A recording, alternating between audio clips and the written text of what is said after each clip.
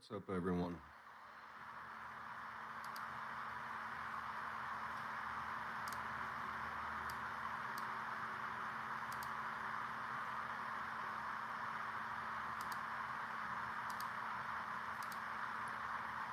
I hope you're all having a good day.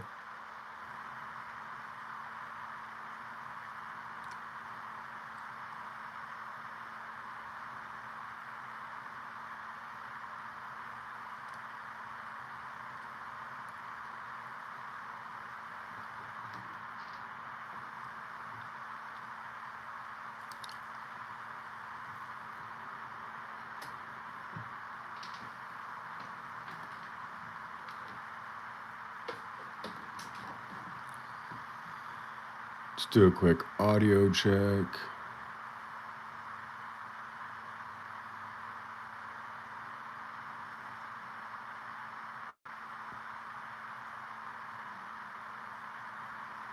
Test, test.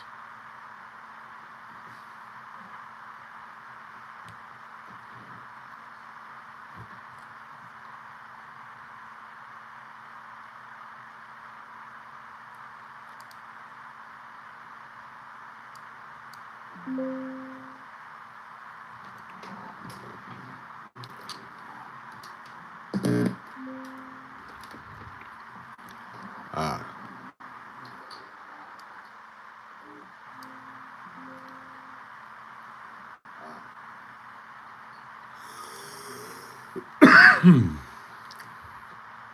There we go.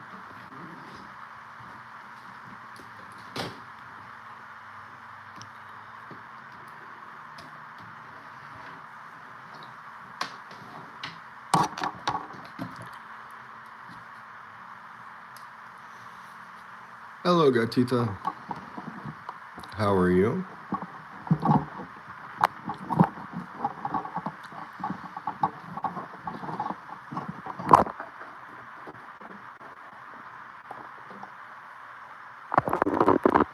Take over the world, Pinky. Same thing we do every day.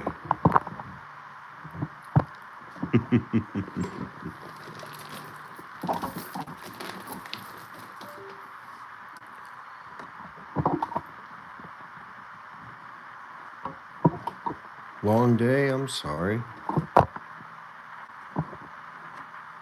It's over now, though, at least, right?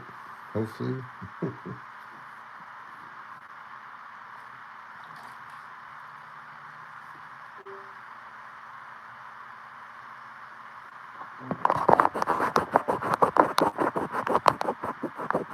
Okay, make sure you guys can see well.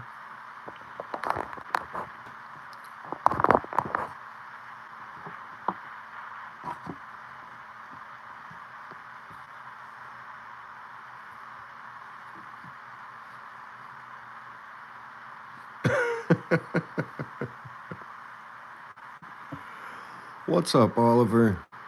How are you doing, my friend?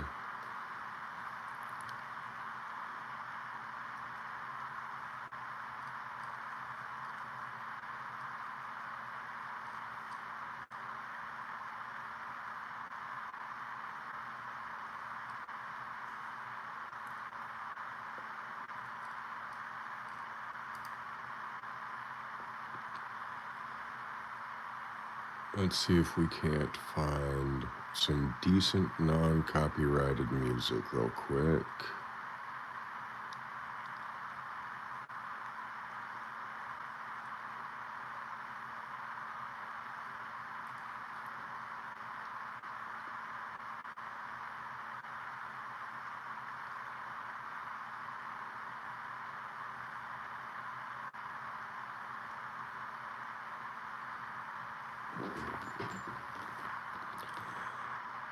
Come on. It's been so long since I've had to play copyright or non-copyrighted music that I can't find any now.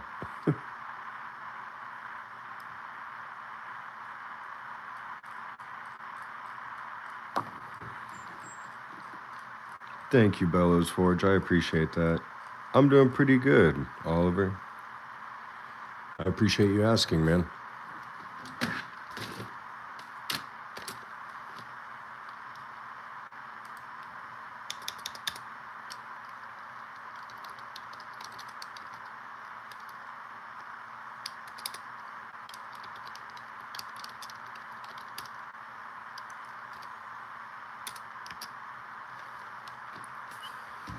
How are you, Bellows? I'm doing pretty good. Just been working a lot.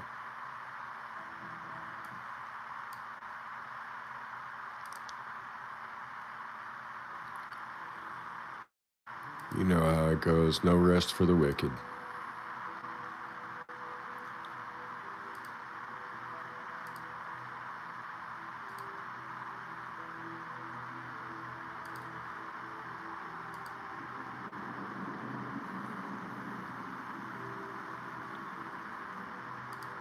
All right. There we go.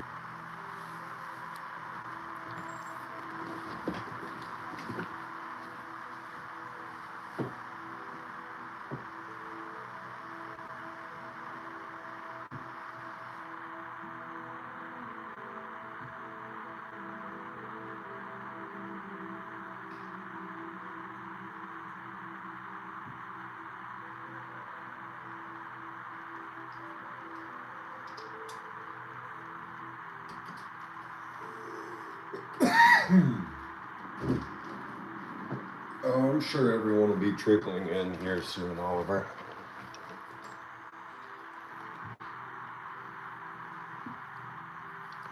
How was everyone's New Year? I hope you all celebrated it responsibly and had a good time.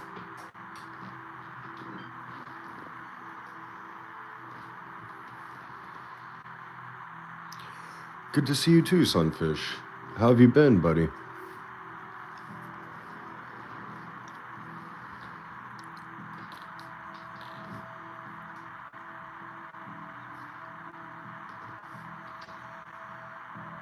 Hey, thank you, Gatita.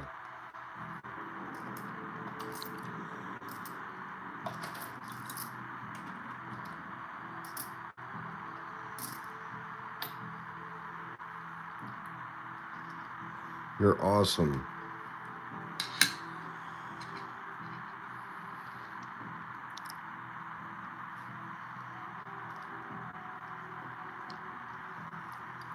I've been blessed as well, Sunfish. Very thankful to have my health about me now after having dealt with that sickness.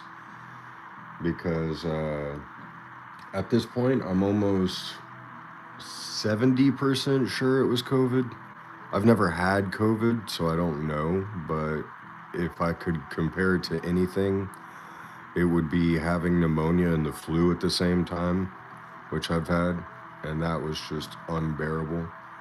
So it was pretty bad. But I'm healthy now, so happy. You're good, Darla. You were here before everyone. I saw your message back, what, 2.5 hours ago?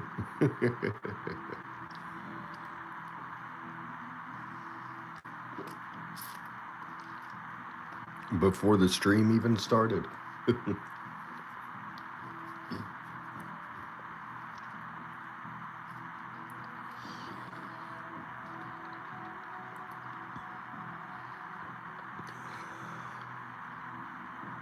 Yeah, it's there's been something going around and it's been not pleasant. I'll put it that way. But I hope you get to feeling better soon, Sunfish, you and your family, man.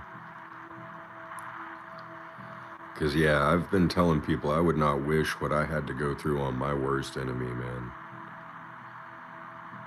That was just horrible.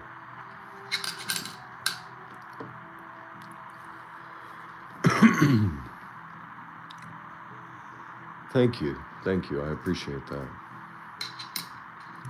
I miss you too, Darla. I miss all of y'all, honestly.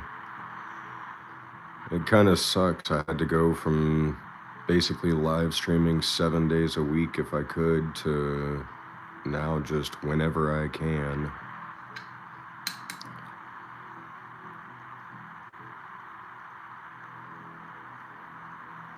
Yeah, Gloria. That's pretty much the way that I was. Because it's like, it's been a long time since I've been sick, but it was bad. Oregano oil, black seed oil, vitamin C, D, and zinc. That's nice, man. That's smart, actually. Really smart.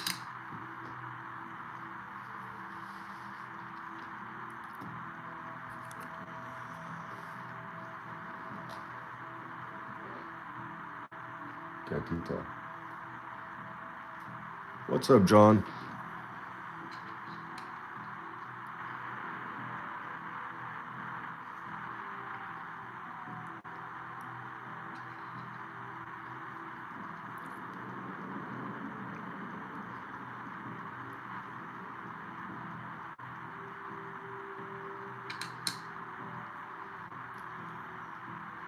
Yeah, that's the one thing I didn't have this time being sick was NyQuil.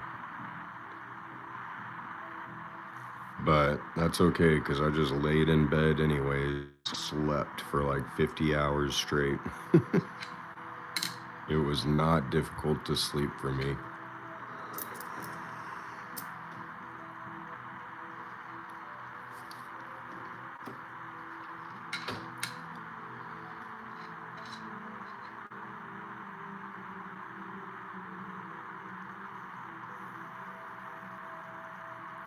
Yeah, Gloria, I've actually heard people talk about oregano oil quite a bit myself. And I didn't understand the hype behind it, but apparently it's got some pretty good healing properties. Because I've heard of people like rubbing it on their muscles to deal with sore muscles. I've heard of people taking a tablespoon of it a day to just stay healthy.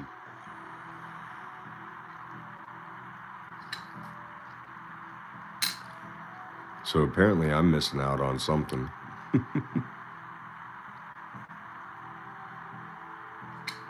Nice, John. Nice, man. I'm glad to hear that. It finally came after being stuck in limbo.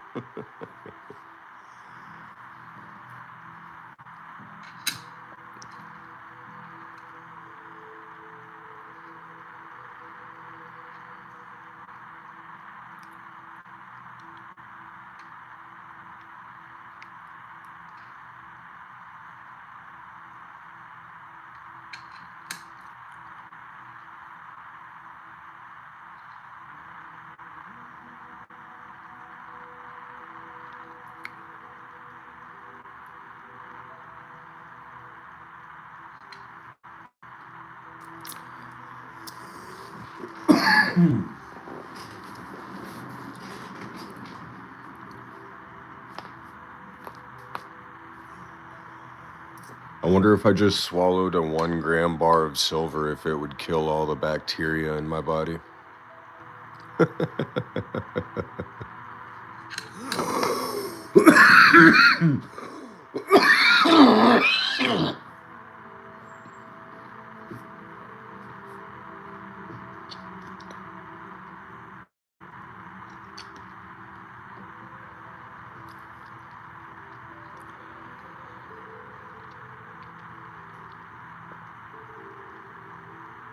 Moonshine will help.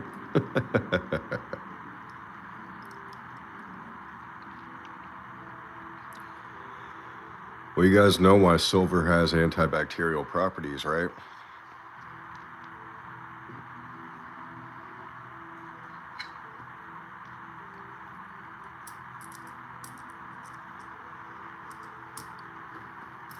Silver has antibacterial properties because of the chemical makeup of it. Whenever silver touches a bacteria cell, it causes the negative ion of the cell to explode on contact. So literally silver blows bacteria cells up from the inside out. That's why it's such a great antibacterial agent. Well, not agent, I should say, but it has antibacterial properties, I should say. But no, actually, Oliver, this little bitty bar would not hurt too bad coming out, sadly.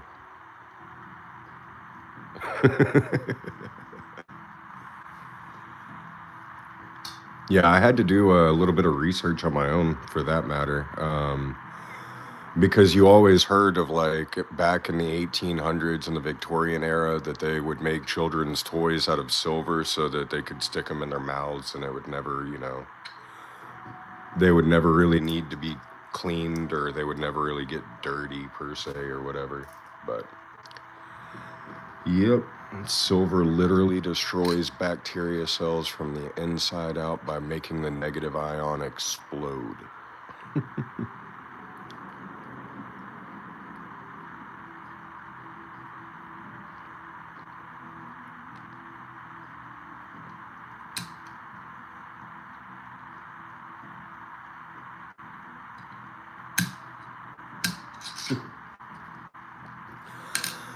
It's been so long since I've had to do this, I can't even pick a coin up anymore. What the hell?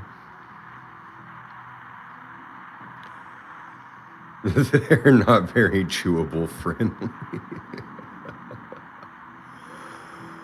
Depends on how hard you chew and how many of your teeth you want afterwards.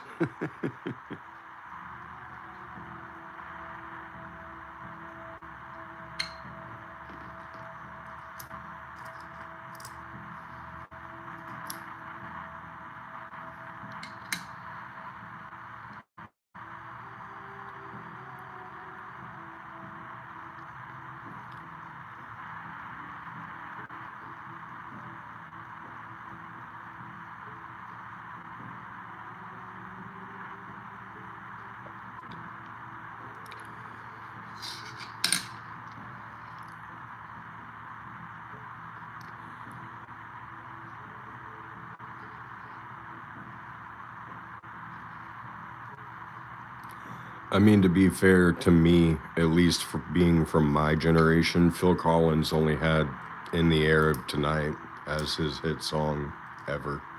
So I don't think the world is missing out on much without Phil Collins. No offense, Phil.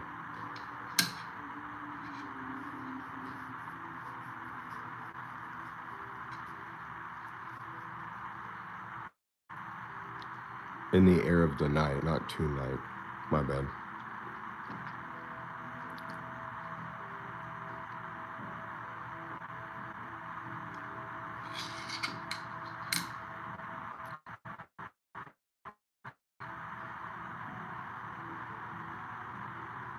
That is a great drum solo, though.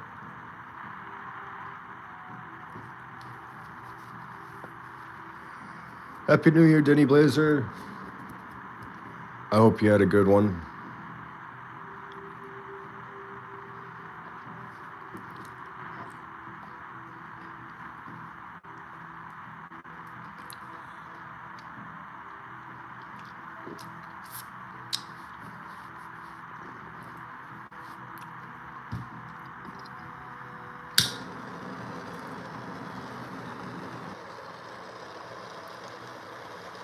Thought I heard someone say safety meeting.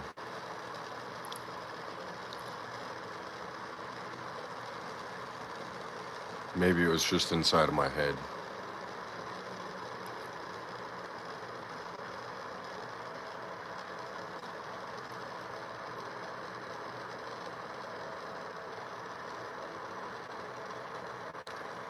I can agree with you on that one, Sunfish. I don't feel like it's a new year until I see the trees starting to change color back to green.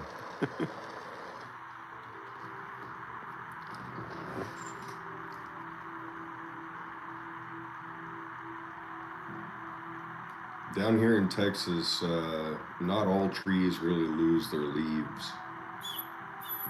It's kind of weird. They'll go from like a green to a red to a yellow to a green again.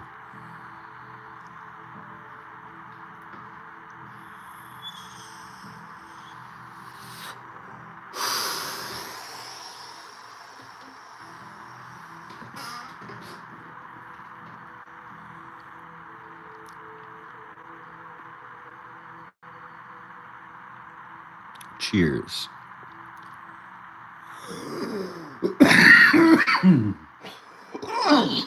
Oh, excuse me.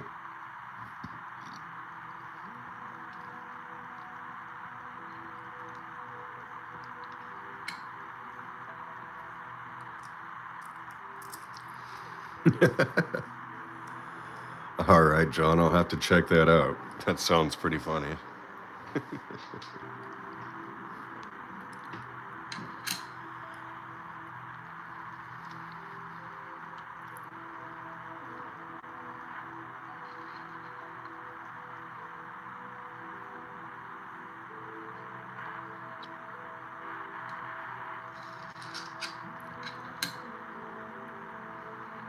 I got you, Oliver. Yeah, I'm still coughing some stuff up, but I feel good. I'm just I guess my body's still just trying to get the rest of it out.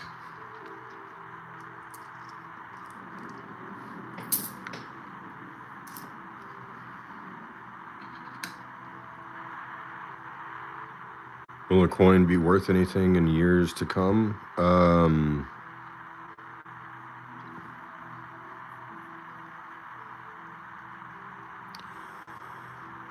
Will a replica coin be worth anything in years to come? Depends on what it's a replica of. So some replica coins are, they can go for quite a bit of money just because the coin itself that it's replicating is such a highly sought after coin.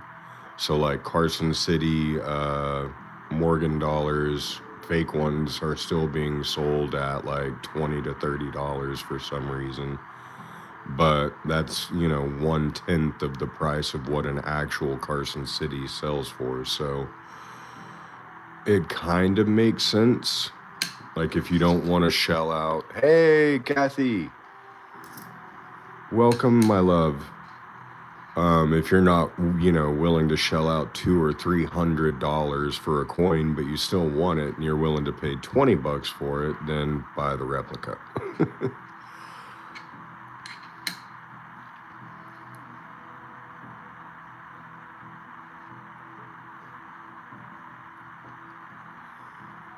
Yeah, I'd love to have a couple CC Morgans myself. I can't afford them, but I would love to.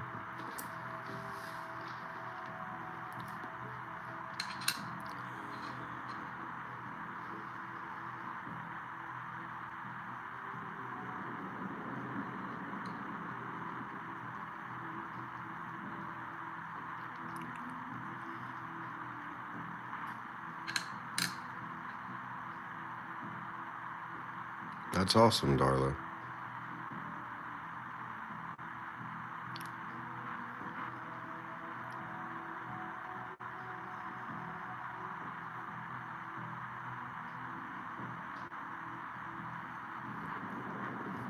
Let's see.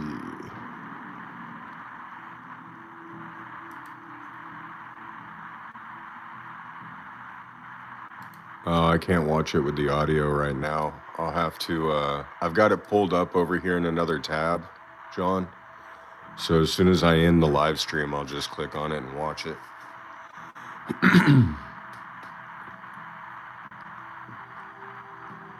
But if I play the audio right now, they'll probably flag my video and take all my monetization.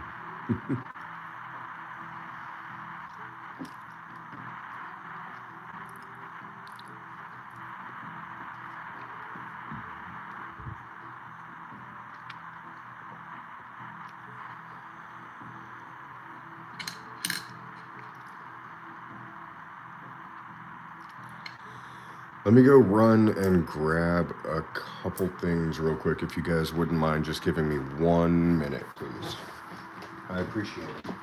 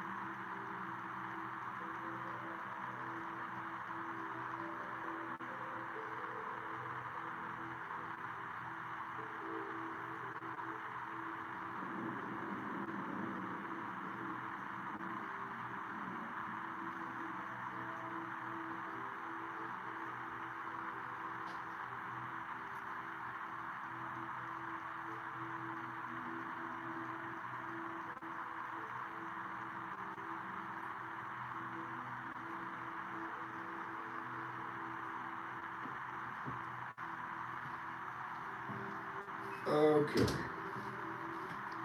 I'm sorry about that, guys. Had to run all the way downstairs.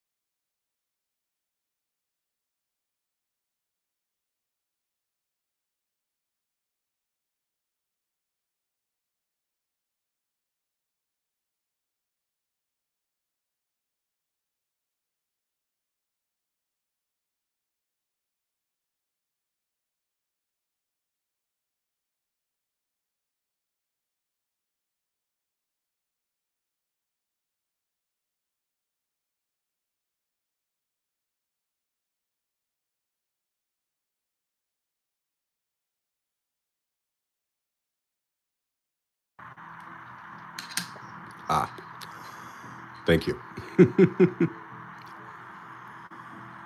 Oh, we got a little bit of a strike through grease error on this one.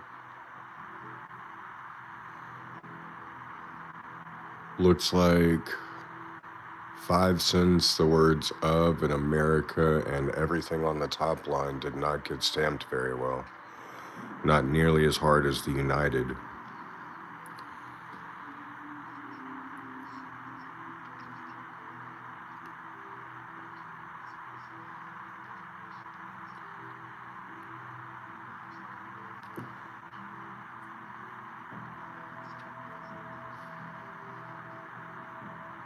Interesting.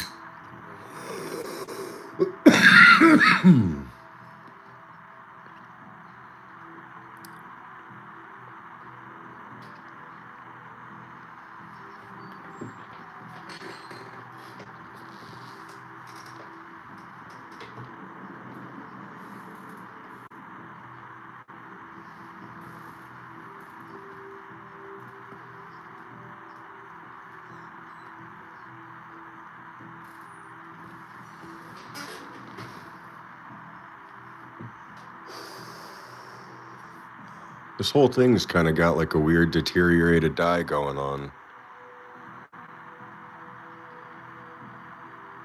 I'm doing okay, Kathy. How have you been? It's been a minute.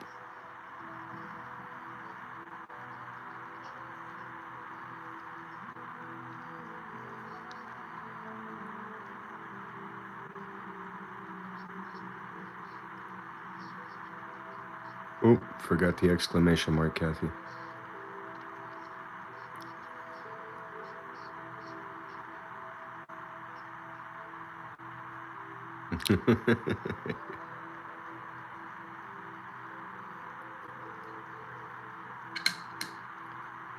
How have you been, dear? I hope you're Christmas was good. I hope your New Year's was good. I hope Santa brought you lots of presents.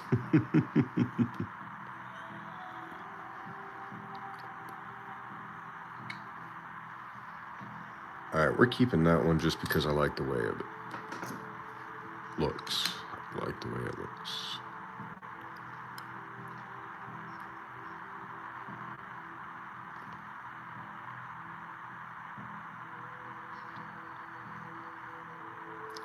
It was, and he did. That's awesome. That's really good.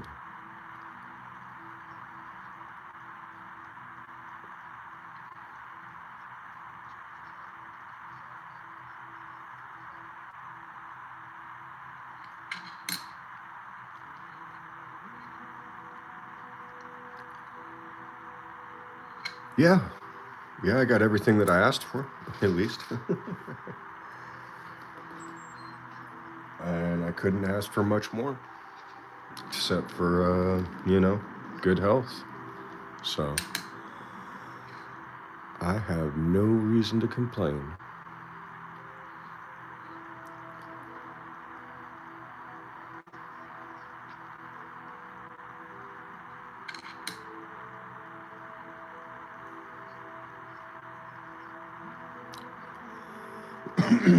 I got this new professional beard trimmer thing, and I love it so far.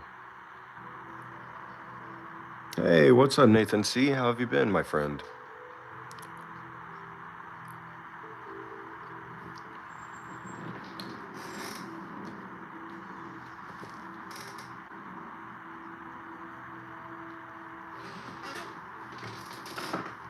Yeah, I've always been the type of guy that doesn't like to shave my beard just because I've never been able to find a beard trimmer that really works for me. And I think I finally found one. I just hope it continues to be this good for a while. Sometimes they'll start out strong and then they'll just instantly kind of go kaput.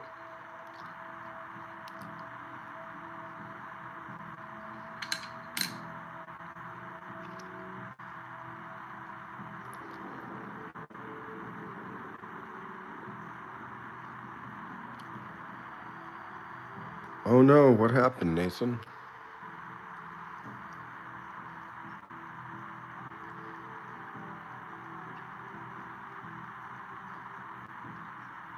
Does anyone's screen look different? What do you mean, Darla? I don't understand. Like my setup?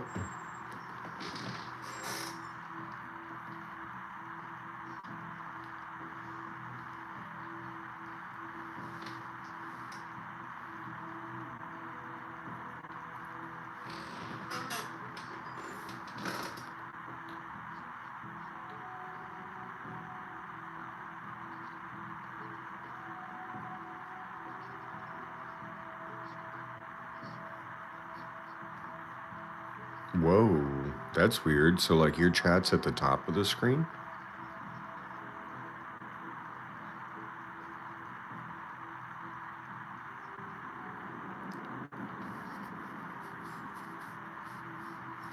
I've never heard of that.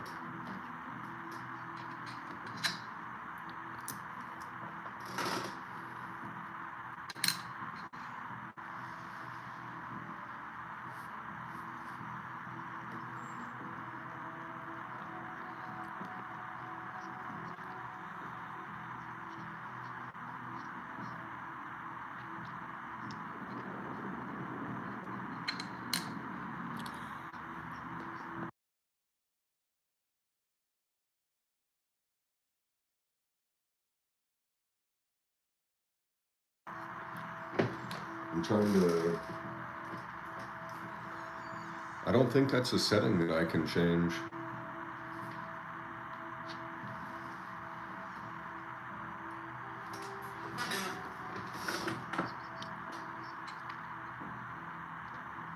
That might be on a setting on your end, maybe. Or maybe it just glitched, and if you go to a different stream and come back, it might fix itself. Because, yeah, I've never heard of the chat being at the top of the screen.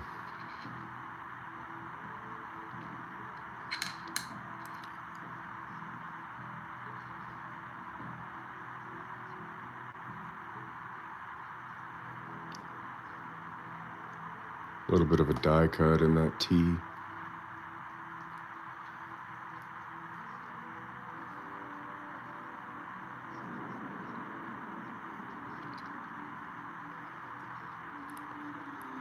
Okay, Darla. See you in a minute.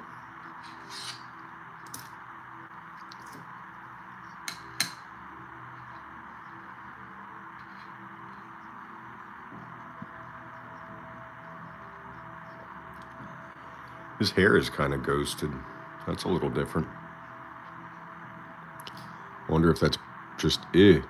I wonder if that's just post-mint damage or if that's some sort of a strike through grease. I'm not going to touch that part of the coin.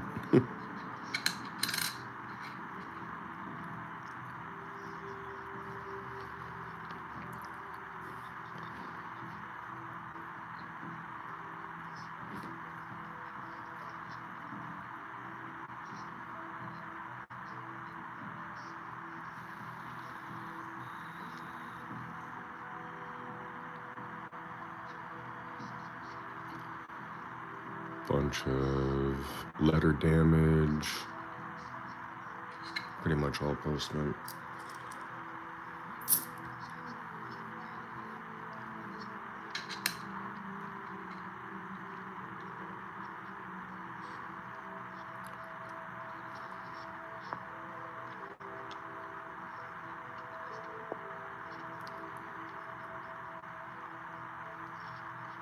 Said several different things were wrong. Yeah, what all did they say was wrong, buddy?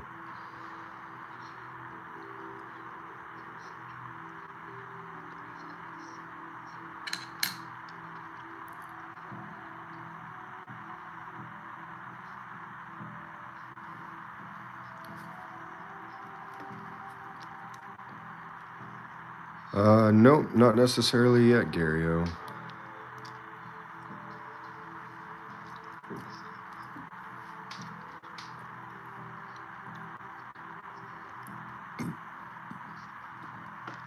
We're on our way to finding a great find. I can feel it in my bones. Oh, there we go. We got a little bit of a machine double there.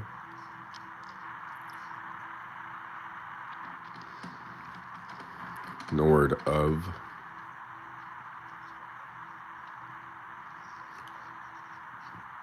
It's also a little bit over here in the word states.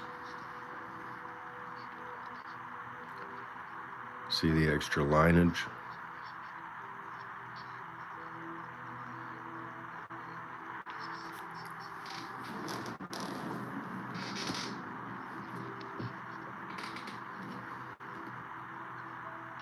And on the M.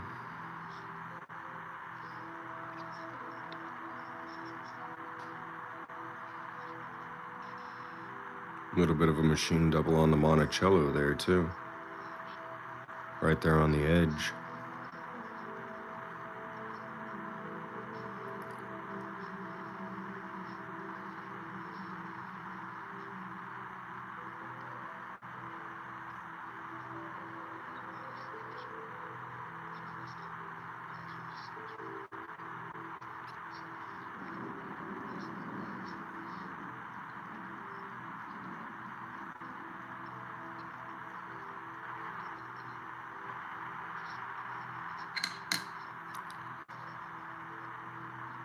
I give up. Now you can see the queen in the words. I'm good. Oh, okay.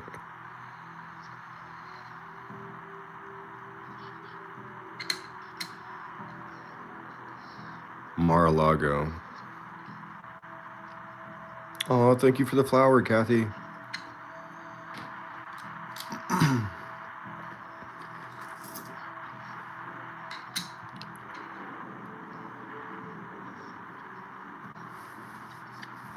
Oh, it wasn't supposed to be queen.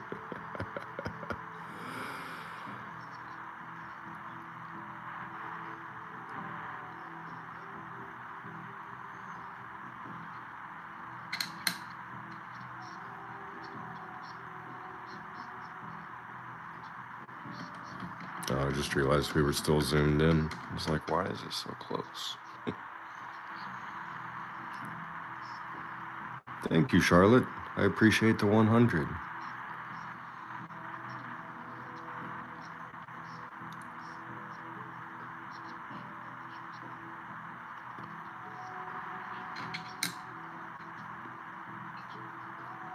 Heard of Greeley, Colorado?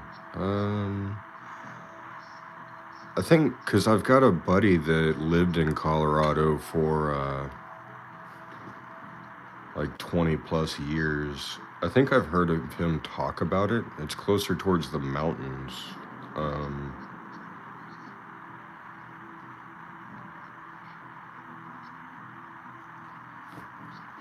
I don't know that much about it, no. What's up with it though, Oliver? Oh, a big Peter. Okay, I got you.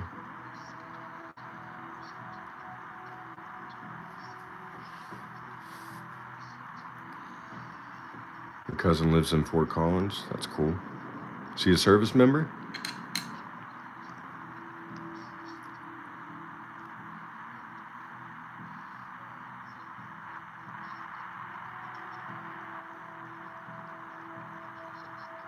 Was? Oh, I got you. I got you. Yeah, my cousin's a service member currently.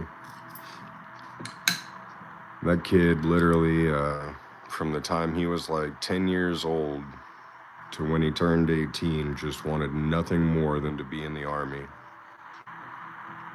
Which I understand. I enlisted, but apparently I was not cut out for this man's army. I made it all the way to MEPS and then not any farther. It's alright though. Probably wasn't going to work out anyways. I'm not one to take direction or follow instructions or even rules.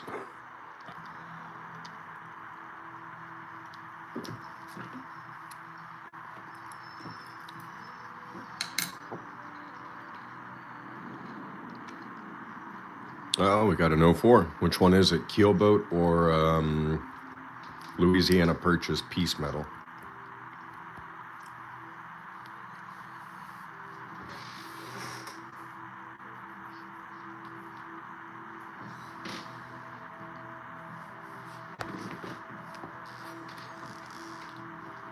Oliver says log. Kathy says keelboat. I think it's going to be keelboat too.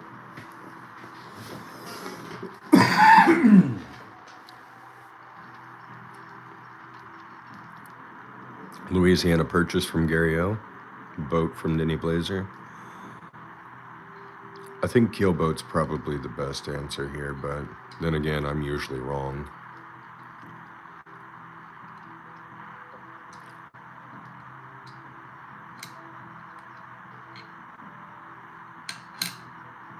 And it's a keelboat.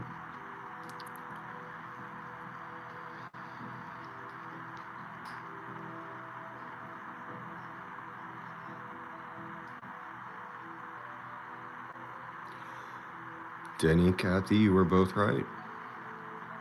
So close, Oliver, so close. I mean, to be fair, this boat is made out of logs, so one could argue that you weren't wrong.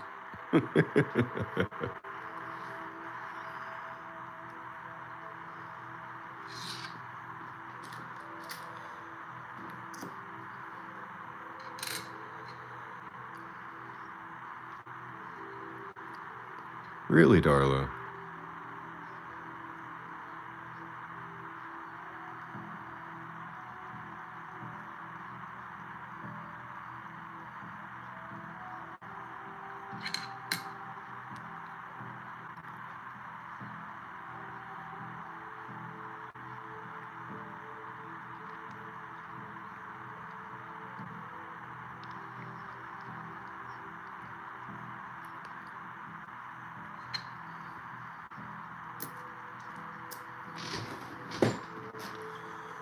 I got you, Darla. Do you need a P or a D?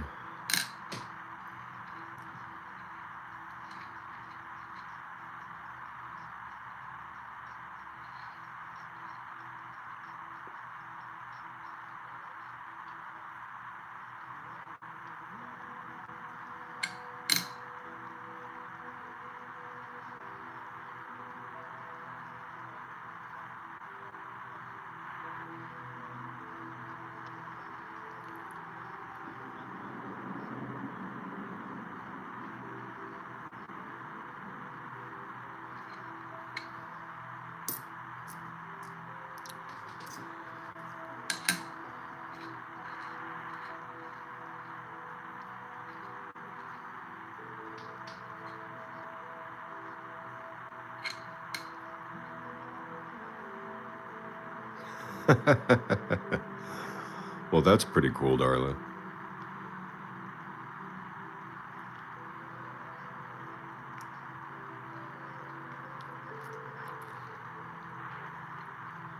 Multiple sets of eyes are always better than one.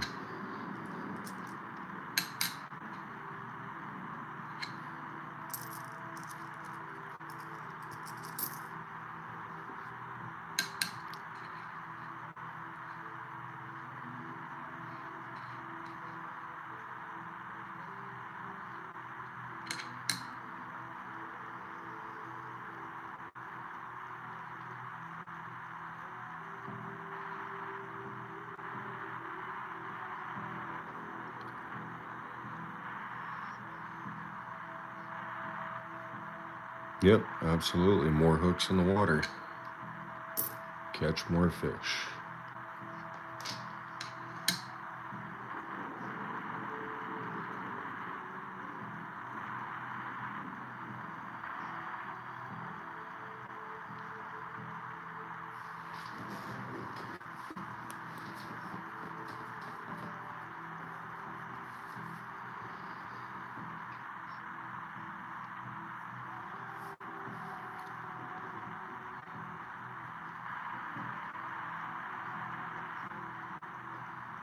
And the deteriorated dye here is pretty crazy.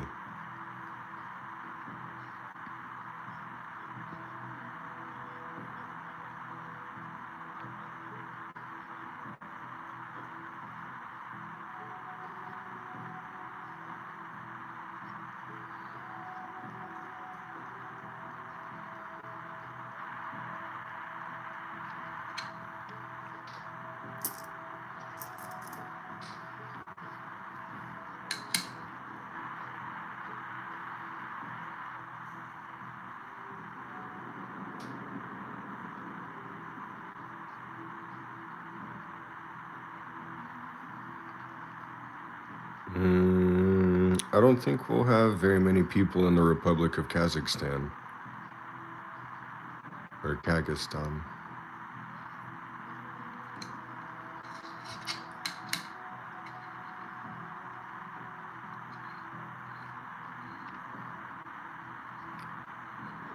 I know we've got New Zealanders, Australians, let's see, Brazilians. Man, I'm just now realizing how many different countries some of you guys are from. But yeah, I don't think anybody said anything about the Republic of Kazakhstan.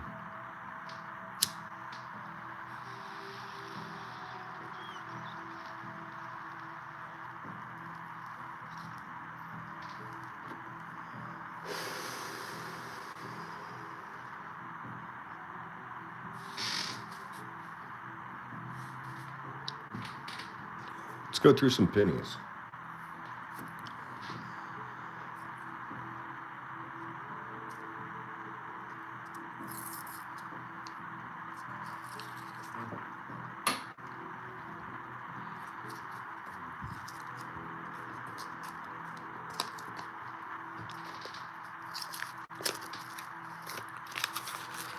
Yeah, kind of, Stingray. Looking for error coins, looking for low mintage coins, looking for anything cool, old.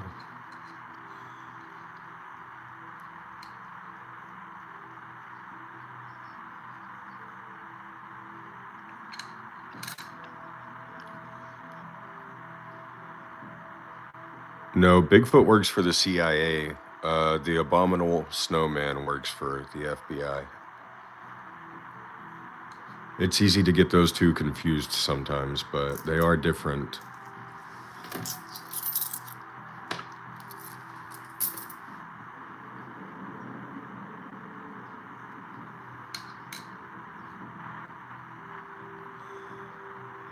Well, as long as you don't go around eating anyone's face off, then I guess you do you, bro.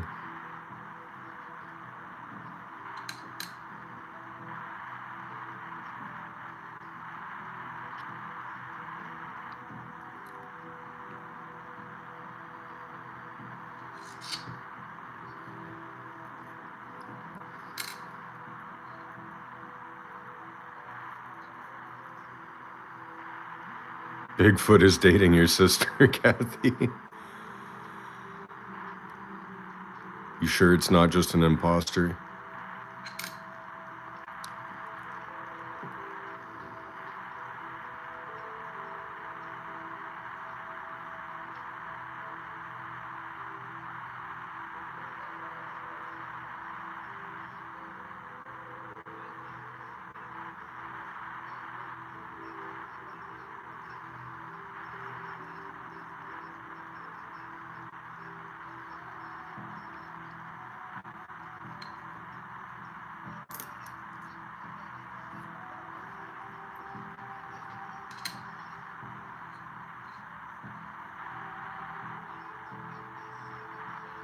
Not Yeti.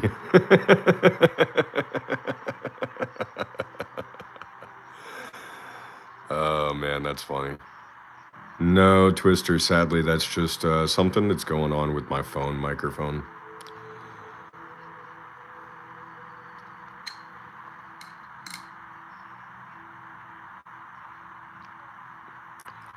Well, Stingray, that might be possible. You could be part Bigfoot.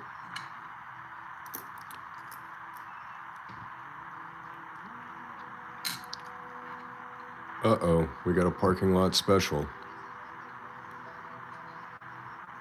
Looks like this one was run over 5 different directions.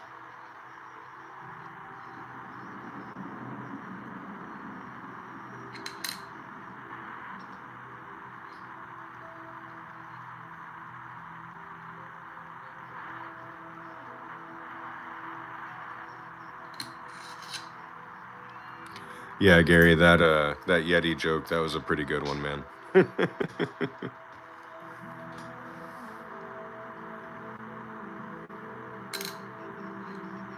Oh, we got a 1983. What's it weigh? Please be a mule coin. Buy me a new car. Nope, it's zinc.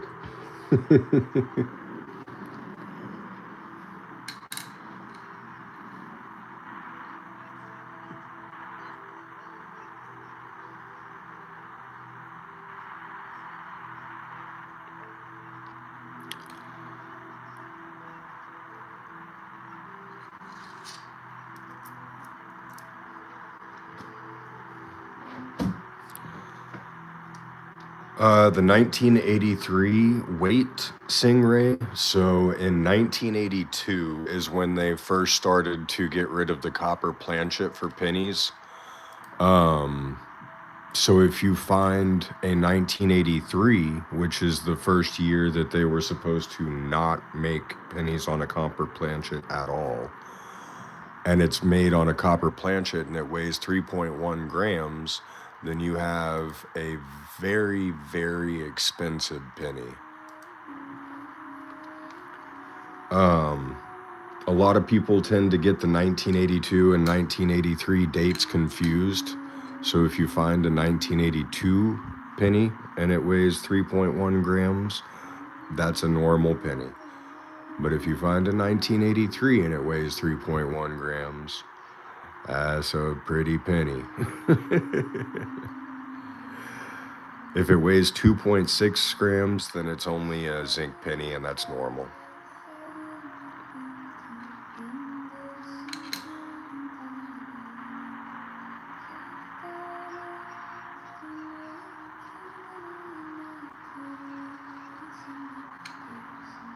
Thank you, Kathy.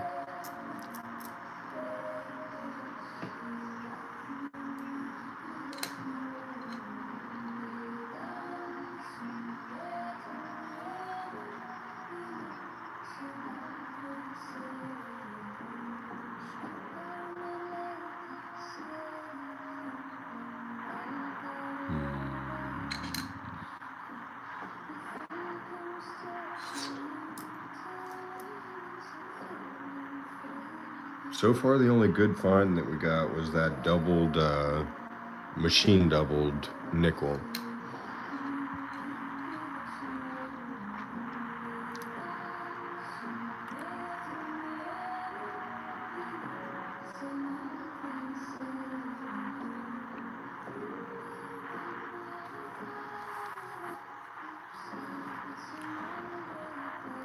Worth its weight in gold. Worth its weight. Worth a lot more than its weight in gold, actually. It's 3.1 grams, and I believe the last one sold at auction for well over $20,000.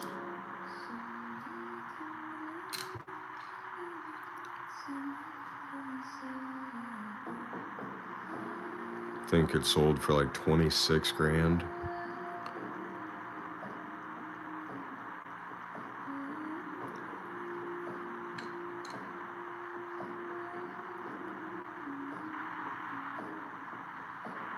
Could put a lot of money down on a new truck with that kind of money.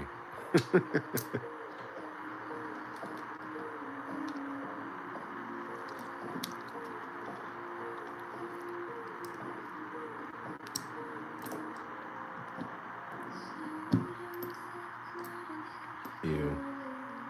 I'm not excited to see why these coins were stuck together. Yeah. Yep.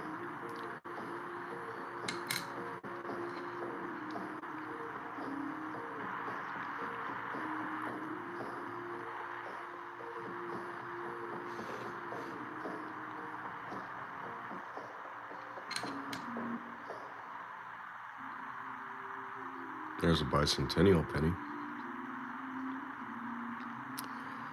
Now we are in the semi-cinquentennial era, 50 years later.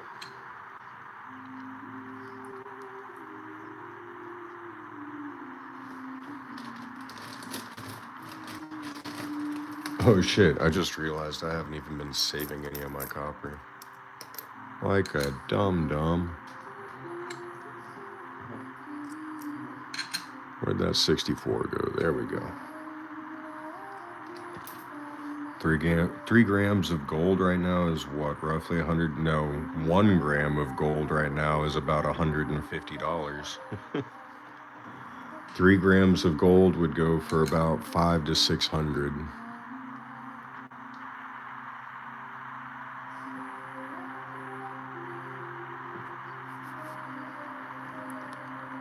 Well, actually, I take that back. I mean, if you want to take it into consideration that 3 grams of gold is exactly 1/10 of a troy ounce, if you take spot price right now at 4,300 and some odd, I think it's 4,340 the last time I looked, at closing, it would be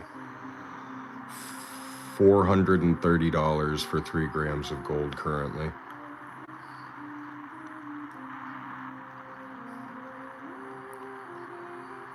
That, of course, doesn't include any type of a premium that you would pay for bar.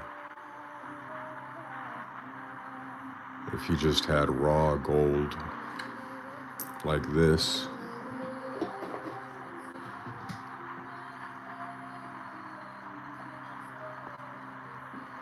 Well, here, I can just throw it on the freaking scope. I don't know why I did that.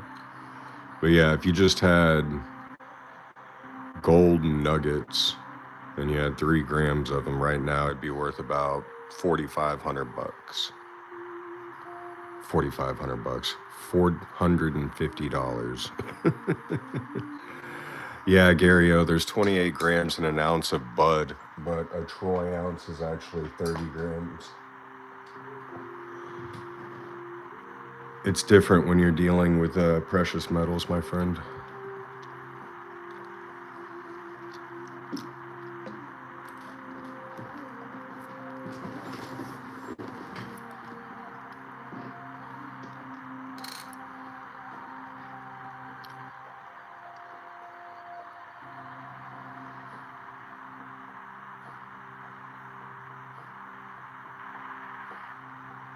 And that's why you hear it called a troy ounce and not a ounce.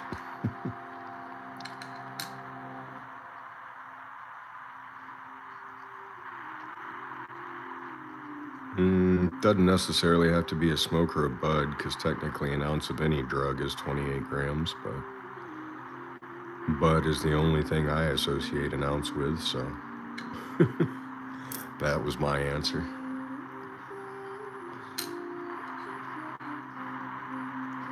Yeah, actually, here. If you want, we could do a little science experiment real quick. Let me pull out a troy ounce bar of silver.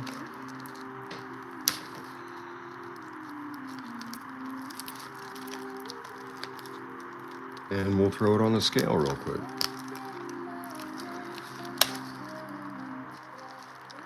So, here is a Stagecoach Silver 1 ounce bar. Quarter ounce fractionals.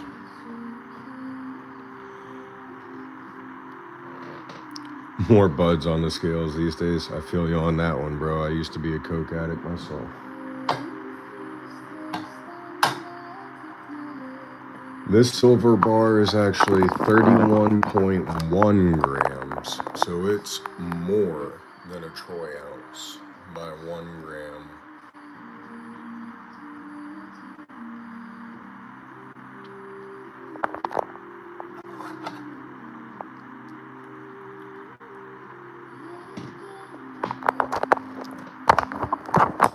Ooh, almost dropped you guys.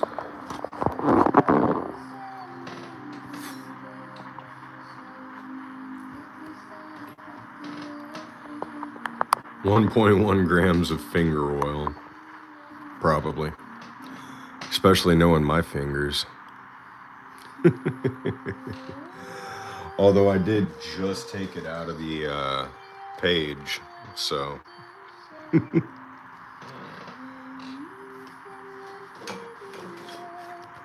That was actually some of the Christmas presents that I gave away this year were silver bars to a lot of my coworkers and friends. For the most part, everyone got a quarter ounce of silver.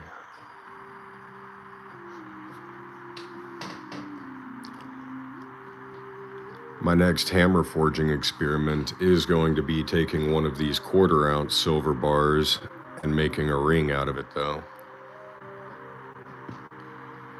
Any idea if what you have is worth anything? Well, Stingray, normally, because when I first started doing this, my streams turned into literally just everybody in the stream asking me, what is this coin worth? What is this coin worth? What is this coin worth? Normally, I would point people over to a short that I have posted on my page that shows you how to check the values of your own coins. But for the sake of the fact that I haven't streamed in a week, I will be more than happy to tell you how much your coin might be worth.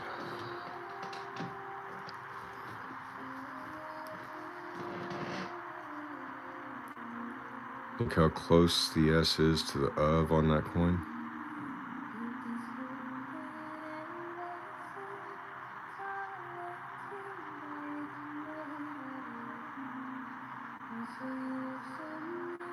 Do you think it's like farther away than normal, or?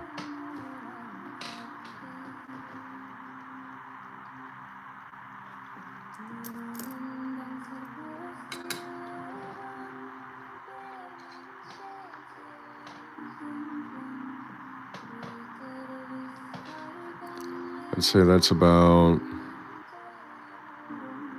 a millimeter.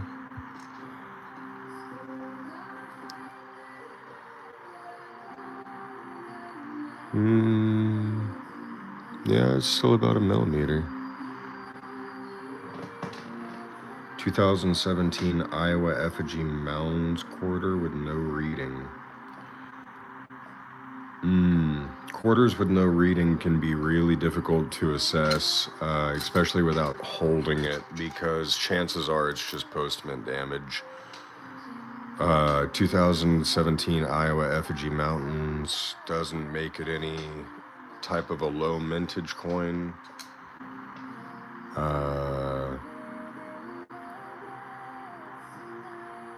Have you got anything thinner than your finger?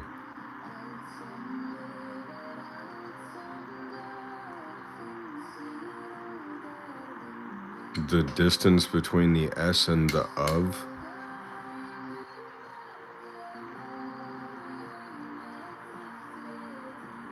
Okay, I got you, Stingray. Let me check out and see what it's worth, buddy.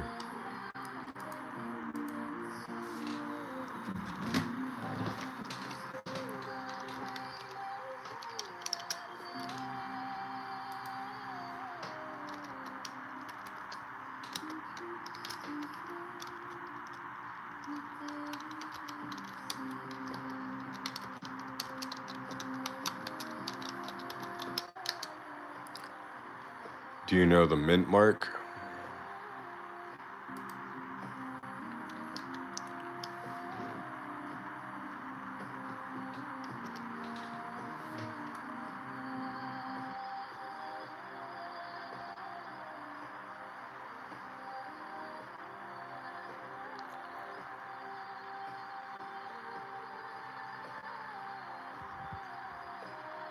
P. Got it. All right, Darla, I will check out the S and the word of error for whether or not it's close. And I will let you know in just a second.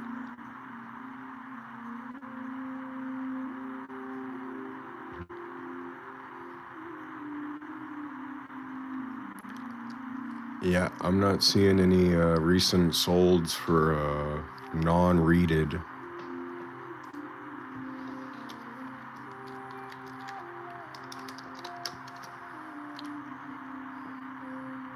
Nope, just really shiny quarters being sold. Let's see if I can't find anything else on it.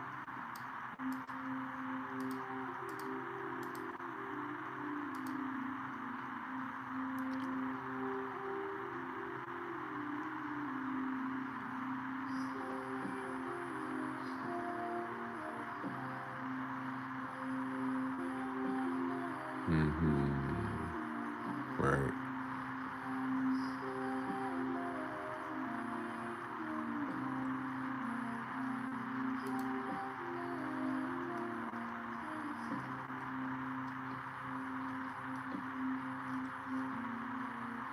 Airless and most valuable varieties.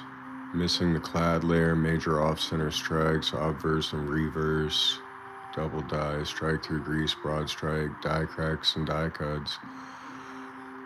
Yeah, I'm not seeing anything about a non-reeded 2017 effigy quarter, man. I think it's just post-mint damage.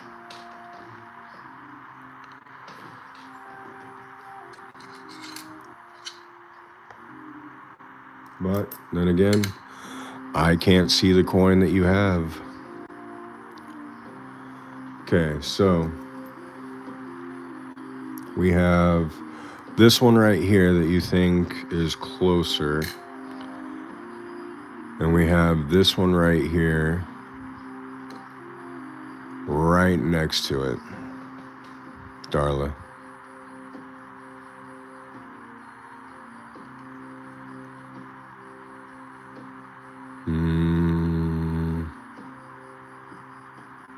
That really does look like the same distance to me.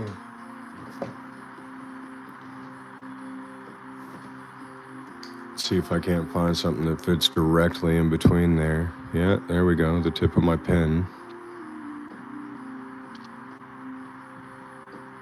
And the tip of my pen fits directly between this one.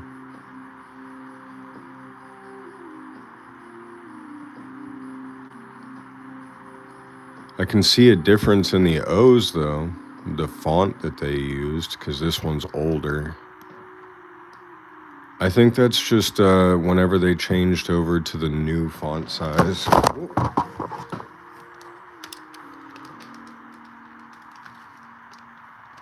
Whenever they changed over to the new font size, it probably just made it seem like it's closer. So people are calling this an actual error? Is that what I'm understanding?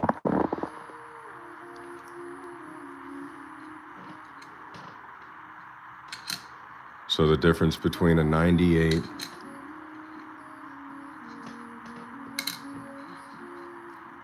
and an 05.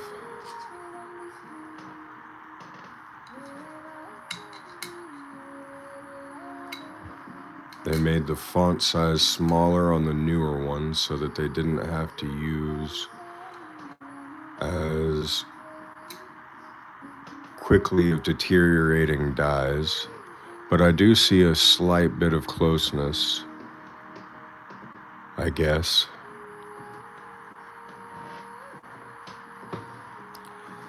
Thank you, Kathy. I appreciate the heart, dear.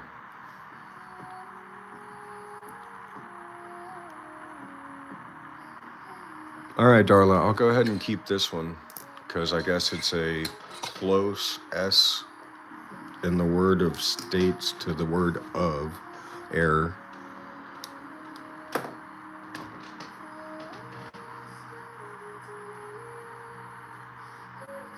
How's it going, Hidden Numismatist?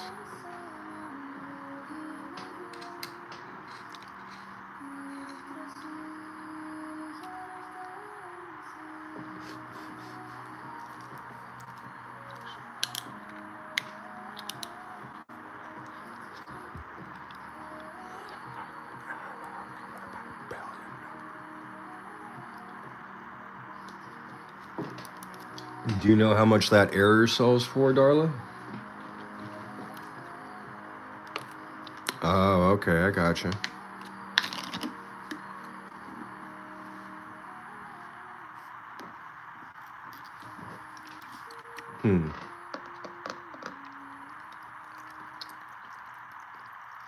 Well, I haven't heard of very many known errors about it, so I'll have to do some research in order to find out, I guess.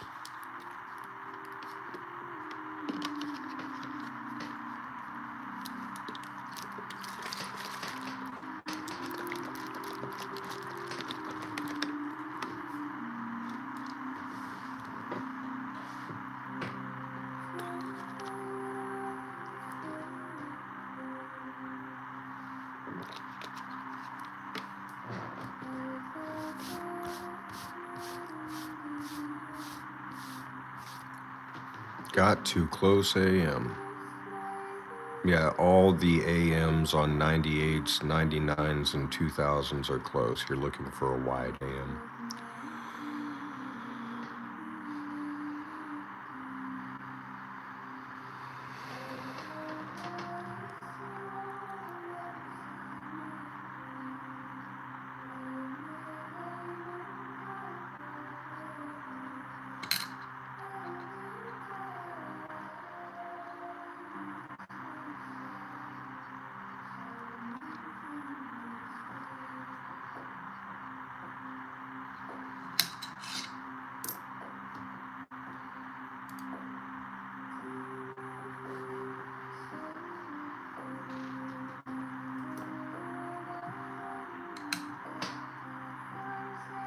Okay, Hidden. I got you, buddy. I'll be on the lookout for it. Take care of yourself, buddy.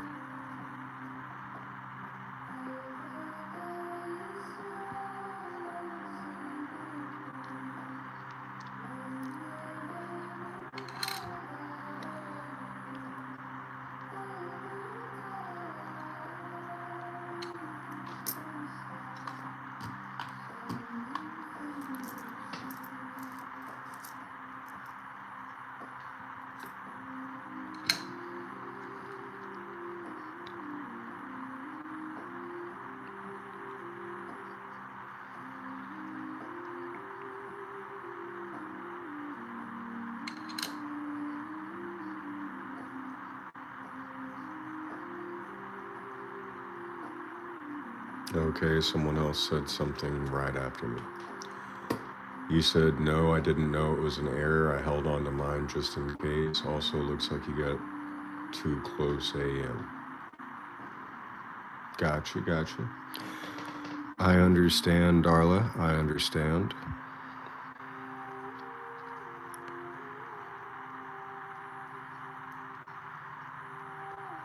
Well, you know how I say, collect whatever you think is cool.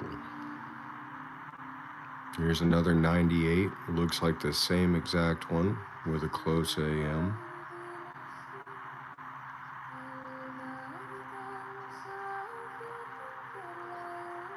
Just a normal 1998.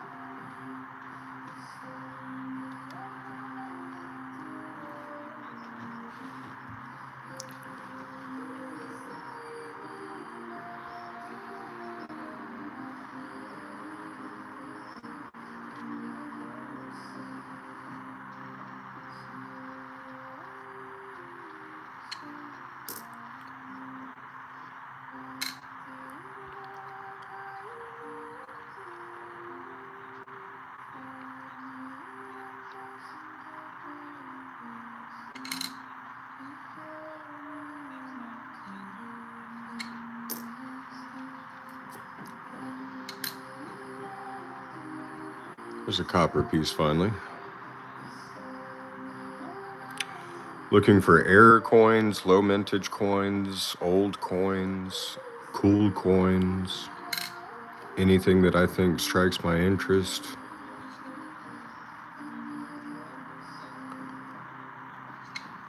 I just open up bankrolls and go through them. Collect copper.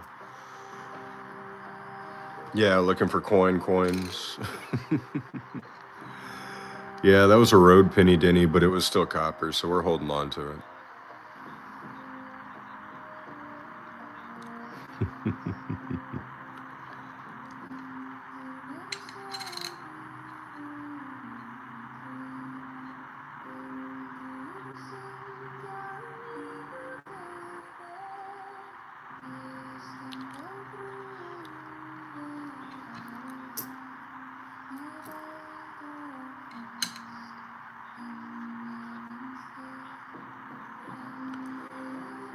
I'm using an Eleclive, but if you look in the description, there's an Amazon affiliate link to one just like it, only it's under a different brand name. And that's because Eleclive went out of business and stopped selling it.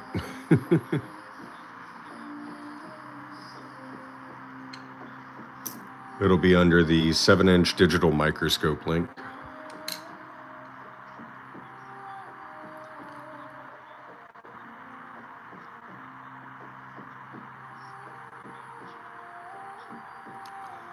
Because cleaning coins destroys the numismatic value of it.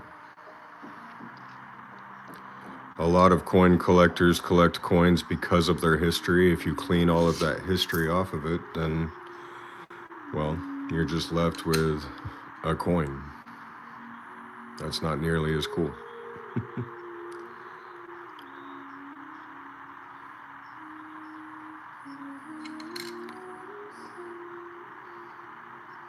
There are certain aspects to cleaning coins that is fine. Now, if you get a really old coin and it's got a bunch of glue or something on it, then take some acetone, because acetone is non-reactive to any metal that coins are made out of, and you can use a small Q-tip or a cotton swab to try to get the glue off. But you never want to take like a wire brush or a steel wool scrubber or anything like that to a coin. Because the second you start to abrase the metal and damage it, then you've completely made that coin worthless, no matter how expensive it was before.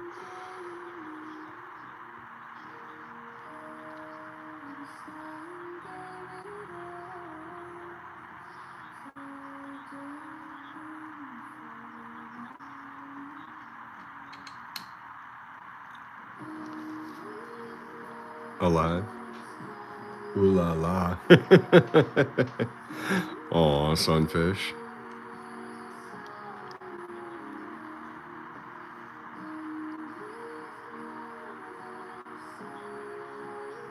Oh.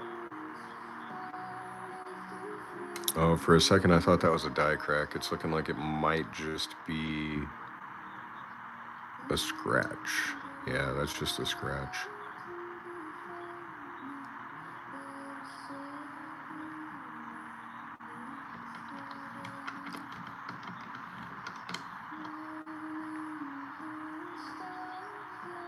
Oh, that's not even a crack. I'm just tripping.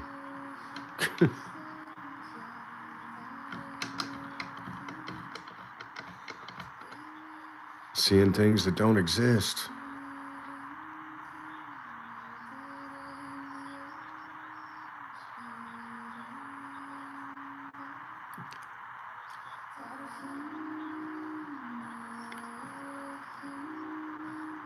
Still waiting for the day that I find a true full step penny.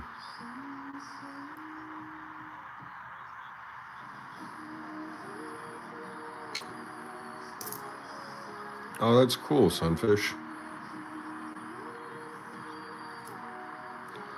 Your local coin store, Paward. If you have a local coin shop in your area, then go there and they will give you the best deal that they can.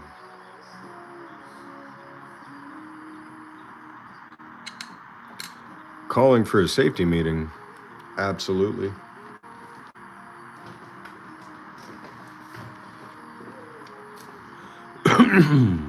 What is a full step penny? It's a penny that has all the steps on Lincoln Memorial. So if you look at this, see how the steps look like just one big blob here across the middle? If you find one with every single individual step in detail, then it's a full step.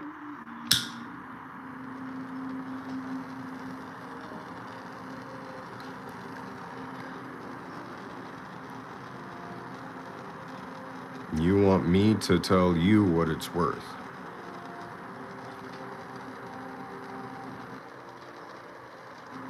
You're not gonna ask, please. You're not gonna say, can you? You're gonna say, I want you to tell me what it's worth. Did your parents ever teach you manners? No, a full step penny is worth a shit ton of money, Stingray.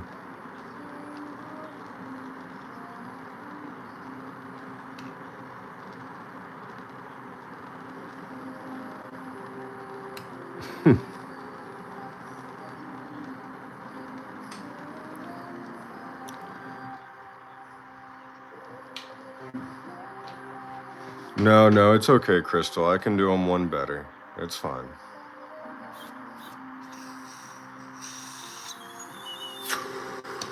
See, my ancestors had an old saying.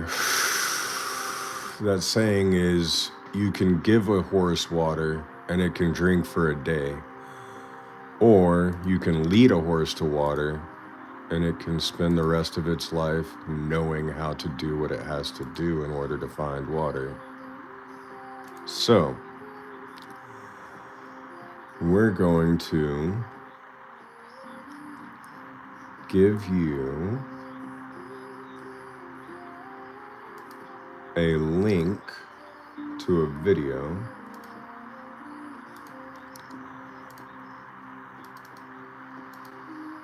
There we go. There's a short that I posted on how to find the value of any coin that you have on your own.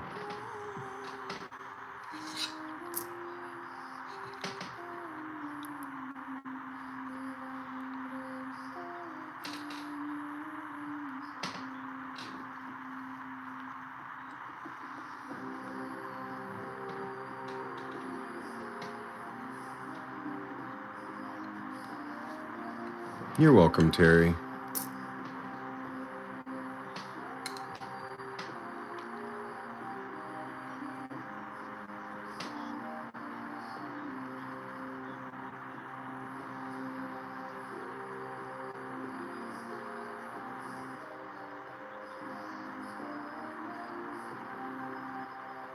Oh yeah, good point, Joshua. Sorry, it is midnight. I am kind of tired. I've been doing taxes and bookkeeping all day. I did get those two mixed up. You're right.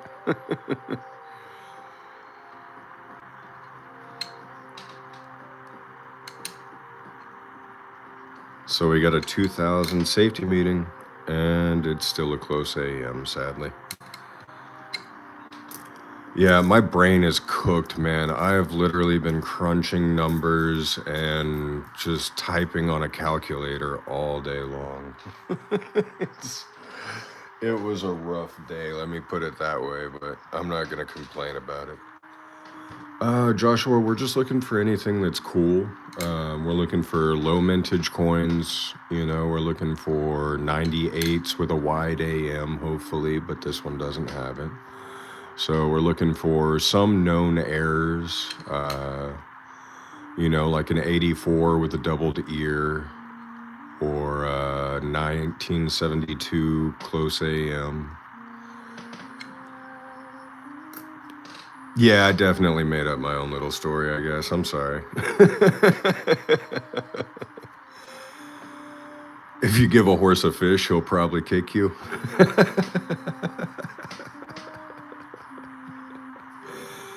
You can teach a horse how to eat fish, but you can't make him drink beer.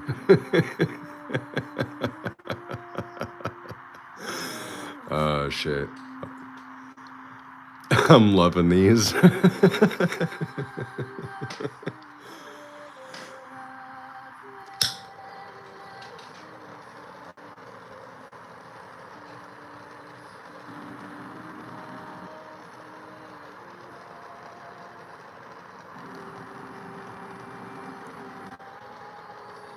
Yep, definitely always on the lookout for Wheaties.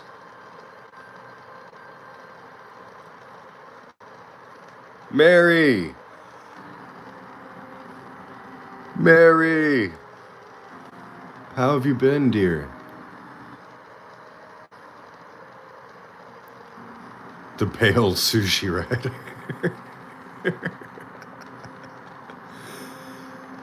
Oh, it's so good to see you too, Mary. You have no idea how much I've missed live streaming.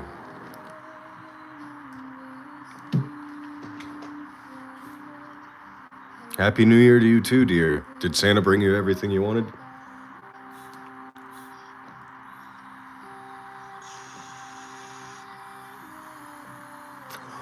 Yes, I feel so much better. I still have a little bit of a crackly cough, but other than that, I feel 100% healed. Excuse me.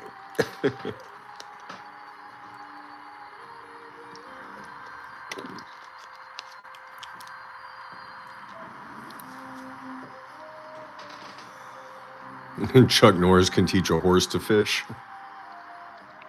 I did. It was a really good Christmas, thank you.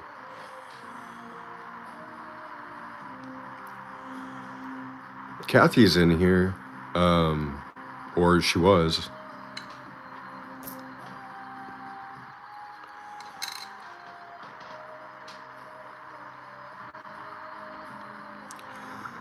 I think Chuck Norris could teach a fish to fish, in all honesty.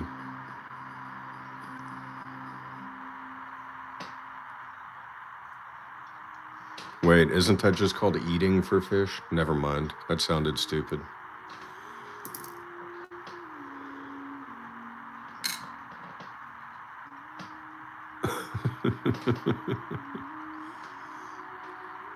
Oh, we got another 98. This roll has been full of 98s. Close AM. Yeah, Chuck Norris could definitely teach a fish to ride a horse. The Texas Ranger could definitely teach a fish to ride a horse. Walker, Texas Ranger.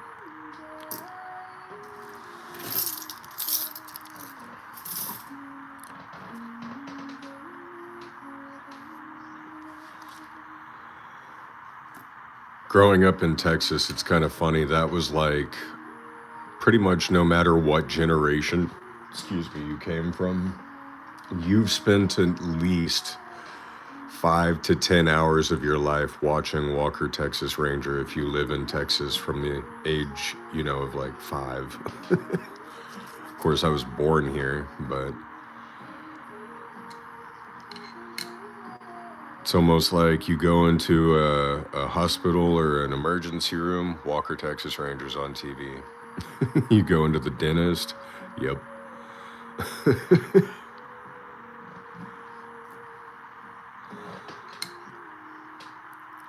Something about that show and the A-Team. They just get played on repeat here. Oh yeah, no, dude is still out there like... The last interview I saw with him, I think, was like a year ago, and he talked about how he gets up every day, he goes on a bike ride, he goes fishing, and just like, you know, he just does all this stuff in a day.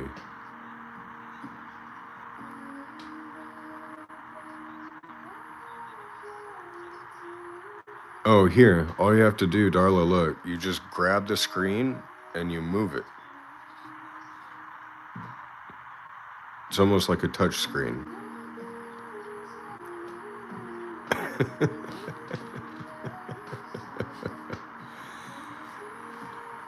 Airwolf was your jam when you were a kid? I've never even heard of that. Works out on the Total Gym. I remember when he was the face of those. Oh, man. That was like the constant infomercial that was on MTV back in the day in the early 2000s. Oh, got another bicentennial penny.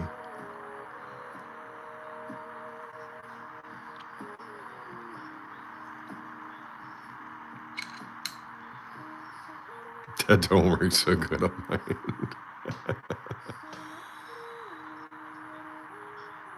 Clint Eastwood is 95.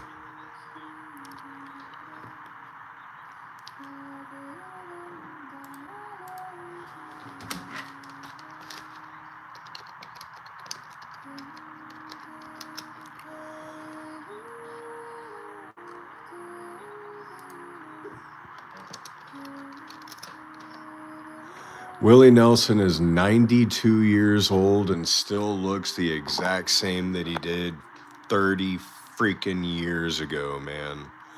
If that does not tell you that the poster child for marijuana, and he's still out there playing every single day on tours.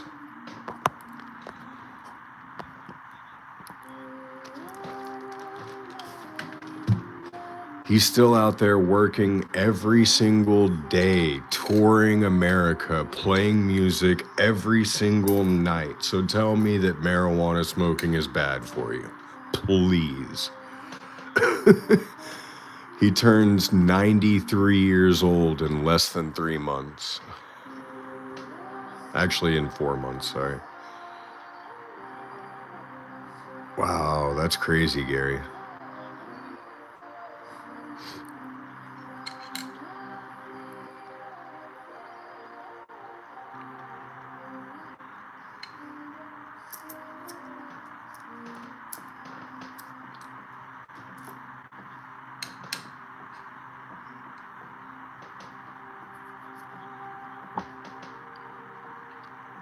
If I'm not mistaken, he kind of has his own personal strain that he hired someone to make for him. It's not commercially available, I don't think, but I do have for some reason in my memory him and not Snoop Dogg, but Wiz Khalifa doing a interview together, and Wiz Khalifa, after coming out with his own personal strain, was like, how come you don't just have someone make you your own strain? And Willie Nelson looks at him with like the most deadpan face and goes, you're kidding me, right? I've been doing this for over 75 years. You think I haven't paid somebody to make me my own strain yet? And Wiz is like, oh, gotcha. He's like, I pretty much had somebody bring everything that I loved and crossbreed it and just make me my own seeds that I could grow myself. He's like, hell, back in the freaking 60s, I was throwing seeds out my window on the side of the highway in Austin, driving down the highway, just so my own strain would grow on the ditch or in the ditch on the side of the highway.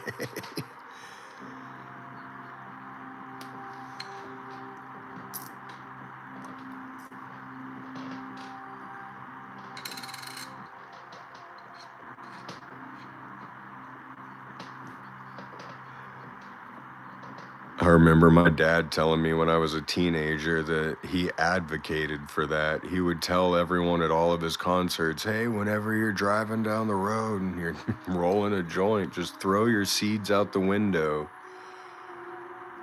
And then you'll start having pod plants grow all over your city. See, it's still not a full step. It's missing that 3 there.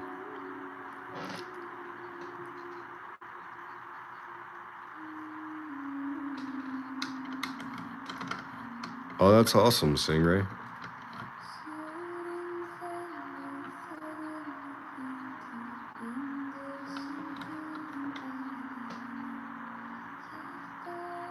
Yeah, those 3 right there, they all ended up melting together.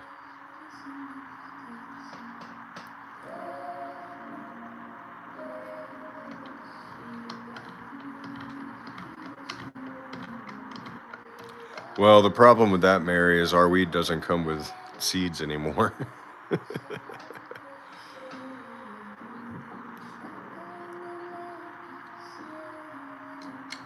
They pretty much genetically keep, you know, they keep flowering plants from being able to pollinate.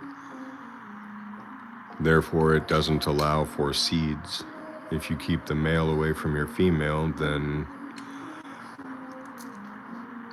yeah, it is by design. It's to create a cleaner weed, and you don't have to worry about as much as your weight being taken up by something that's non-smokable. But someone learned along the way that if you take your male plants with pollen sacs away from your female plants with sticky hairs, you don't get seeds because, well, in order for a plant to be pollinated and seed, it needs pollen. So if you just keep females in a room by themselves, then you get nothing but sticky hairs.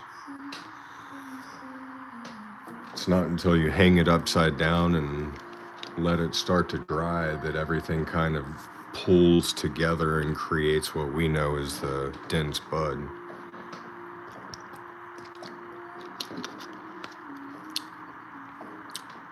Actually, he was indicted, Gary O.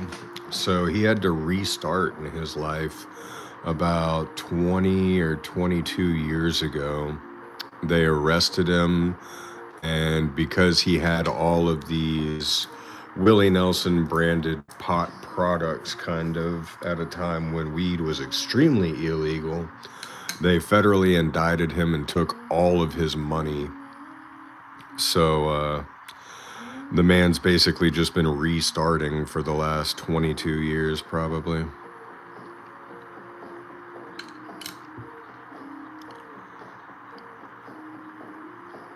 And I don't know if you heard me say it, but he kind of grows his own weed. So it's not like he's paying premium, dispensary prices. The man is not buying an ounce at $120.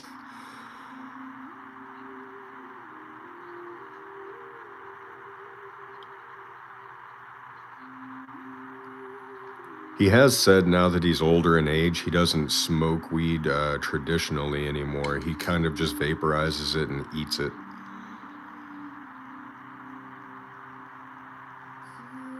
Yeah, he got busted. They raided his tour bus, sent him to jail. I think they were trying to put him in federal prison like they did Tommy Chong, but they didn't. But they did take all of his money.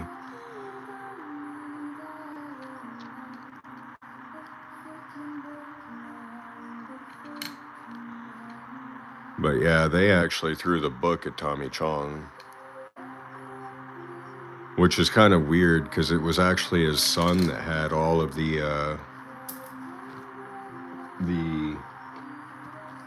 products that Tommy Chong got arrested for basically creating. His son was the one that was doing all of that business, but Tommy was like, I wasn't going to let my son go to federal prison, so, and my face was on it. I guess it was my turn to, take the rap.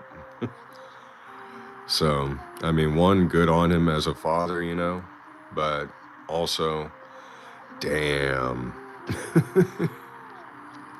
We got a little bit of machine doubling there. Right here under the O and the N. Mick Jagger says it's what keeps him young.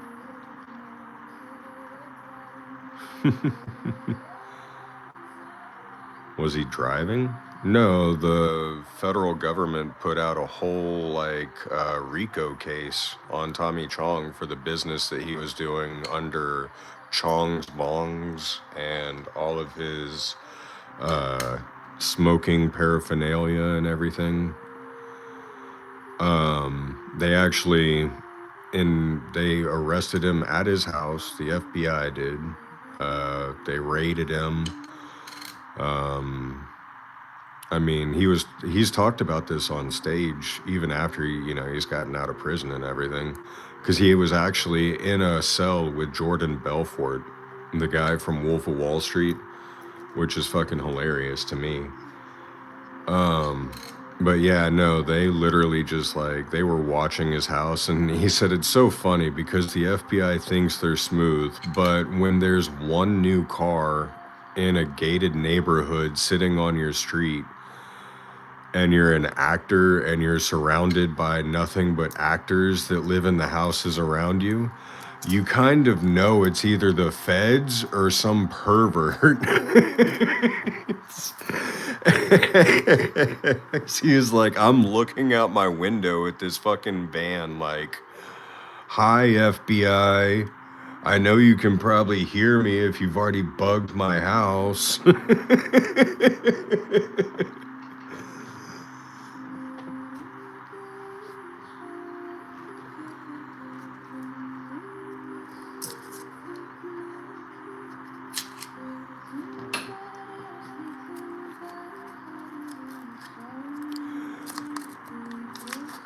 Well, it wasn't just the CBD business. It wasn't just the products of marijuana derivatives that he was dealing in. It was mainly the bongs and the pipes.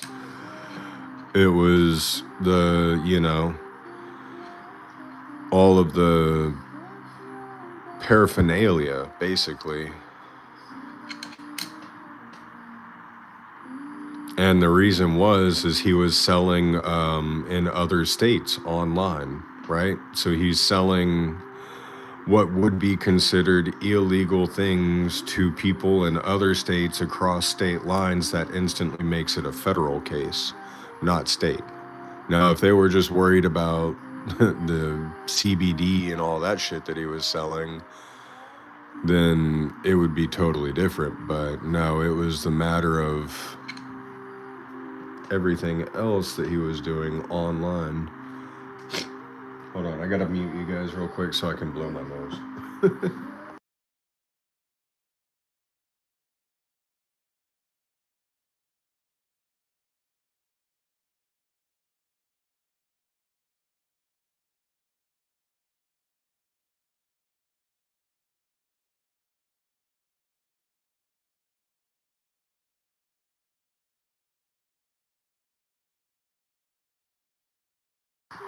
And we're back.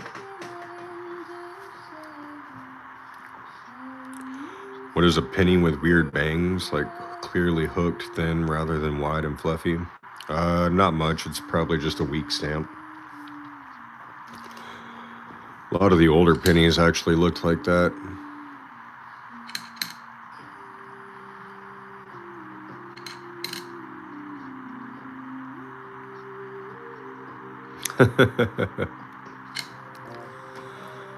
No stems, no seeds. Certainly is not what we need. See, now that's like a normal one, right? That's a 98. I wasn't aware how strict they were on laws, but I tried to buy a bowl one time and was refused because I called it a bowl and not a pipe. Oh, yeah. Yeah, they get really weird in head shops in the illegal states, man. I'm not gonna lie. But, I don't know. Here in Texas, they've gotten a lot more lax, even though they're still trying to make it a felony down here. That's just one of the joys of living in the Bible Belt. But can't fix that because I'm not going anywhere else. Fuck every other state. No offense to everyone else in every other state, but the great country of Texas is the greatest state of all.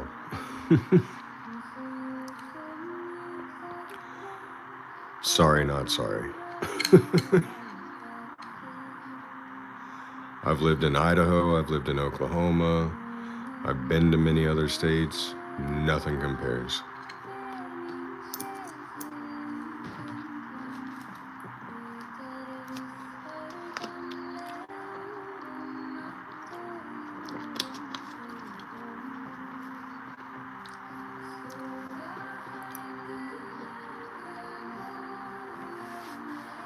They give you a little pouch of tobacco and that makes it legal? Oh, I get what you're saying, Gary.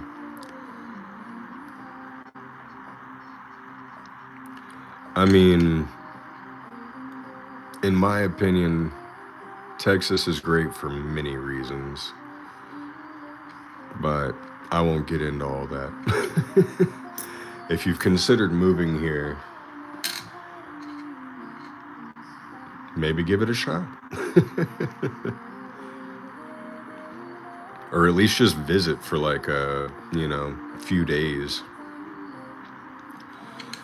Come to Dallas, go to Austin. I mean, hell, come visit the Fort Worth Mint here in Fort Worth. It's literally right there. All of those big, bright white lights that are over there in the distance, that's the Fort Worth Mint, where they make money. You can go take a tour of it and everything. It's right there across the street from me. If you come to Texas and you want to visit me, don't come to my house, because I might shoot you. That is how Texas works. I have more guns in this house than I have people. No offense, don't come to my house. I would like the 4-foot glass graphics tobacco pipe.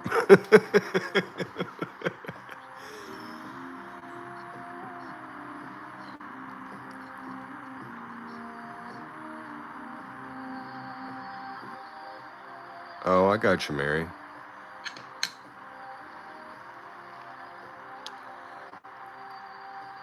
I heard Virginia's nice too, though. It's beautiful there, supposedly. Like the scenery and stuff. Texas doesn't have much for scenery unless you like looking at flat grass plains and trees. But we have really nice people. We have amazing cities. A lot of beef. Like more beef than you could probably ever ask for. If you want a gun, you get one. Like, unless you're a felon. If you want a gun, you can just literally go to the gun store and buy one.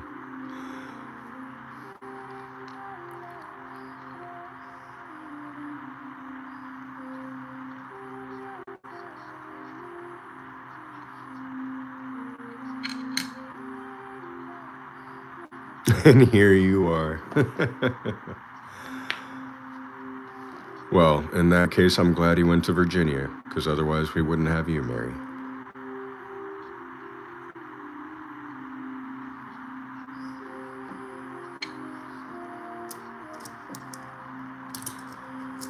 I mean, there's nothing like exponentially wrong with that, as long as when they got together, one wasn't like 20 and the other 50 or 40.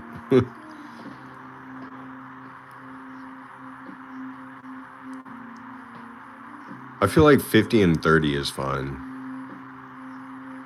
Even, like 28 and 48.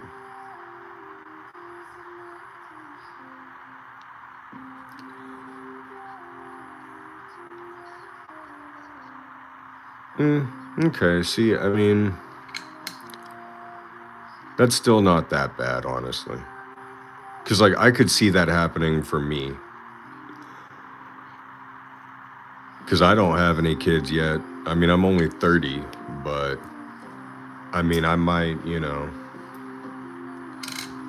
one day in a bar meet a 21-year-old or something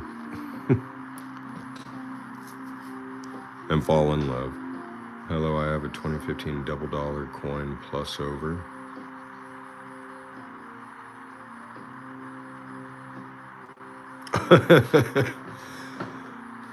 Well, Mary, that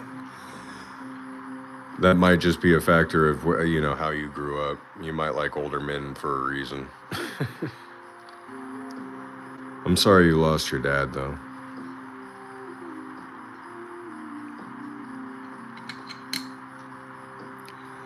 I don't know what you mean by a plus. Hello, I have a 2015 double dollar coin plus over. I don't know what that means. I know what a double dollar coin is, but I don't know what the plus over means. I'm sorry.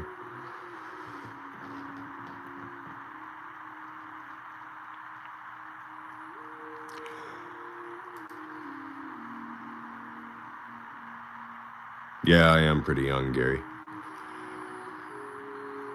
I'm still waiting until I hit my first million in the bank before I decide to really actively pursue finding a woman to spend the rest of my life with. Because I have to have a son. I'm the only son of an only son of an only son. So if I die, my namesake dies with me, my bloodline dies with me.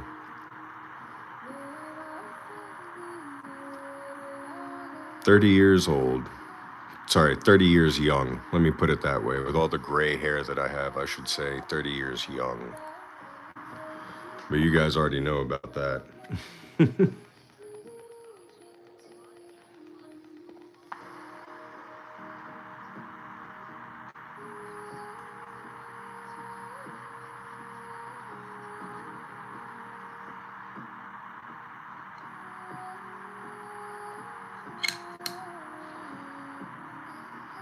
Oh, if only this was a 2009. I'll take a low mintage nickel over anything. Give me a buffalo, give me a silver nickel, but I'll take a low mintage. I won't complain. Your daughter is 31? That's cool. I will get a wife when I am stable, can afford a house, and a child.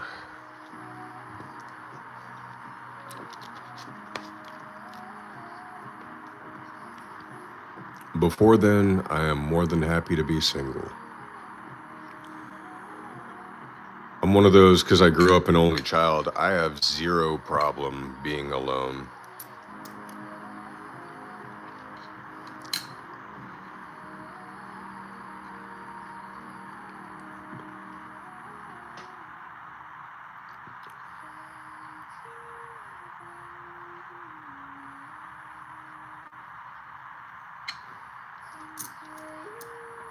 Well, Marilyn, my father had me when he was 40 years old, and he instilled in me at the age of about 14 that the second that I have a kid, I can no longer be a kid. So I'm still just really striving to be a kid for as long as possible. And with that, I guess, comes, a certain level of responsibility, because if I want to be a kid, can't have a kid. So until I'm ready to not be a kid and I can save and afford and be comfortable with having a kid, I'm not going to.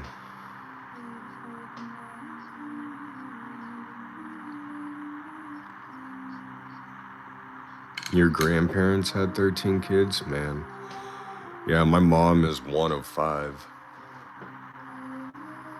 Yasmin, my Spanish, y tengo muchas maneras con era de linko, tengo moneda de 1976 P de peso 2.7. No, the 1976, I can't respond to you in Spanish. Hopefully you understand English, but I know what you're asking. The 1976 should not weigh 2.7 grams. It should weigh 3.1 grams.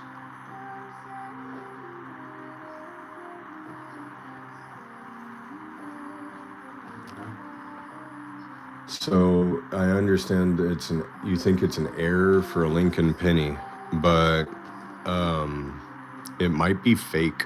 It's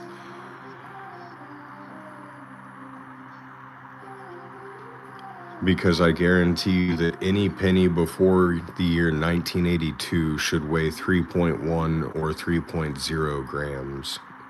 The only thing that should weigh 2.6 to 2.7 grams is anything after the year 1983. Technically 1982, but you can still get a 3.1 copper 1982.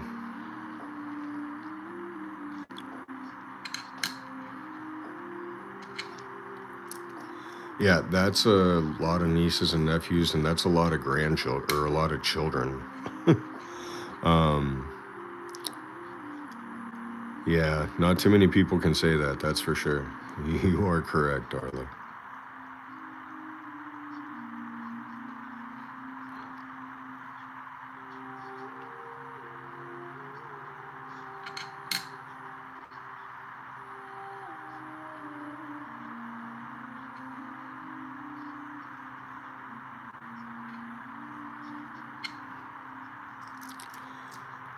Yeah, I'm sorry, Yasmin. I don't know. I don't speak Spanish well enough to relay what I was trying to say there, but I can read it and understand it. So I hope you got that.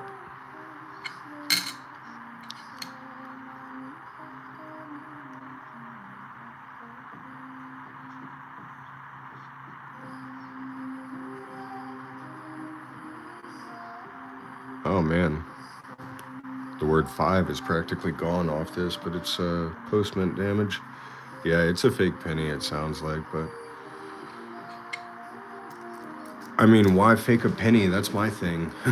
It's on top. Well, I guess because it's a bicentennial penny, but there are so many bicentennial pennies, you don't need to fake it.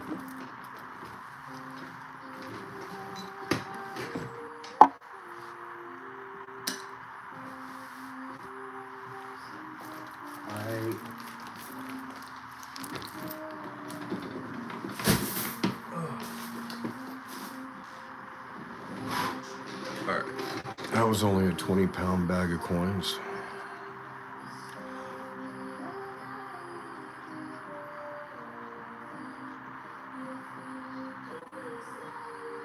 Oh, I just realized, Marilyn, my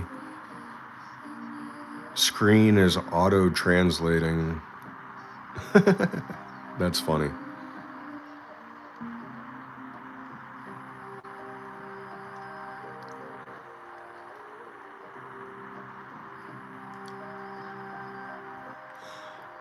Okay. I wish I could show you this, but I can't without like sending you a screenshot in some way. My phone is currently translating. I was reading the messages from over here until I read yours. I didn't realize it said Espinifoso. And I have the 1943D coin weighing 3.1 grams with an error and the number 3 plus the coin has an error.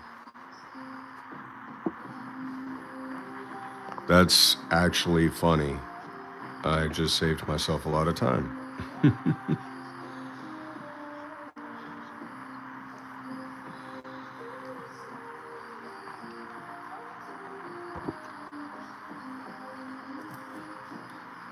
1943D weighing in 3.1 is a normal penny unless it's made out of steel.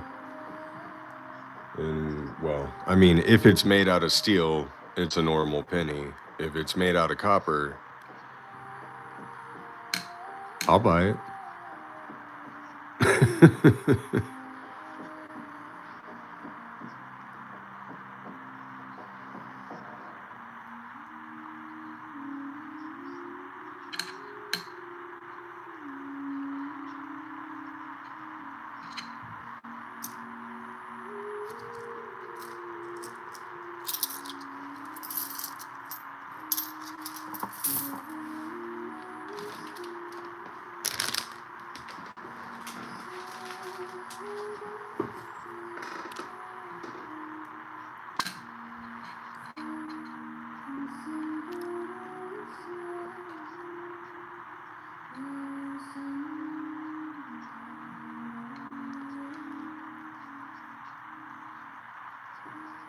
Good night, Darla.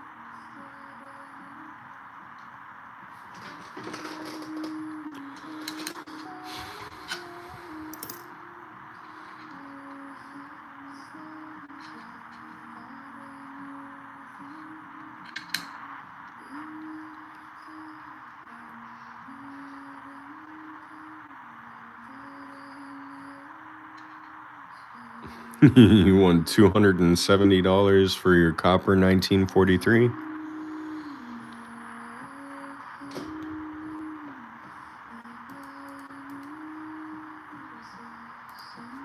Here, send me a picture of it.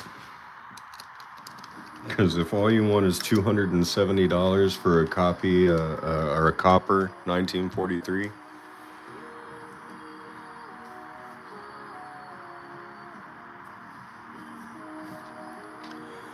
we might have a deal.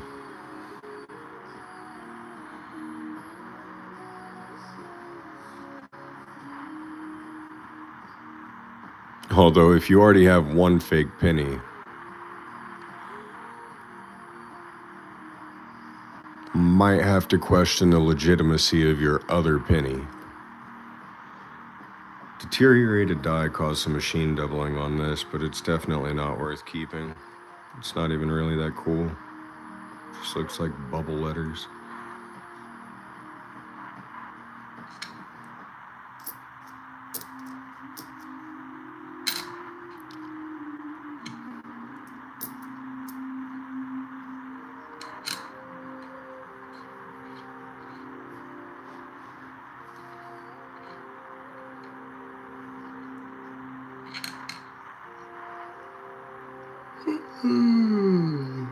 Oh, what's up, Luis?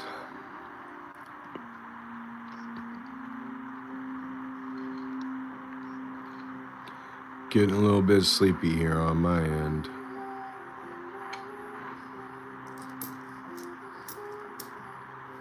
But we push on. Mama ain't raised no quitter.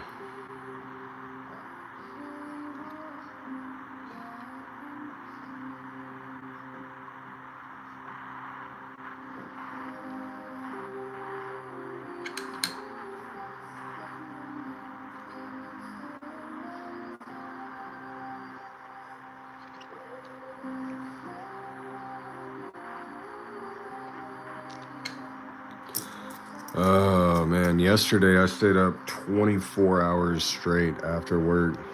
I got off at about 3:45 in the morning, and I did not go to sleep until 7:45 at night, which is when I woke up the day before to go to work.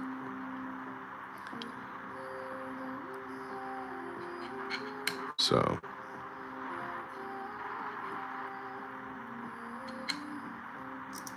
Huh.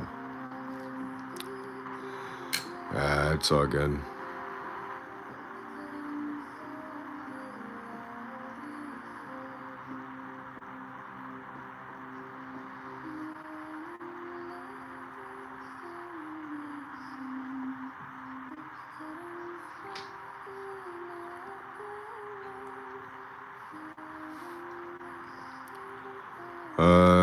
Not very familiar with the 36 double die.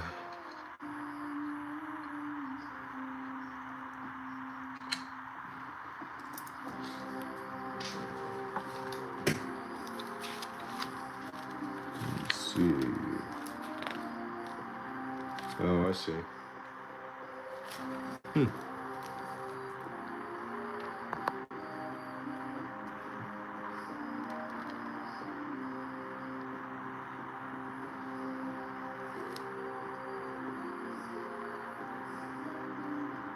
Which one do you have?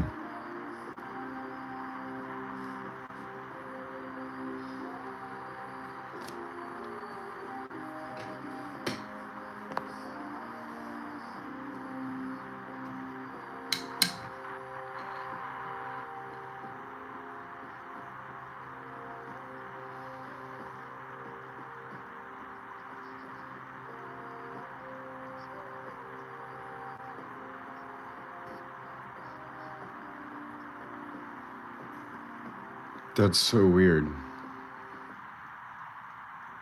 It smells like food in here, but I know damn well there's no one cooking food around me. Unless it's outside this window. But it's 12:12 in the morning.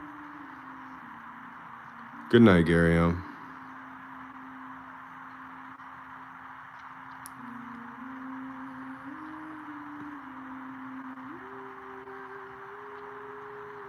Oh, buddy, you don't want to make the, you don't want to pay for the shipping to America. I don't want to pay for the shipping to America. No, thank you.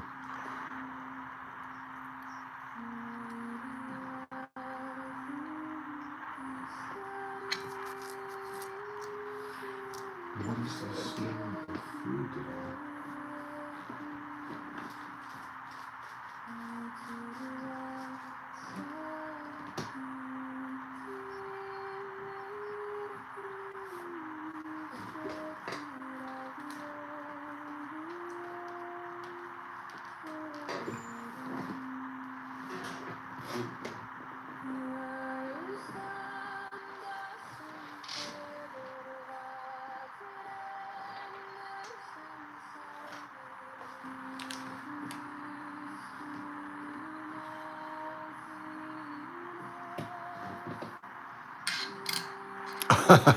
That would be pretty amazing, eh?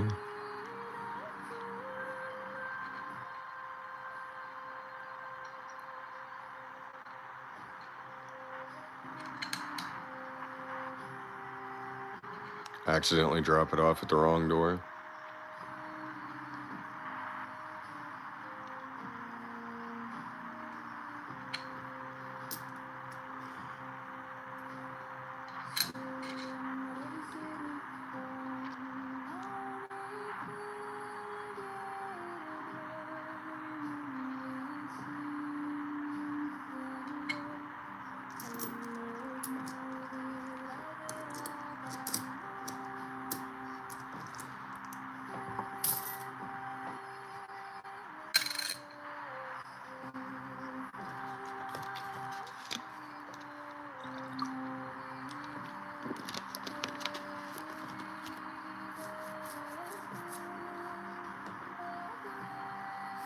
Safety meeting.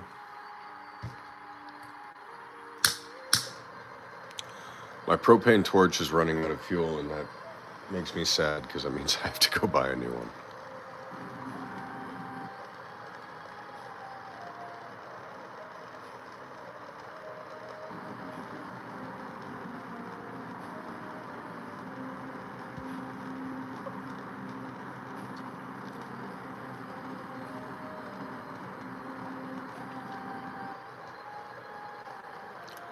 I will say for like $5 this thing lasts.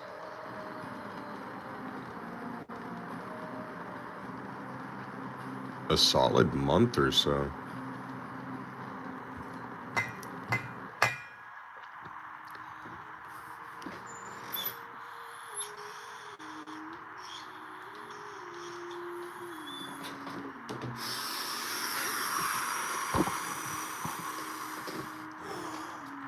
I think I could take this to like a place that sells propane and they can use that to refill it.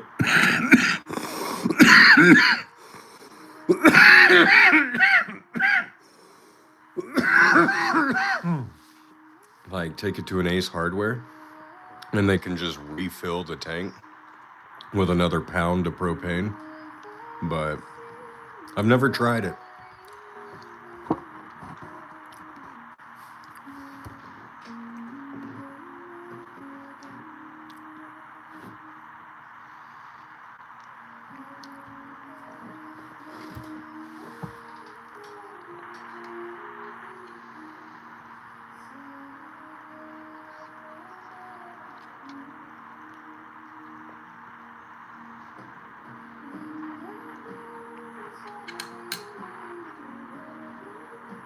Oh yeah, that does have like specific instructions on how to get rid of it.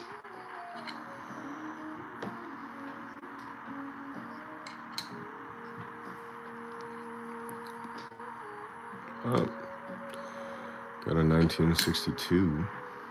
It's not special, but it's old-ish. Not really.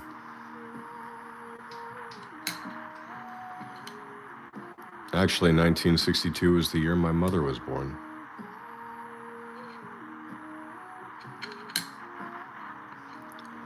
So not very old at all.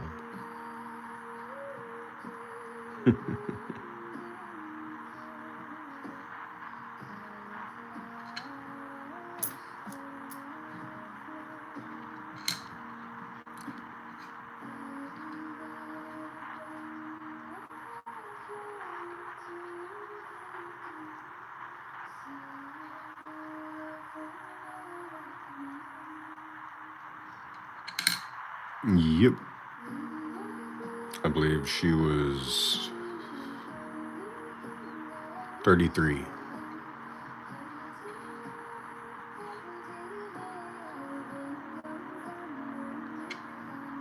Yeah, she was 33 years old. My dad was 40. Well, 39 actually. They're 6 years apart.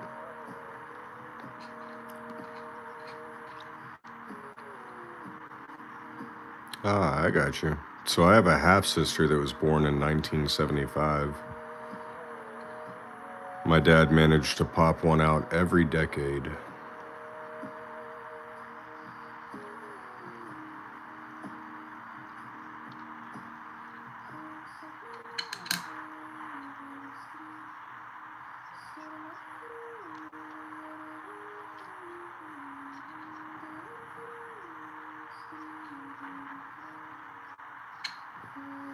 Yeah, he had my sister, my half sister. Well, he had my half sister. Huh? What in the hell is this? He had my half sister when he was 19 years old in 1975. Nope, no half brothers. Just half sisters. That's my sister from Florida. And then he had another sister of mine that we didn't find out until about, I want to say maybe 5 or 6 years ago. And the only reason we found that out is because my other half sister went to 23andMe and found out that we had another sister. Yeah, come to find out, when dad was a professional musician in the 80s, he had another daughter that he didn't even know about. Only she was born in 1985. So he had my my first half sister in 1975, my second one in 1985, and then he had me in 1995 with my mother, whom he's still married to. They've been together for 36 years now.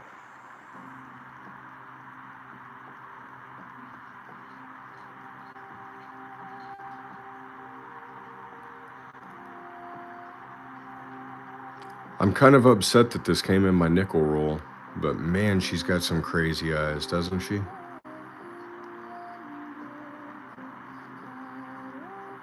She looks scary.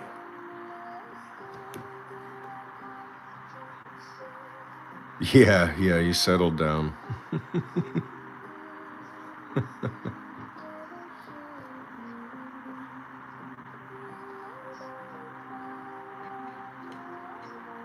So, 5 cents from Balboa, Republic of Panama. What's up, Teresa?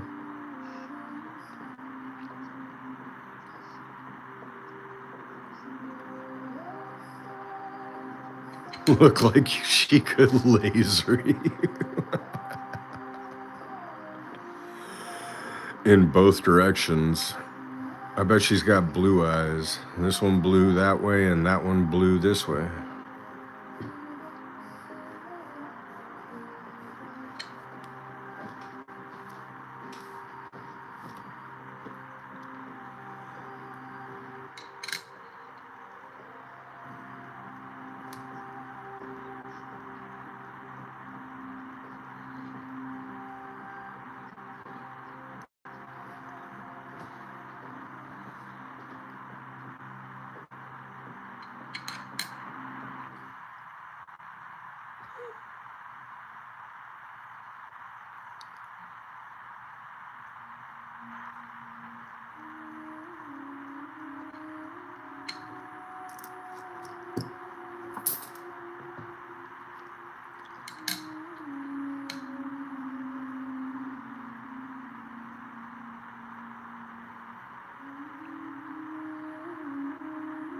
How have you been, Teresa? It's been a minute.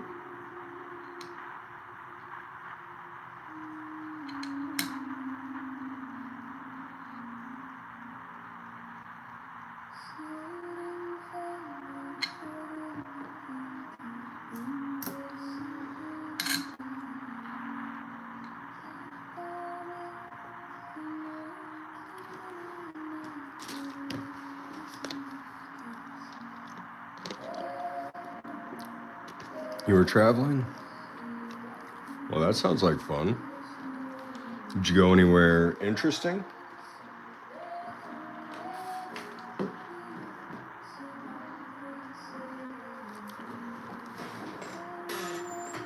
Let me go grab a fresh bottle of water. I'll be right back.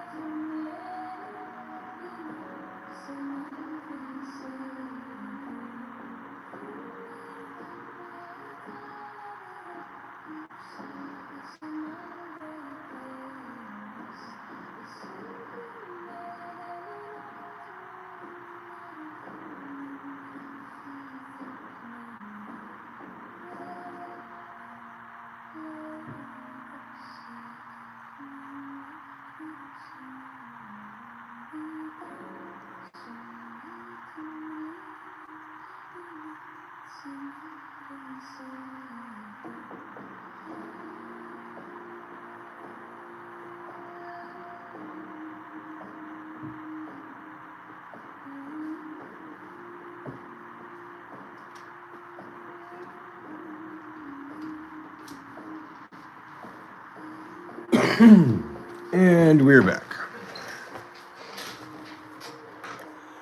500 miles north to me to Illinois for family. That's cool. Did you enjoy spending your time with family?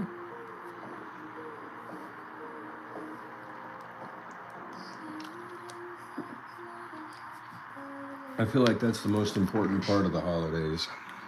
It's just being with family. That's awesome.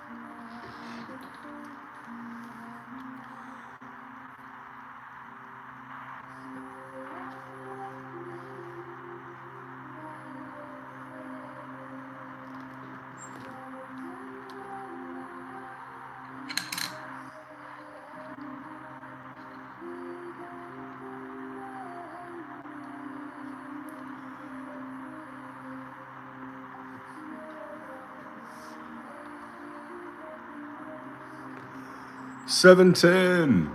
What is up, my friend?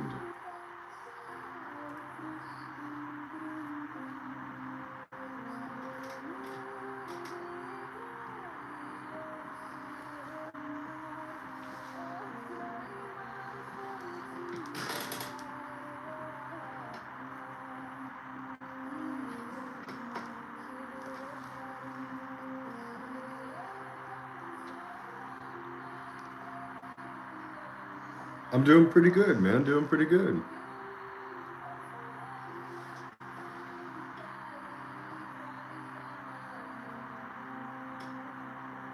I guess since you hit the button for safety meeting, it's time for a safety meeting. Uh-oh. Okay. I'm on my last few safety meetings with this propane torch before I got to get a new one.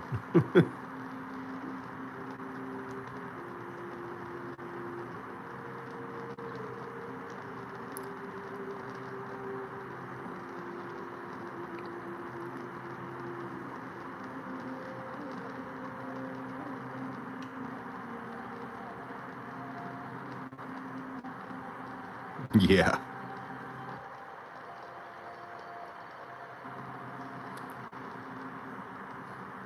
Yeah, I can go after I end this stream and pick one up.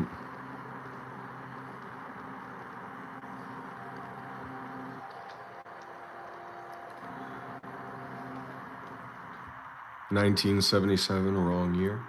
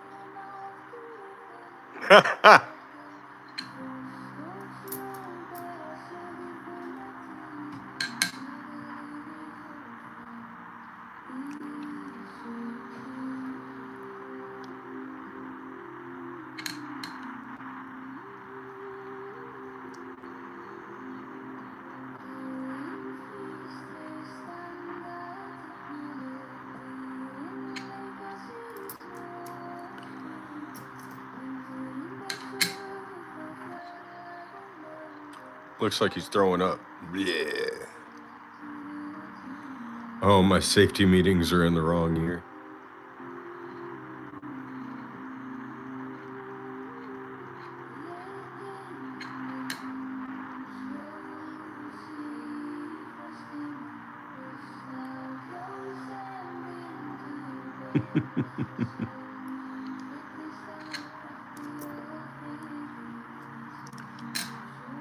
$75.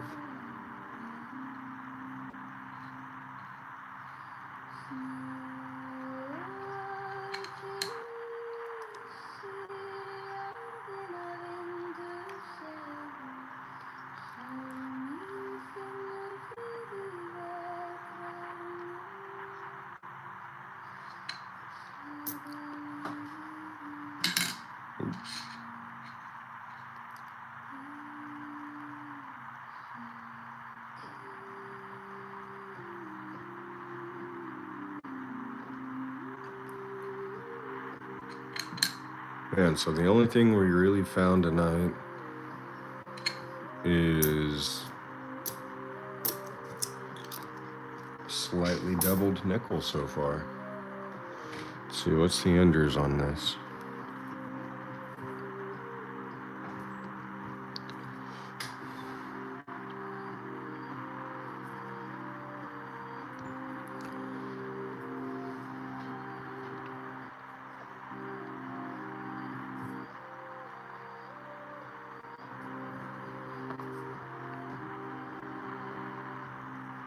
All right, we'll start with the one that has an ender with a 1960.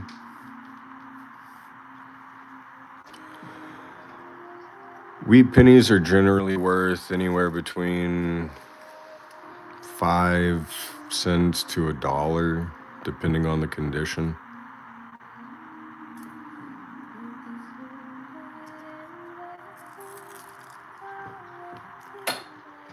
I've actually, I make up little bags with a wheat penny in it and a QR code to my website and my YouTube page, and a little slip of paper that says, if you want to know how much this is worth, just go to one of my sites.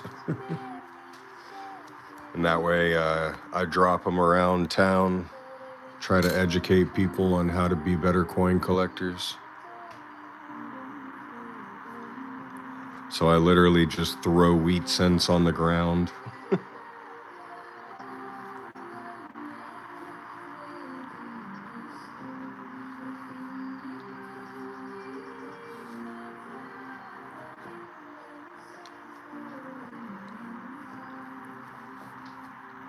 JJ has bags with QR codes.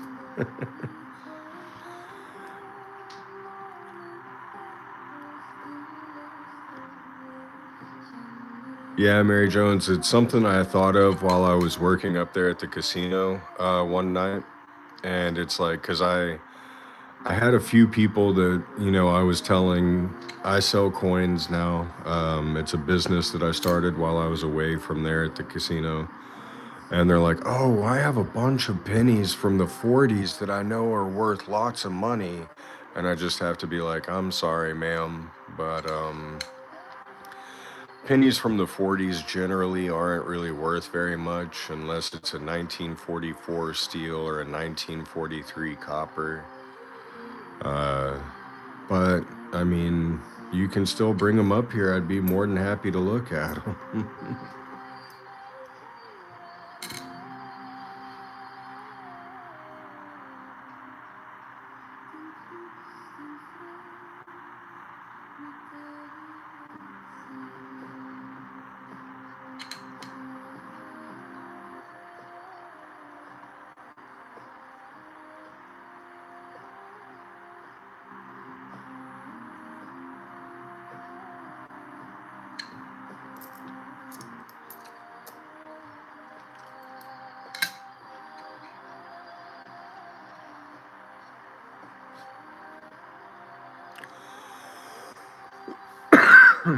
Excuse me.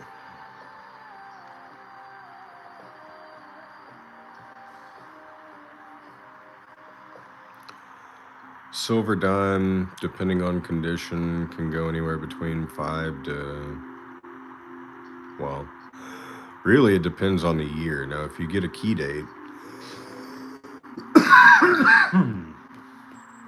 excuse me, but raw weight in silver about $5 to $6.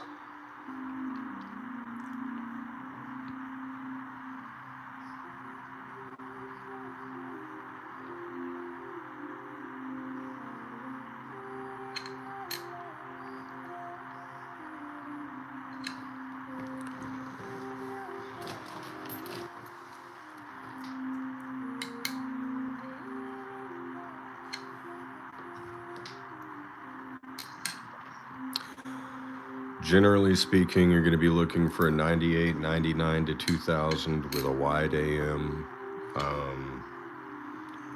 So what that means is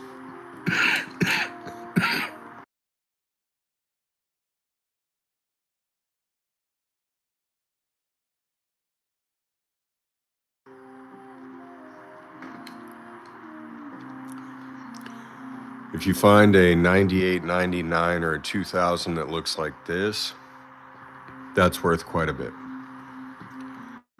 If it looks like this, it's worth nothing. If you find a 1972 that looks like this, that's worth quite a bit. If you find a 1972 that looks like this, that's worth nothing.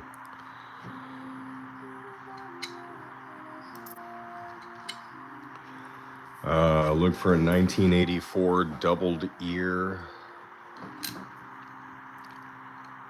Yeah, I found a 1982 wide AM. I've actually found two here on stream. I do have a short up about one of the ones that I found.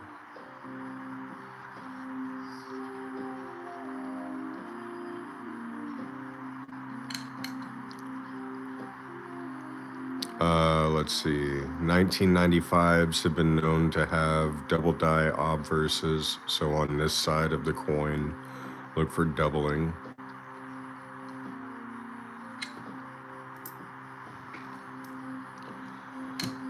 I'm trying to think what else. Look for anything that has full steps. So if you look at the Lincoln Memorial on the reverse, and you can see every single step in detail, that's worth something.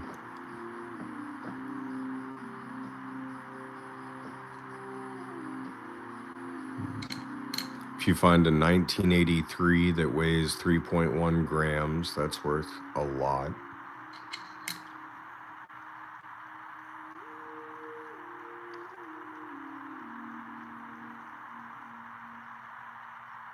I believe 16, but I don't know for absolute sure.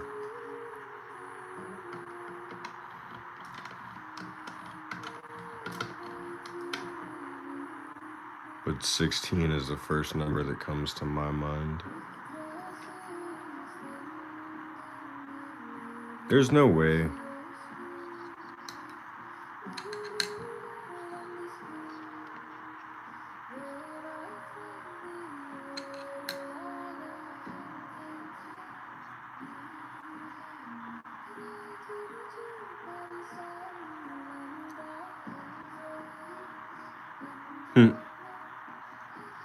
So guess what?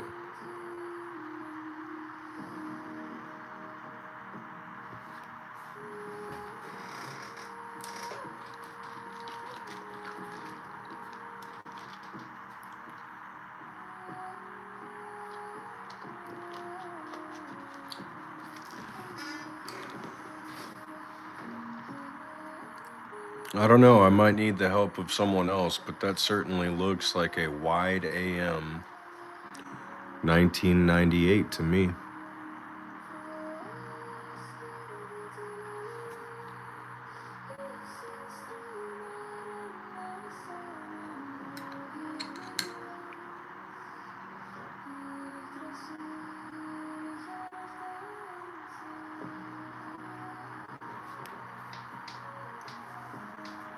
It's 1998.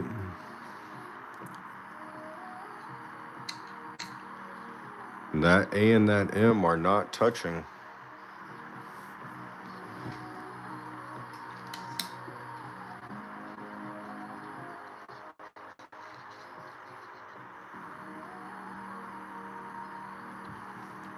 There's a close AM.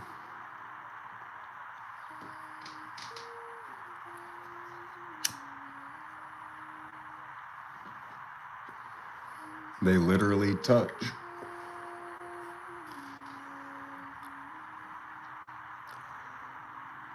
That A and that M do not appear to be touching.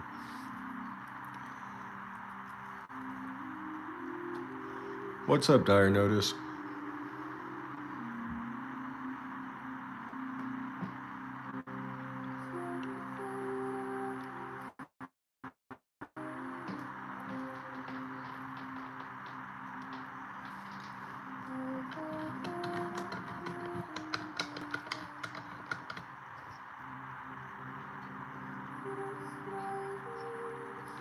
From this far away, it was a little bit harder to see. Hold on, my phone is about to die. Whoops.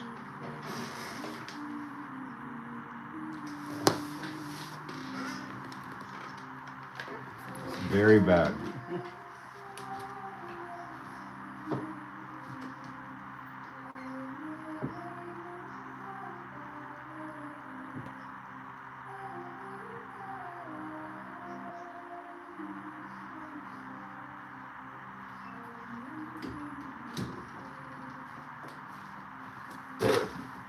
Give me just one more second. One more second. Whole booth and put it on any color. Oh, I see. Mm-hmm. Yeah, I want to do that. Rolex on mirror gold. Yeah. All right. Good? Yeah, I got you. Let's do it. Here's your plastic card. There we go.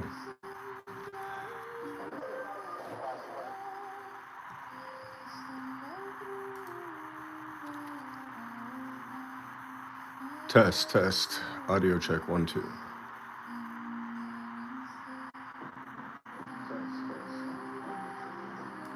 All right. Hey, what's up, AJ?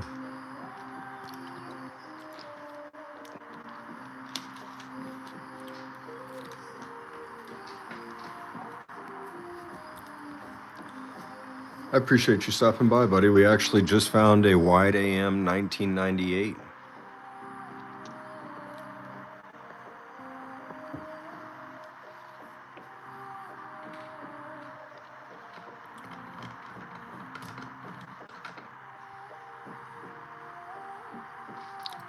That A and that M do not appear to be touching to me. And this is indeed a 1998 Denver.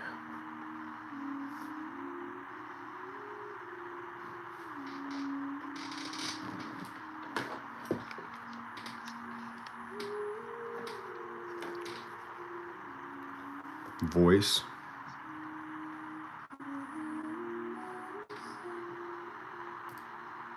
Audio check. Voice.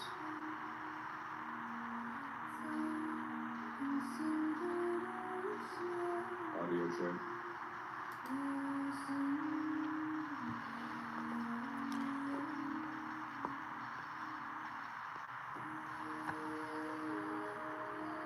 Yep, sounds good to me.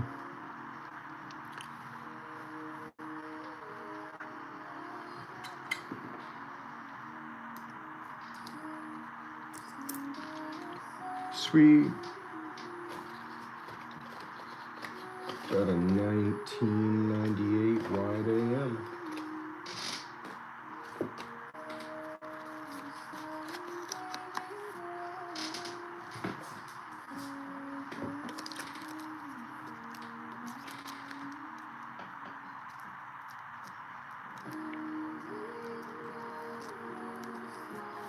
It's not in very good condition, sadly, but that's okay.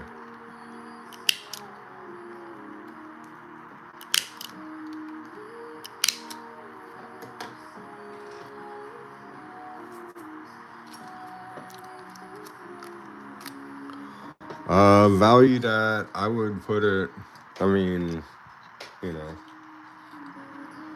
recent comps I think are selling at $30.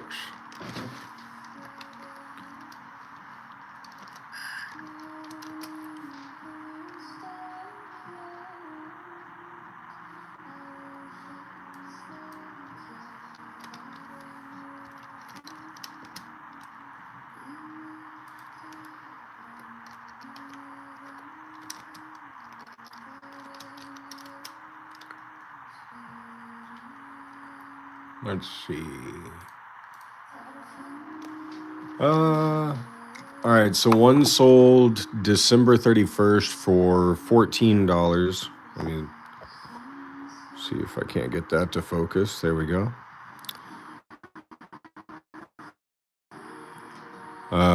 Looks like one sold December 24th for $2.50. That dude got a steal. One sold back in November for $47, October 31st for $5. So, I mean, they're all over the place. A graded one sold for $450.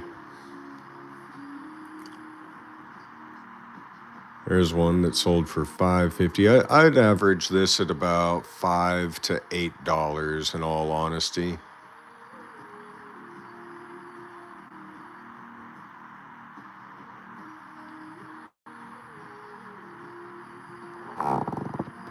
Safety meeting. Got it. me mark this up real quick.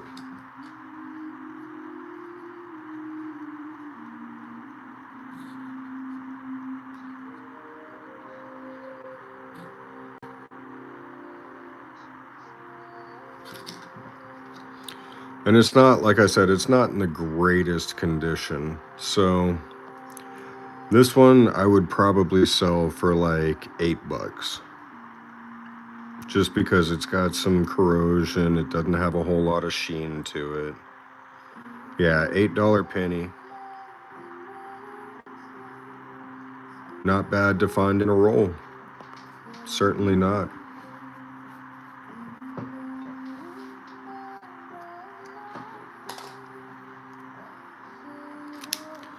And then, let's see, there was another one I had that was right. I must have put it away already. I thought I had another one on my desk, but oh well.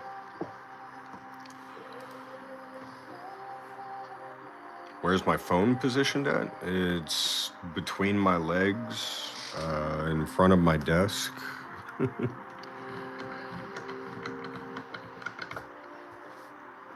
So I have a tripod that stands up between where my knees are, and it goes between it, or between them.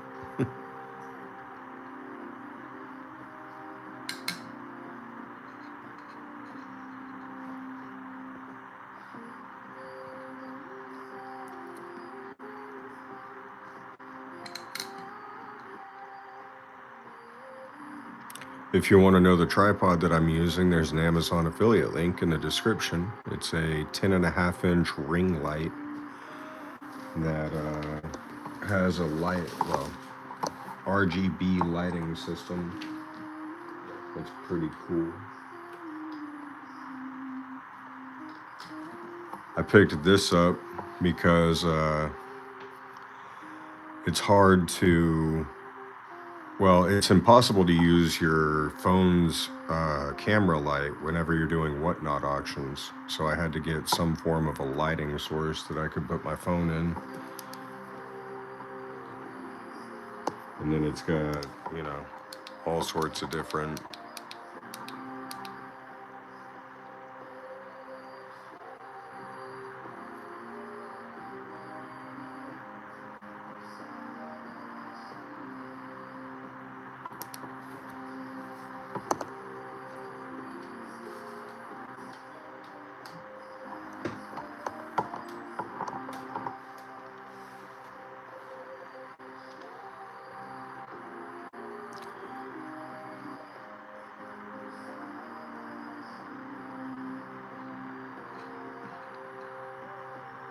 bit of machine doubling on the backside of that one and the D. Not worth keeping, but still there.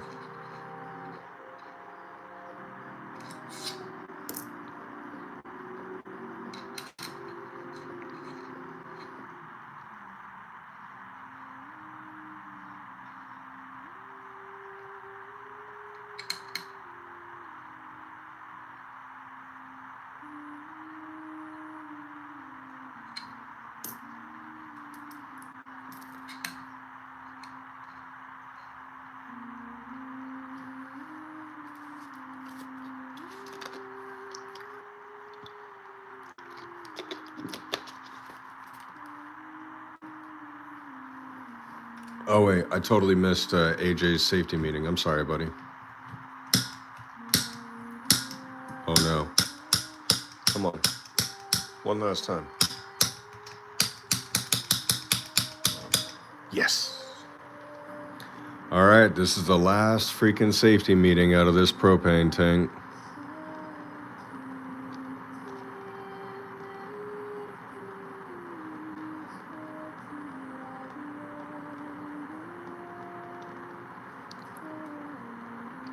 Got to go back to the old-fashioned lighter and, well, I'm just going to leave it at that. You know what the end of that is.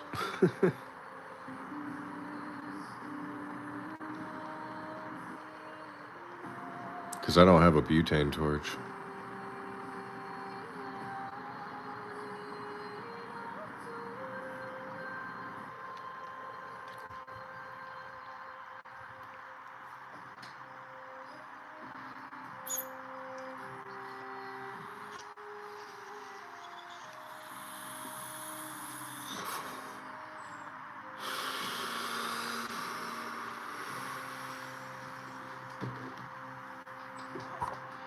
Imagine you're walking in the city and live primetime TV randomly stops you and asks for $1,000 what e pluribus unum means, and you totally forget.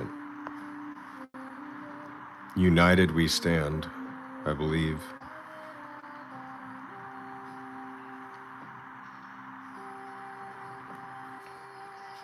Let me look it up real quick.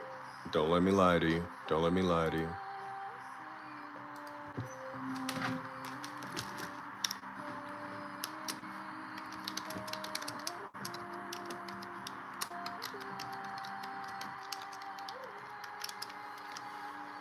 A Latin phrase meaning out of many one. Okay, so a Latin phrase meaning out of many one. Thank you, Dire Notice. Mr. Mikey said out of one comes many. Close.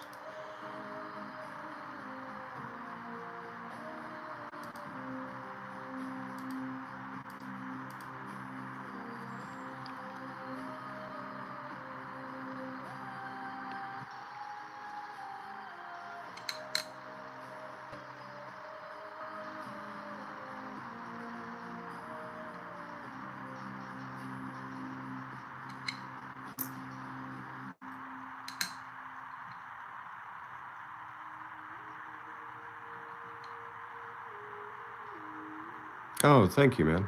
I appreciate that. Seems like Nordic Viking music is something that YouTube doesn't copyright or claim. So it's kind of become the soundtracks of my live streams. I can't even go back to the jazz anymore because they started claiming that. So all of my old lives, I had to mute like 90% of the audio.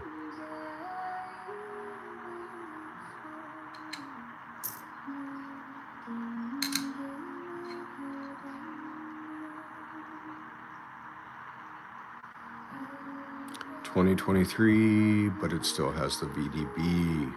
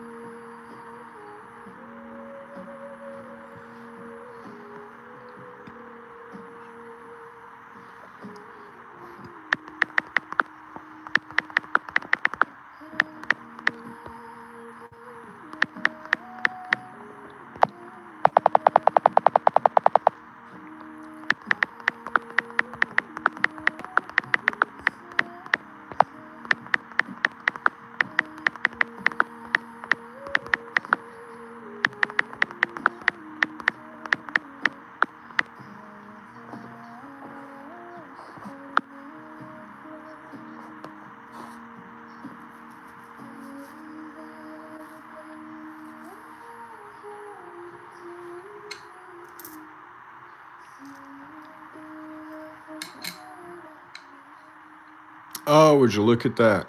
I just so happened to pick up a wheat penny.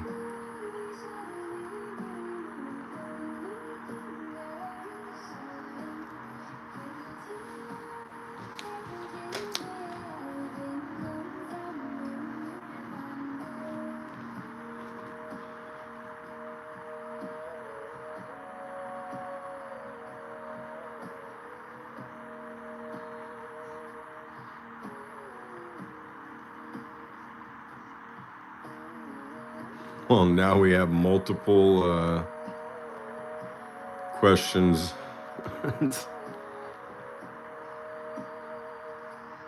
All right.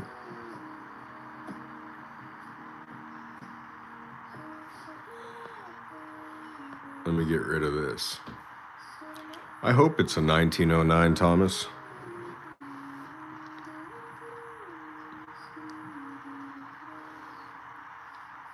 It certainly looks old. No, Oliver, your year isn't valid. 58 is the oldest you can guess. 1909 to 1958. Oh, almost knocked you guys over. 1947. All right. We got some good ones in here. We got 46, 58, 57, 41, 58, 1909. I'll take 1909 as your last guess, Thomas. 62, well, 47. That's steel? No, it's not steel. It's copper.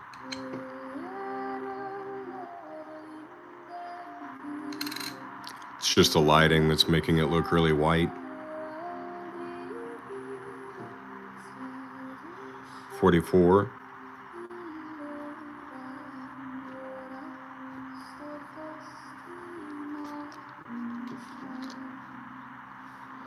All right, let's see. Ha! Well, Donnie, I think you deserve a round of applause or something along those lines.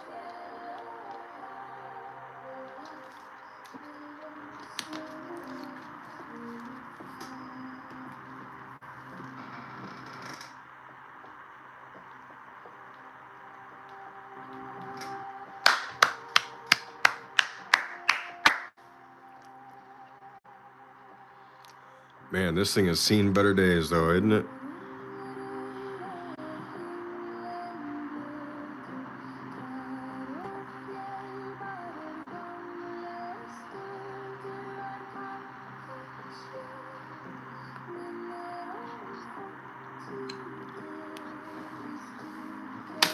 We'll throw that on the pile.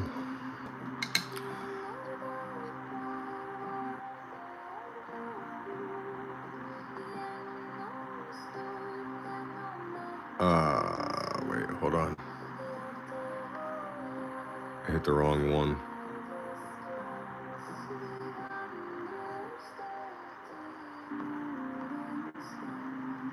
It's an Lighthearted 7-inch digital microscope, but if you go into my description for the live stream, there's an Amazon affiliate link for a Tomlov 7-inch digital microscope that is just a little bit better in my opinion.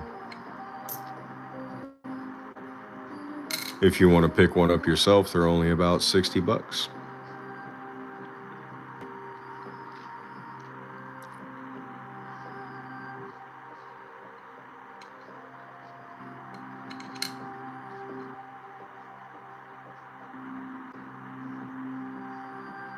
No problem at all.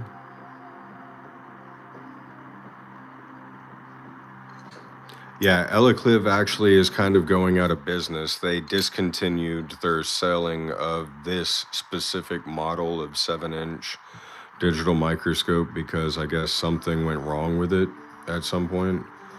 Mine still works, so I'm not really willing to give it up yet, but I've heard raves of reviews about the Tomlov.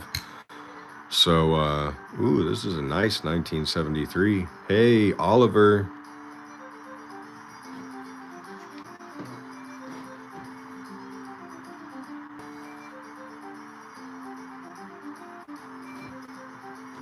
It's even got a little bit of an off-center strike.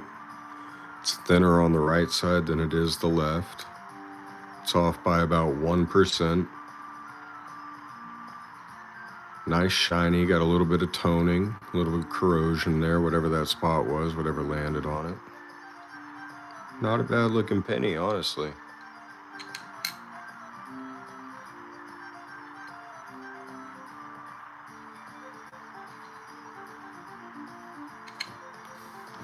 All right, I guess I'll throw it in the Oliver jar. Where did that go anyways?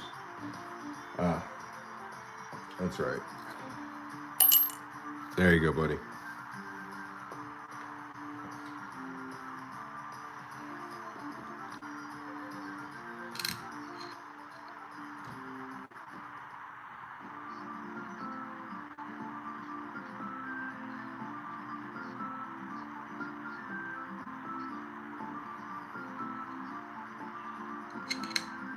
Oh wait, this might get copyrighted. I can't listen to this.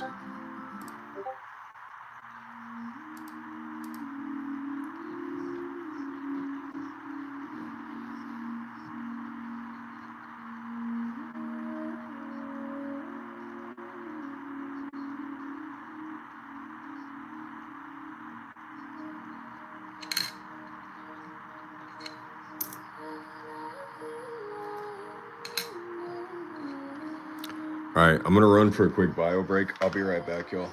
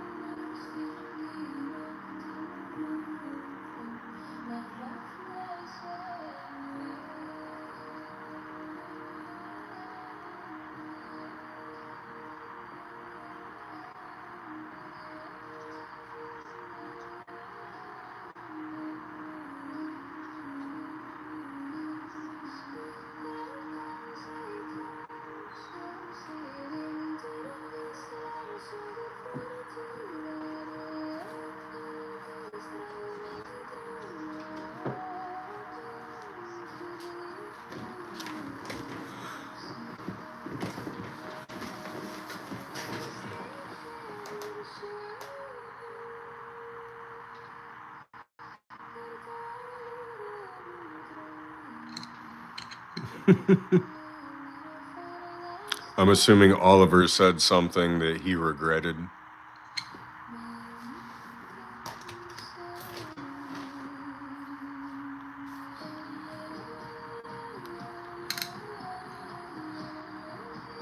Hmm.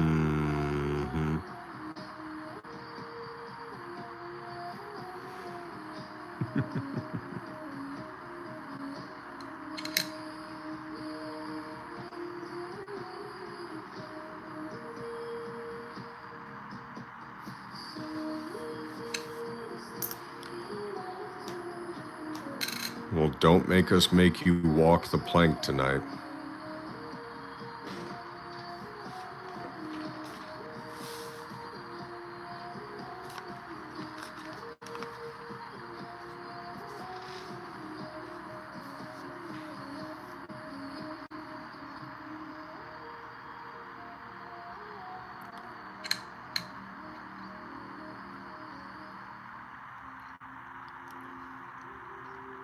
This bicentennial penny has some cool toning on it.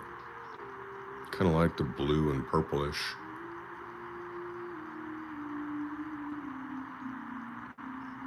Absolutely, AJ. I was working. How was yours, though, man?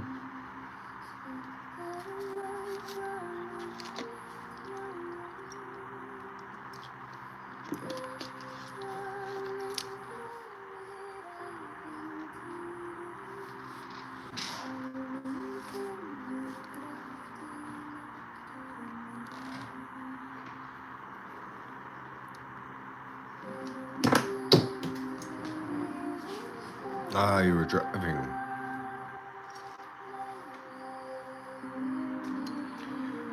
Yeah, the well, there were more than fireworks going off around where I work. There was a lot of gunshots happening. And as security, my senses were heightened.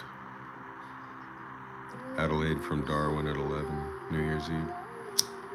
Oh, okay.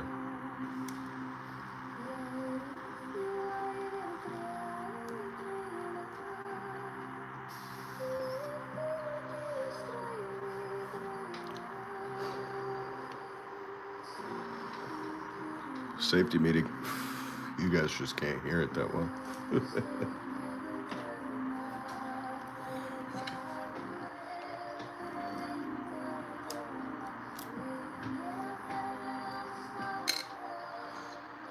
Well, at least you're back home, man.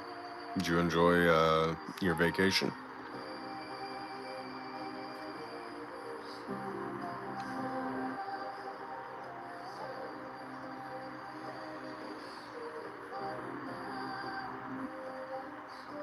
Secret safety meeting.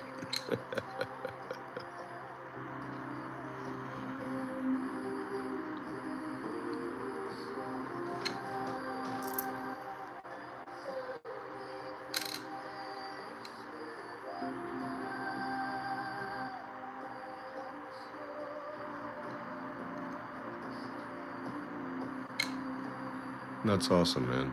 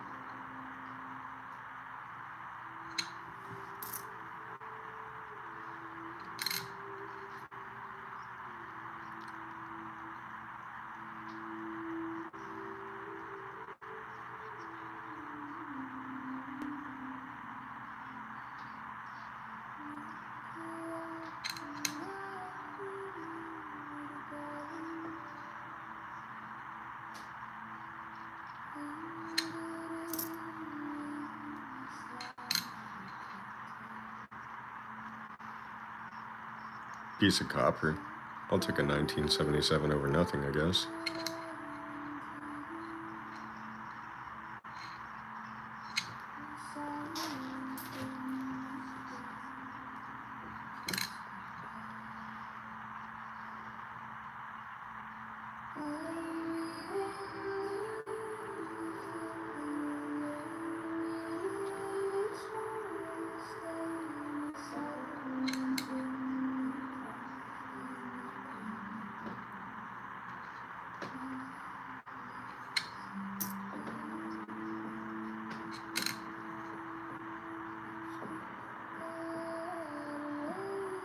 How are settings adjusted? You hit the menu button, this little M right here, and then you can cycle through the menu. You know what I mean? You got your image exposure, your image quality, your burst shooting, sharpness, and then you can go to the next page by hitting M again, and then you've got your, you know, light source frequency if you want to change the frequency of the light, your line assist if you want to turn off the little red lines in the middle, but I like them on because I use them for figuring out small date and large date, formatting for your SD card, you know.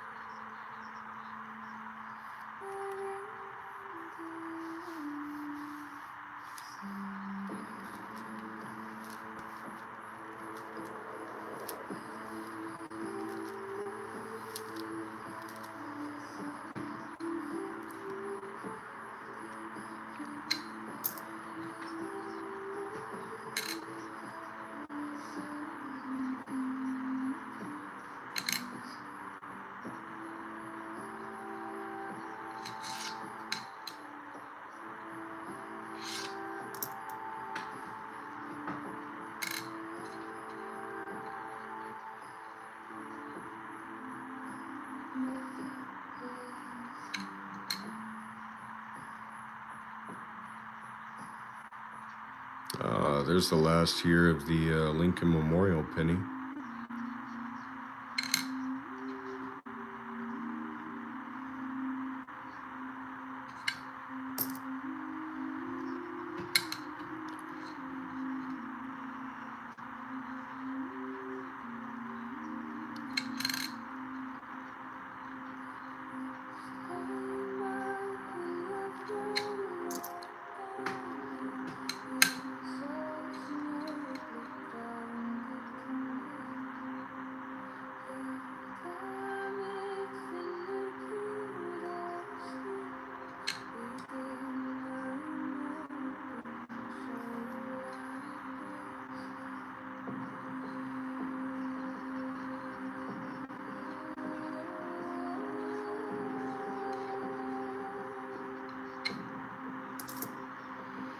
Okay, Teresa, have a good night.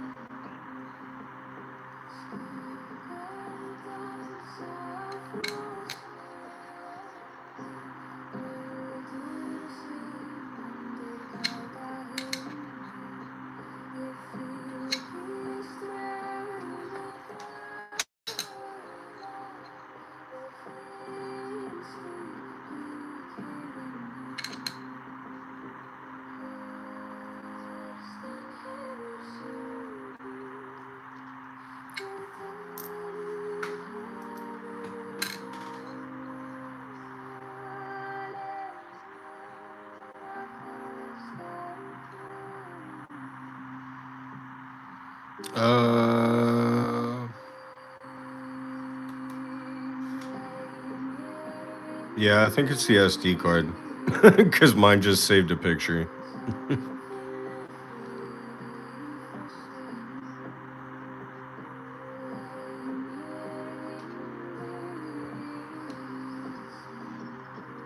If you're trying to use like the remote that comes with it, which I have mine, it's right here. It might have a bit of a delay, if you know what I mean. Like if you plug the remote in. Oh, hold on. It's got one of my hairs on it. So, anyways, yeah, if you try to use the remote, then it might have a delay on it, but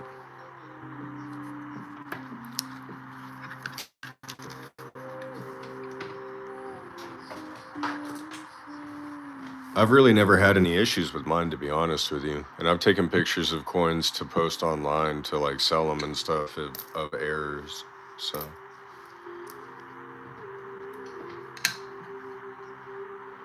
there's a copper 81.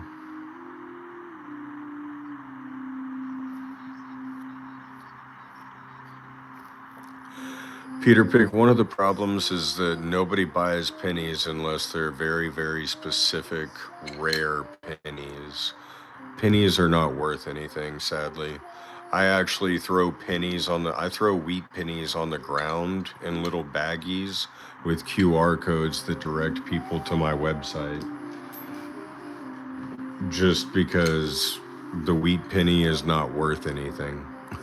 Your average wheat penny is worth about 3 cents to at most $1 if it's in like really, really, really good condition. But yeah, no, I throw pennies around on the ground as marketing tactics.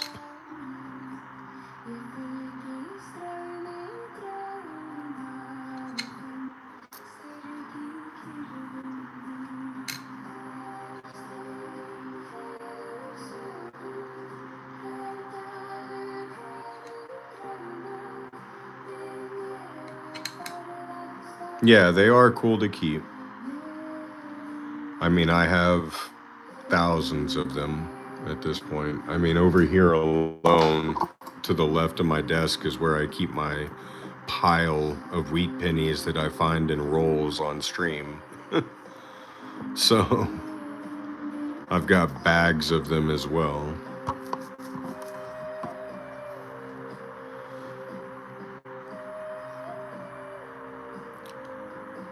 The 1943, unless it's made out of copper, is not worth 1.6 million at all. I've got probably 6 or 7 steel pennies.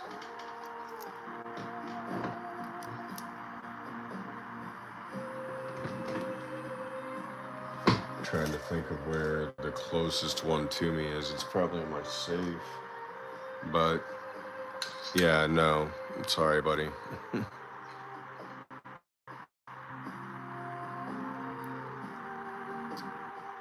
I mean, if it's graded, it's a different story. But an average 1943 steel penny is only going to be worth about $5 to $10.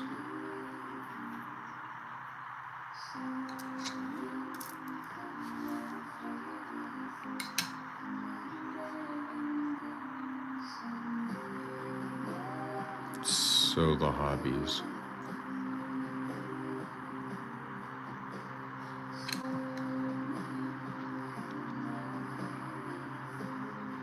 I don't understand.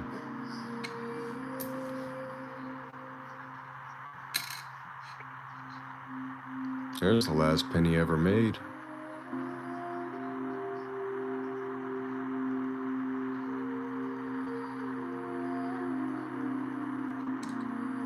Oh, one of your favorite hobbies? I mean, it's still a fun hobby. Like, I wouldn't be doing this right now if it wasn't fun.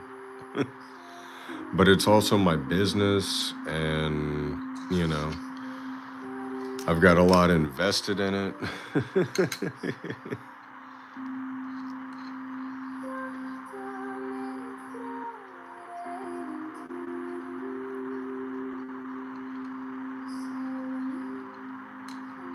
I've got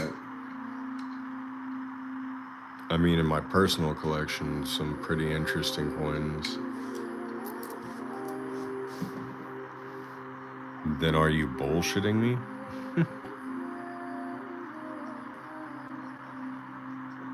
Am I bullshitting you on how much a 1943 is worth?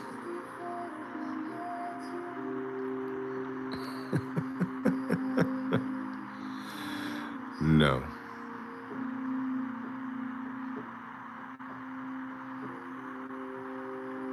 Yo, Joe Blow, what up, my G? Yes, all these pennies are worthless.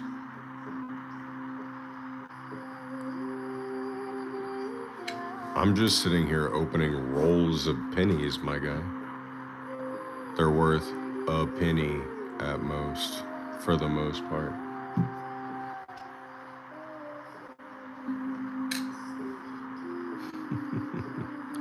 I did find a 1998 wide AM penny earlier in stream. That's worth about $8.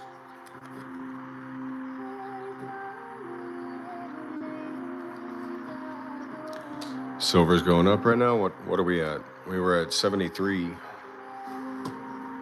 earlier.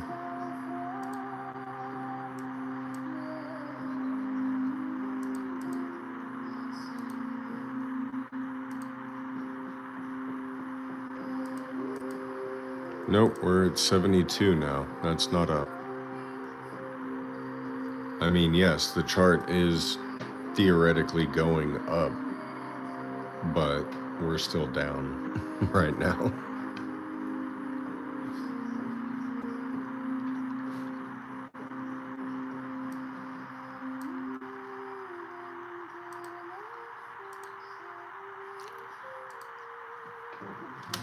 Yeah, if you want to visit my store, man, I got a lot of cool stuff up right now. I don't have nearly as much as I probably need to post because it's all sitting in this box right here.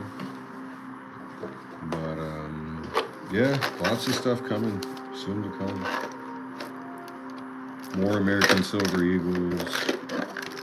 Might be posting this reverse proof 70 Canadian maple leaf with a rose gold gild soon.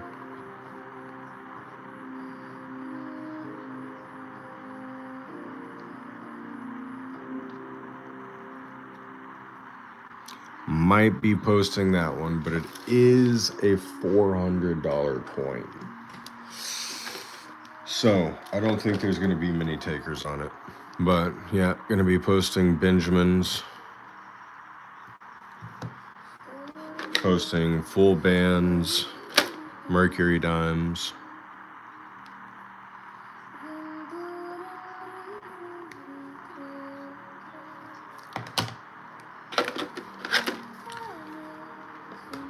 Donald Trump gold cards.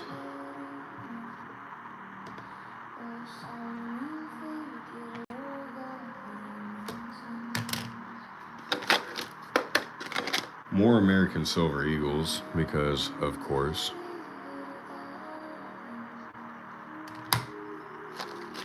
More Silver Morgan dollars, because of course.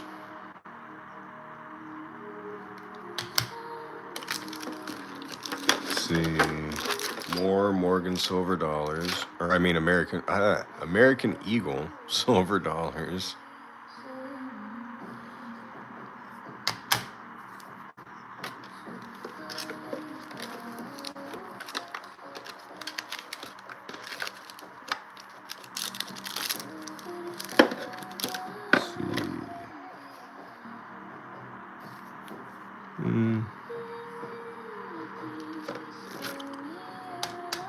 You're not wasting my time, Peter.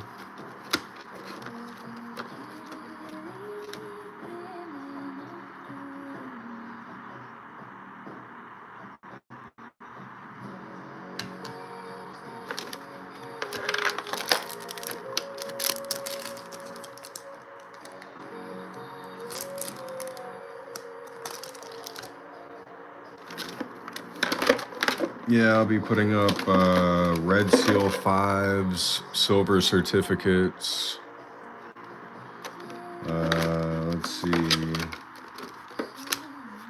already got a bunch of gold backs up, but I'll be putting more gold backs up.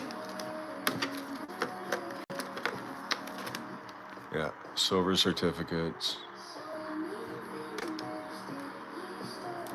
But yeah, things to come for the store soon.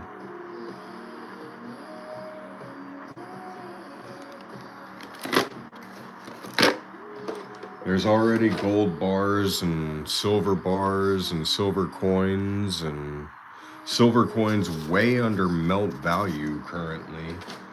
I've got a Morgan silver dollar listed at $50 on the website right now.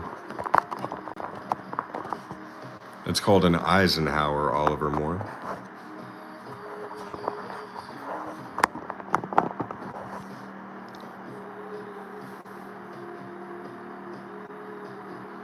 Make aluminum bars.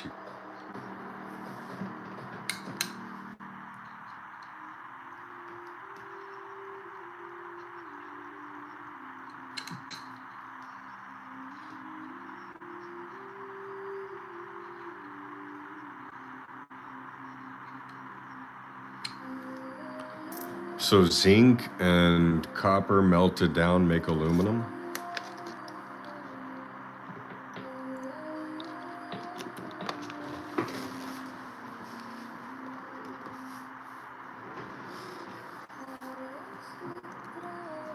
Or are you saying we can melt down the pure copper pennies and make aluminum?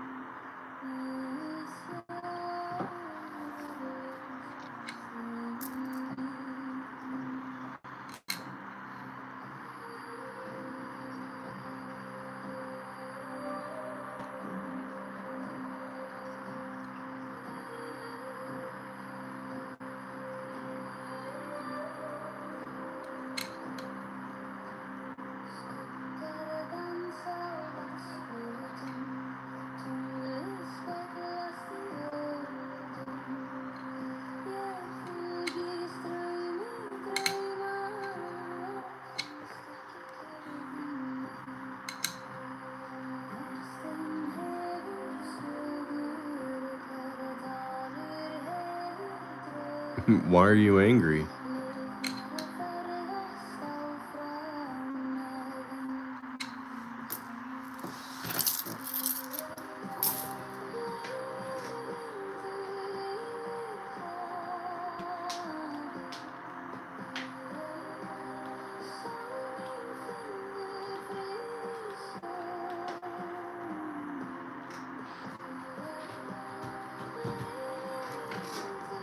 Peter needs a safety meeting. I think Peter's kind of young. Peter might be under the age of 18.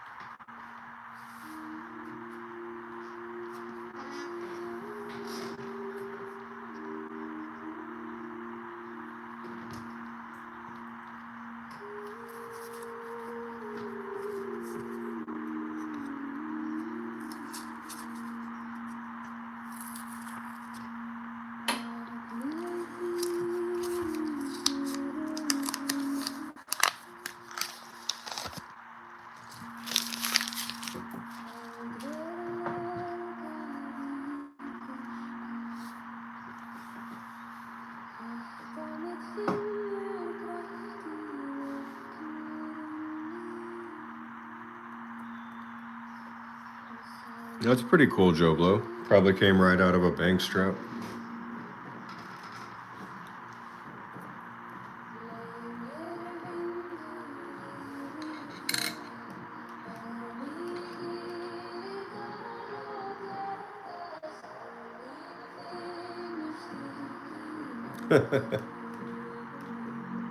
That's actually a really good find. Post a short about it, man. Let the world see.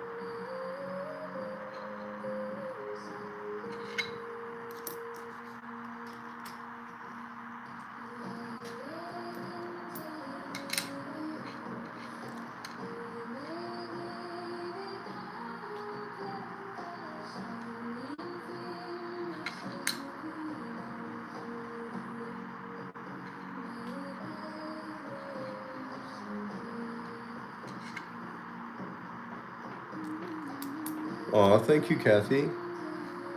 I appreciate the floating heart.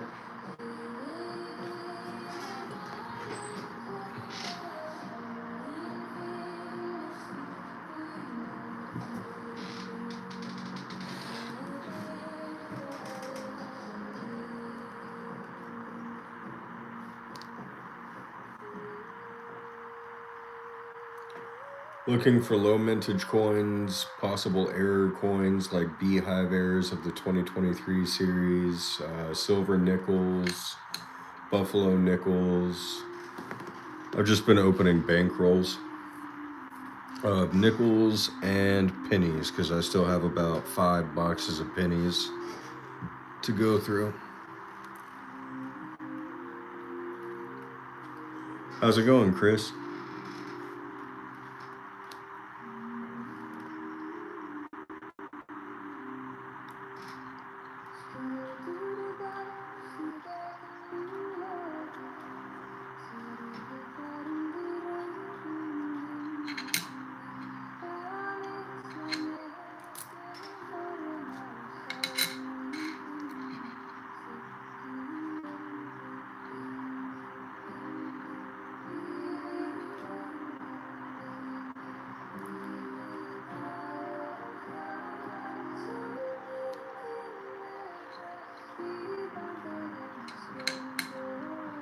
Yep. I do believe I found a 1942 S on stream before. There should be a short about it. I always post shorts on everything that I find in live. But I'd be happy with a 2009 or a 2024 low mintage nickel as well.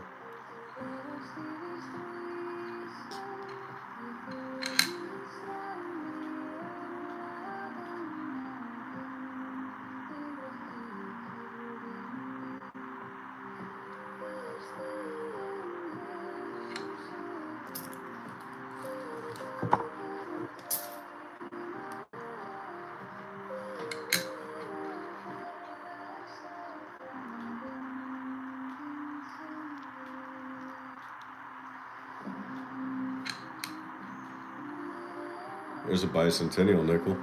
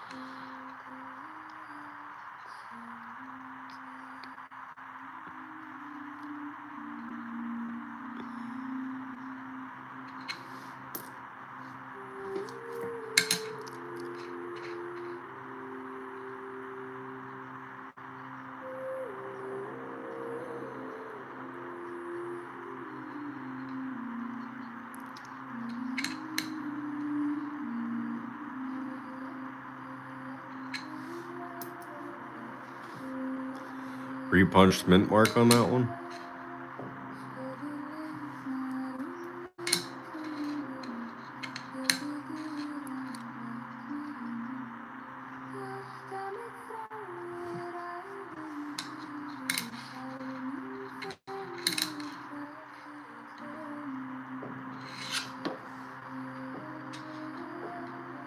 Oh, 76.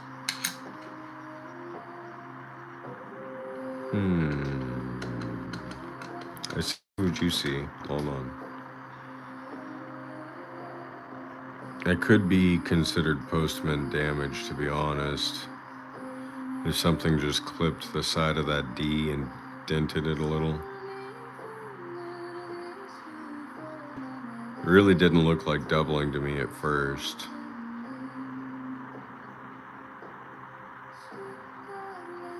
There is kind of a strong circle around it, though.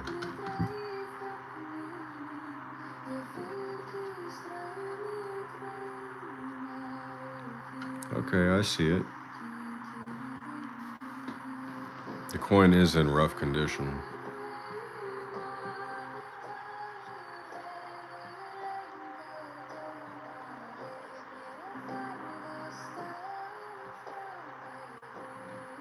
That's awesome.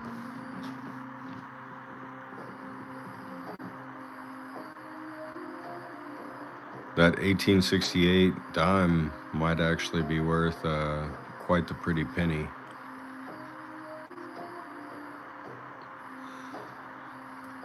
I kind of see it. I mean,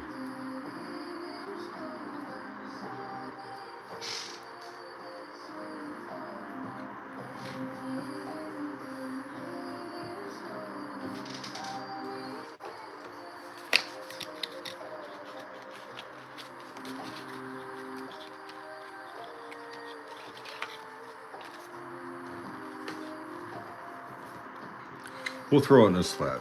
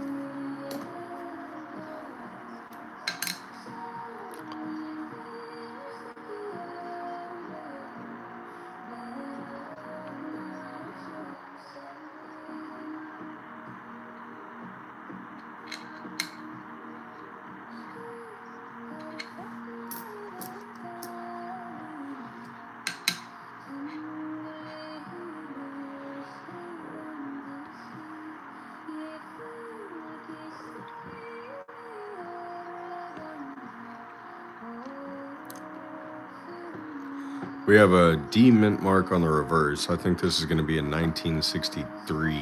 What do y'all think?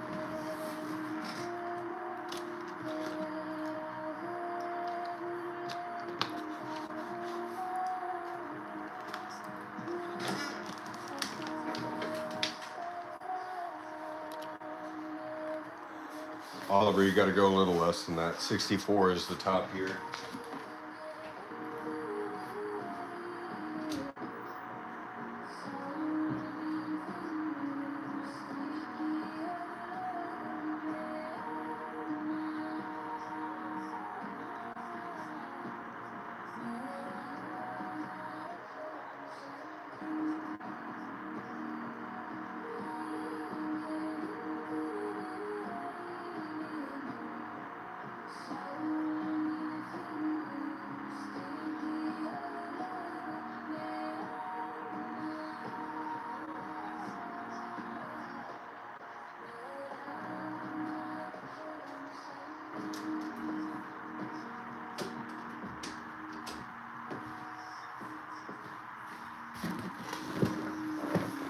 $59 is a good guess. AJ says 55, 44,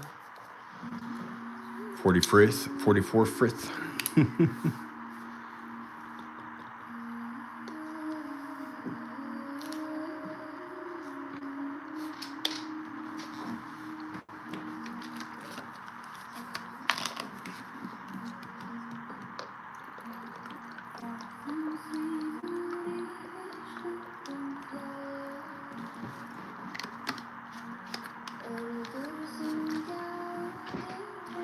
Let's see what we got. 64, probably a pretty good guess. You were right.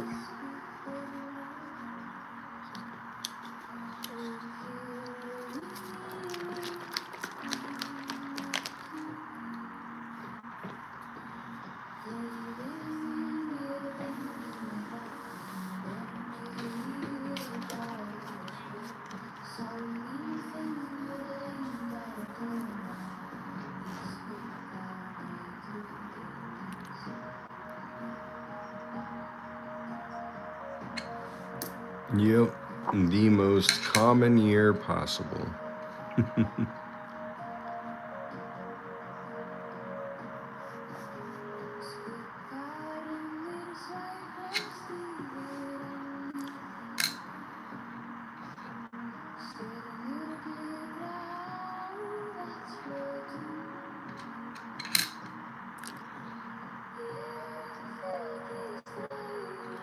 To Commodore 64.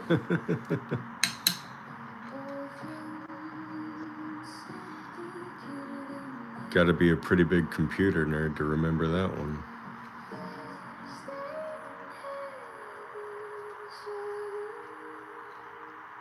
Holding Commodore car, yeah.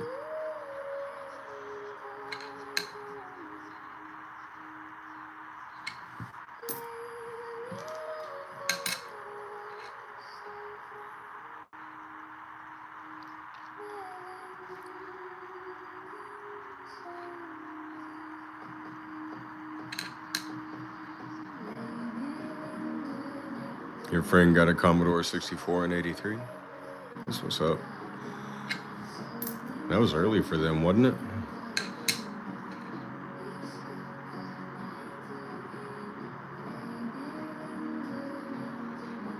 If you have a 64 SMS quarter, then that's silver.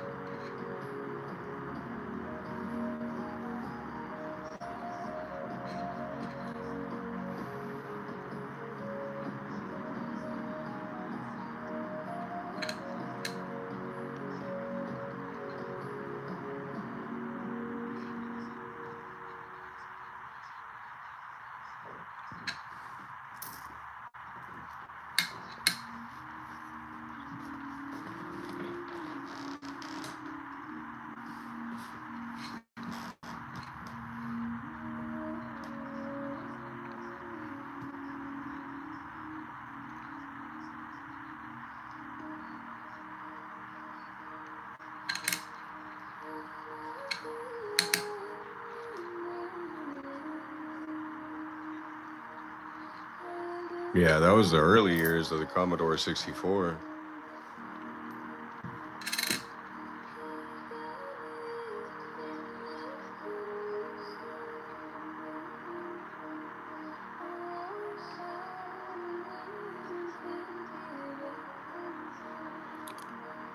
This is... No, it's... Oh man, that is so close to being a full steps. What year is this? 25? No, 2015? Ooh, that is so... It looks like full steps. It looks like full steps, guys. I don't know.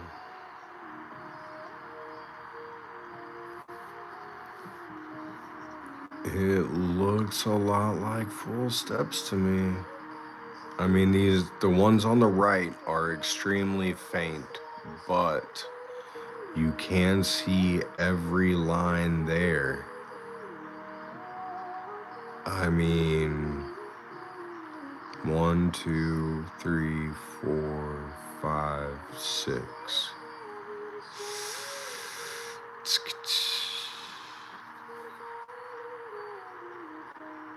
But that's a hard one to call on that, because it's, I mean, when you lay it down with the lighting,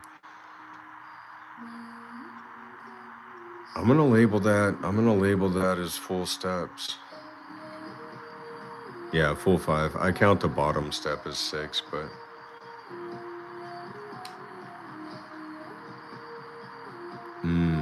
all right, yeah, we're throwing it in the slap. I gotta do it. I gotta do it. It's just so close to being full steps that I don't want to say it's not.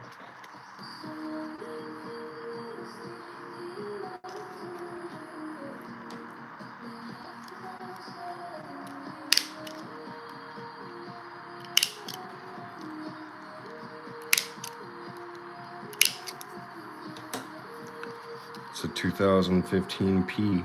No, I'm sorry, a 2015D, and it's not in bad condition either. Like, oh, well, I didn't see a lot of those marks on his face. Never mind, it's not in good condition. Well, it's in good condition, but it's not in, like, MS condition. Strong stamp on the date. Obverse looks really good, other than the Freddy Krueger face.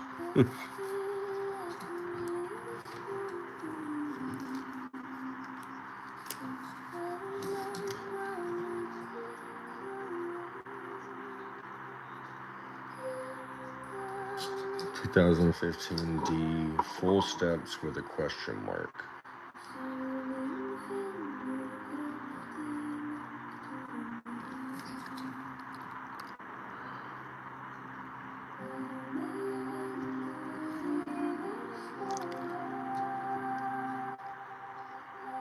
Because that right side just makes it really hard to want to say it's an official full steps. With the glare, it makes it even harder to see, but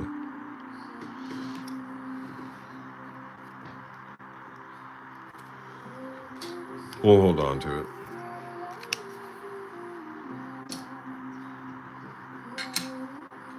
It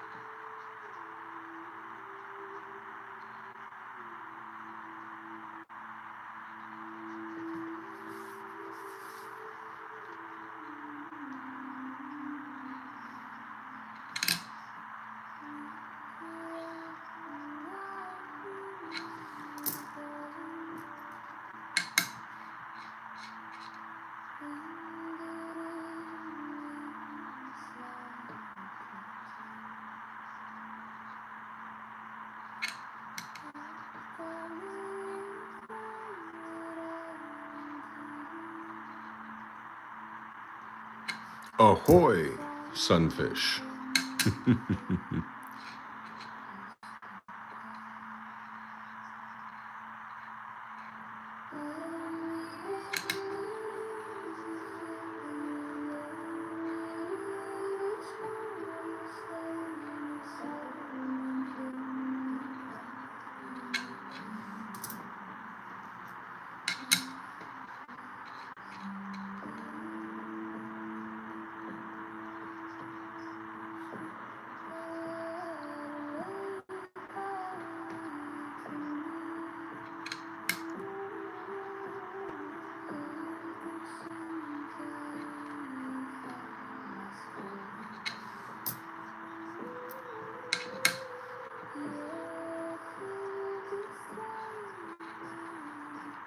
A few things.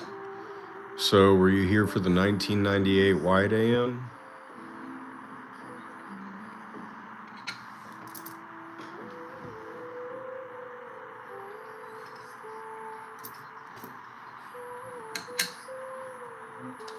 Okay, so found a 1998 with a wide AM. Not touching. Trying to keep the glare off of it. It's not in the greatest condition, but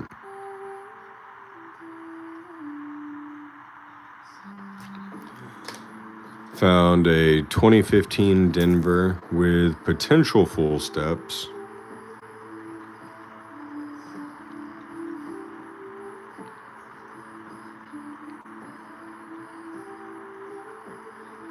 Looks like full steps to me.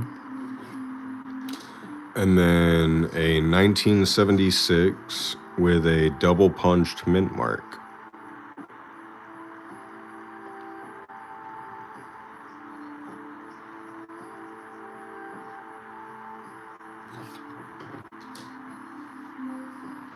Hey, what's up, Shu?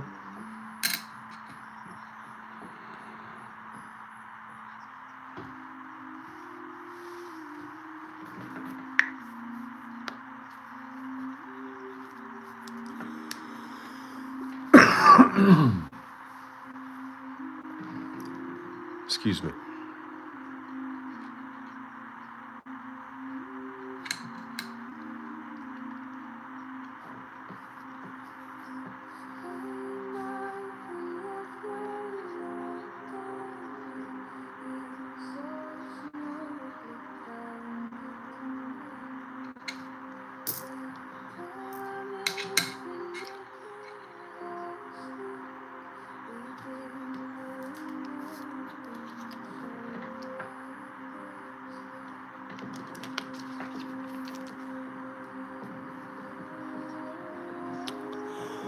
Low mintage coins, possible error coins, silver nickels, buffalo nickels.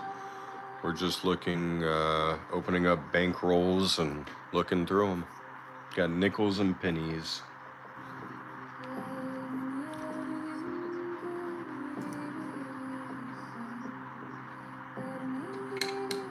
How's it going, Yuri?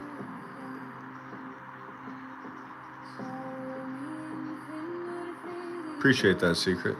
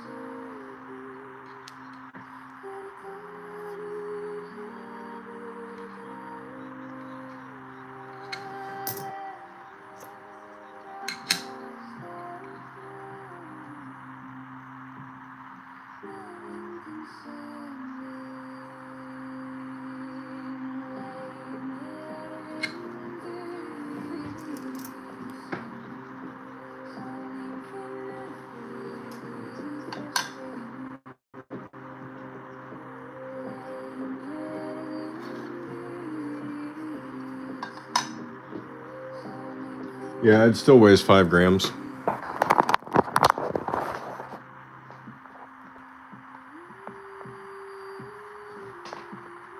And my scale is zeroed out to 1 gram.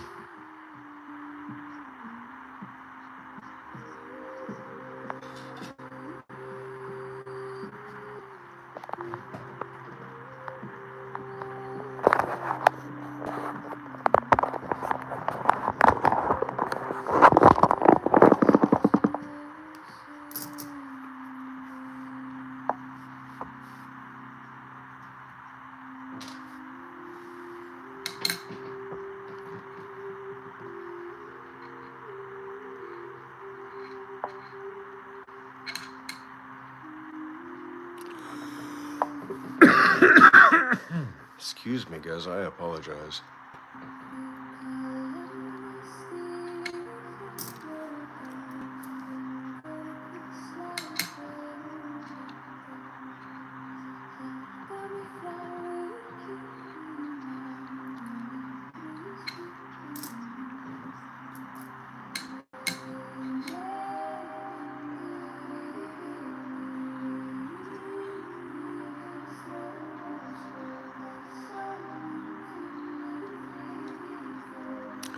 No, actually, AJ, I haven't.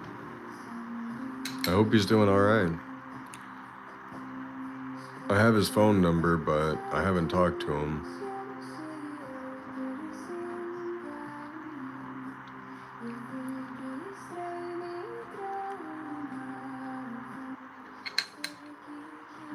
He came into a stream, I want to say it was probably like 2 or 3 weeks ago, and just kind of said, hey, what's up? He asked if there was any new stuff on the store, and then he didn't really say much after that. I guess he probably just got offline.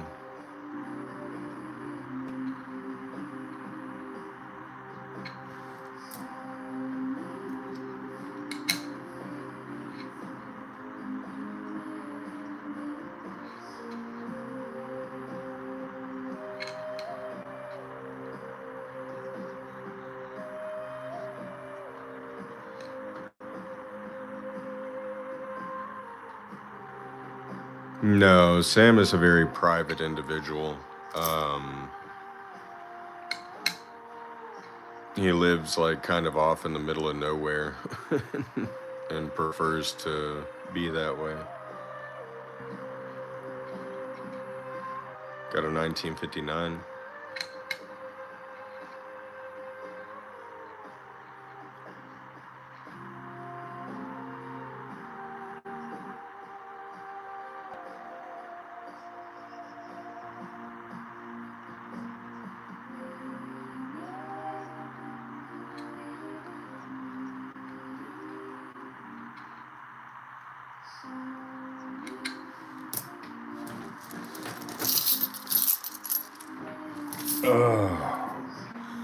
All right, we've reached the point of the stream where we're gonna sit, chill, and hang out because I've been doing this for 4 hours now.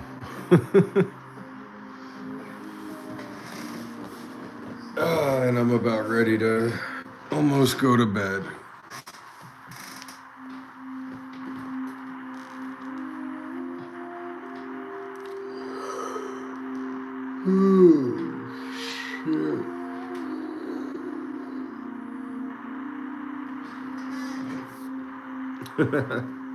Welcome back, Mary. Welcome back.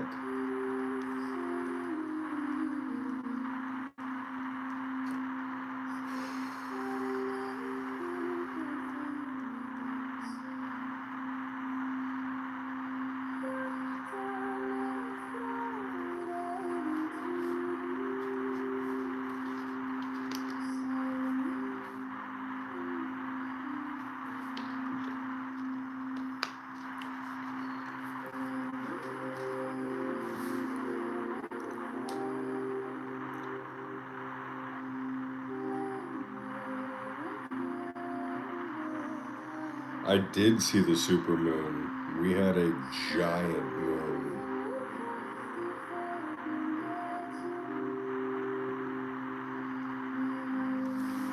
Safety meeting in 5? I got you. I've actually kind of been sitting here hitting this little guy, so.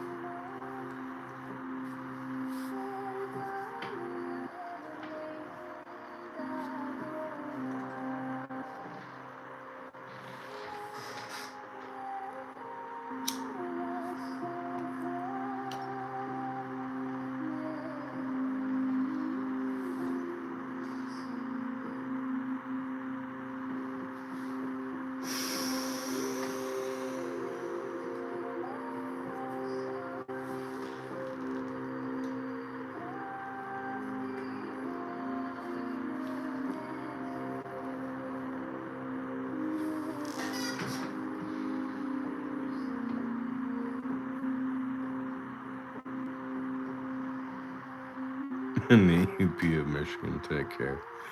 You too, right hand.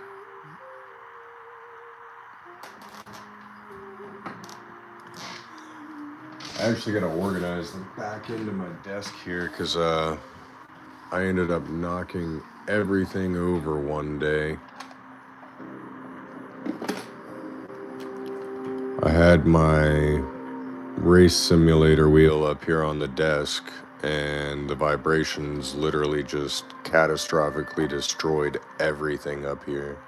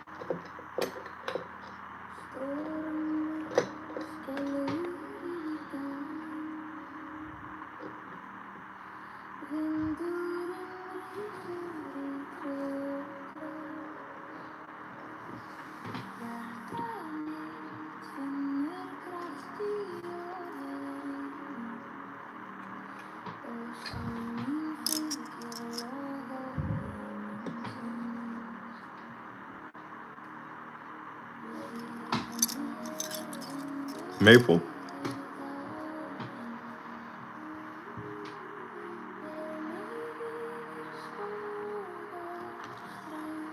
I guess I could kind of change these around, eh?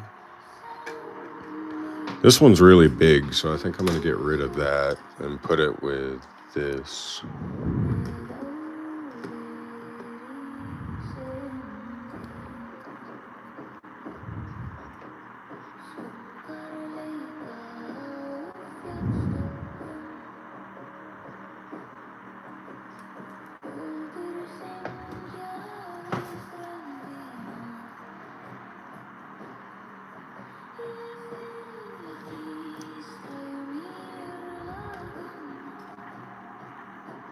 Yeah, I do love the maple, man. Just everything about this coin.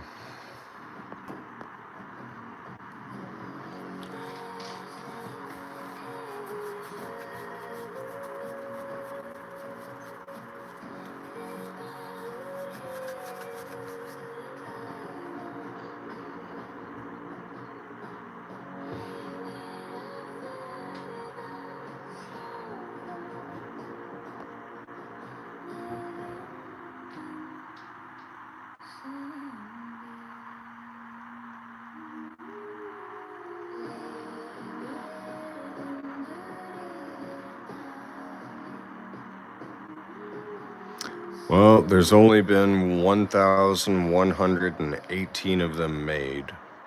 So, good luck.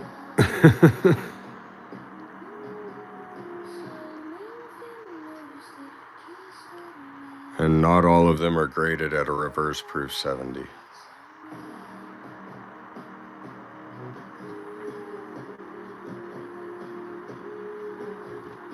Oh, big ears, Charlie.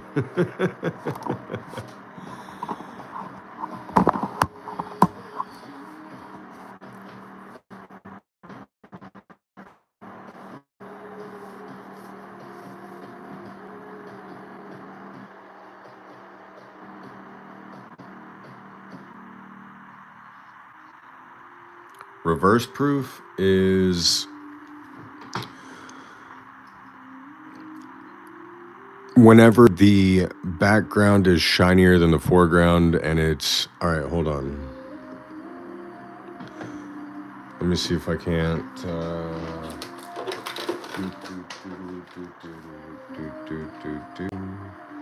Yes. Now, whenever you see a ghosted foreground and a shiny background, that is proof. Now, a reverse proof is a shiny foreground and a ghosted background. And I know what I mean. So, the maple leaf is the shiny part, and the background is the frosted part. See?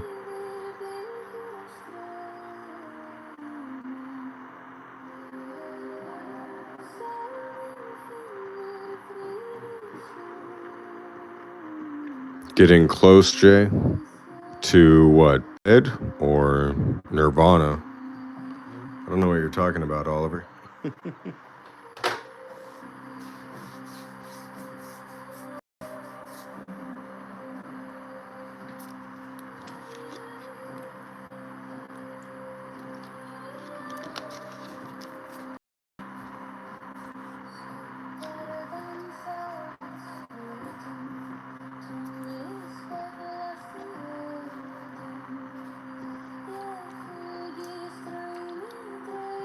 Hey.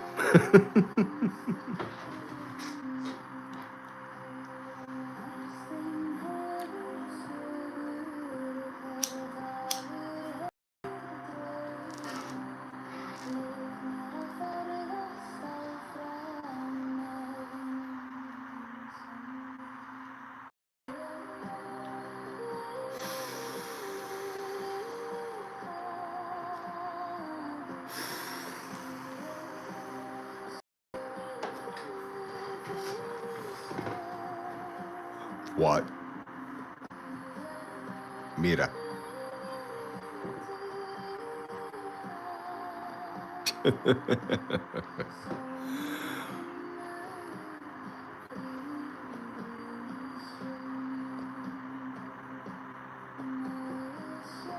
don't know what shta is.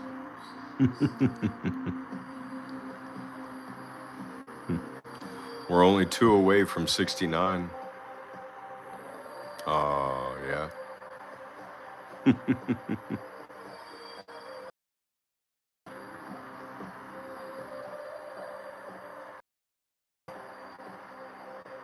Happy New Year, Rose. How are you?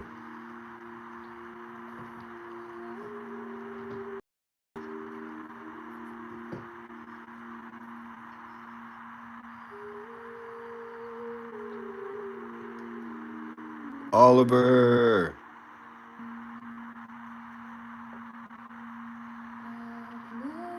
Okay, Kathy. Rose, you joined into the part of the stream where we are just sitting here and chilling. Not really doing a whole lot.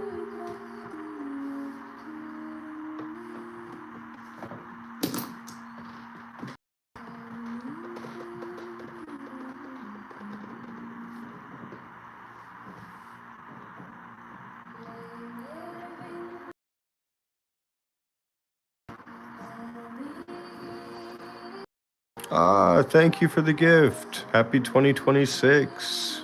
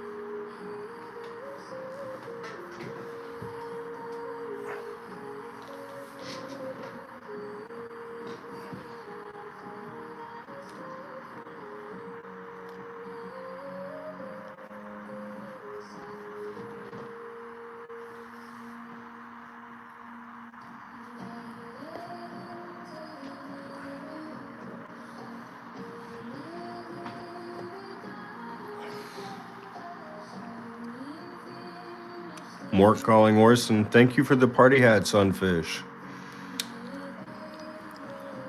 What's going on, Oliver? What can I do for you?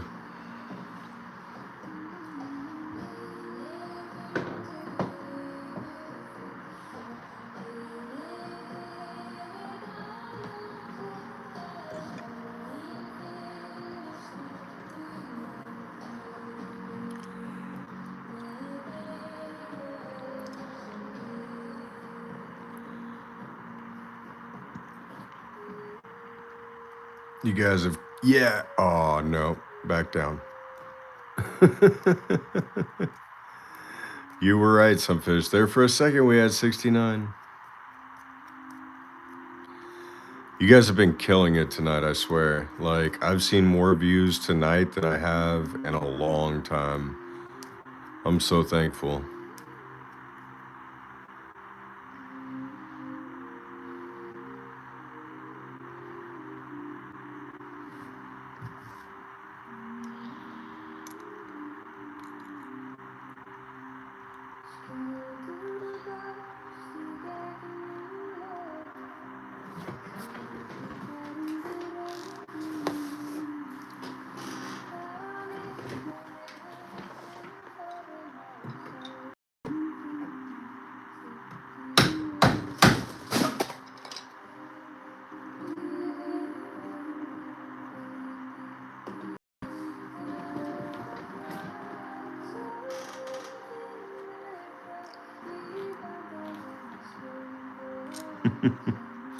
What's up, Oliver?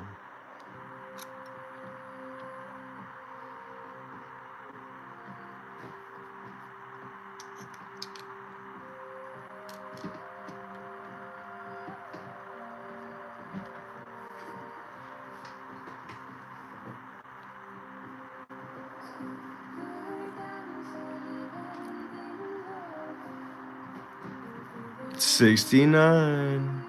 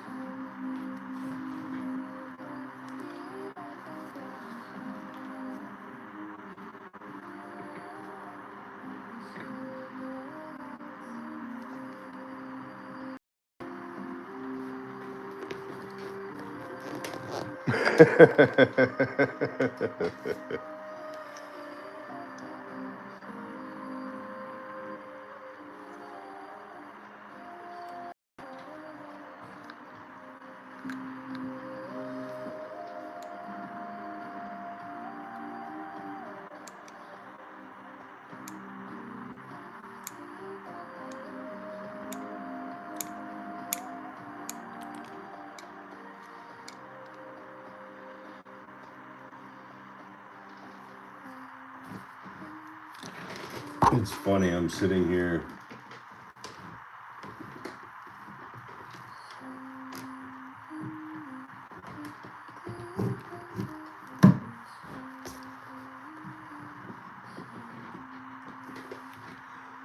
trying to break a bar of silver, basically.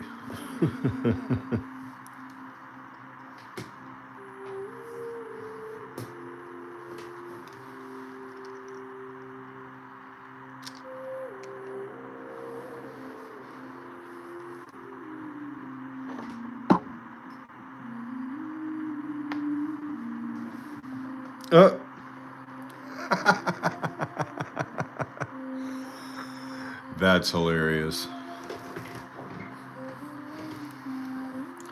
Tried breaking the bar of silver, bent the wrong side.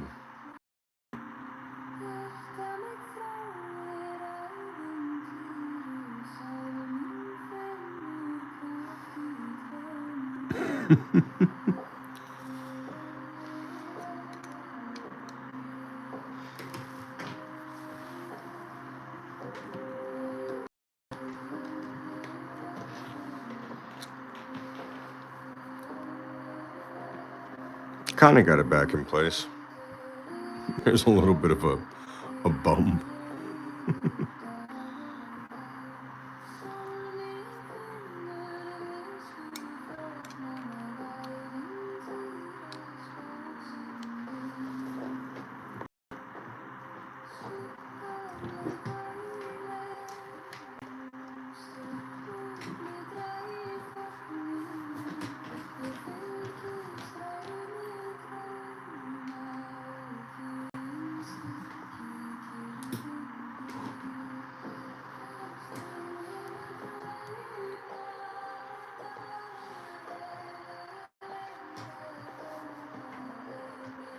Oh, AJ, I'm actually going to be breaking this bar apart in order to make another silver ring out of it. So I'm going to split it up into the quarters.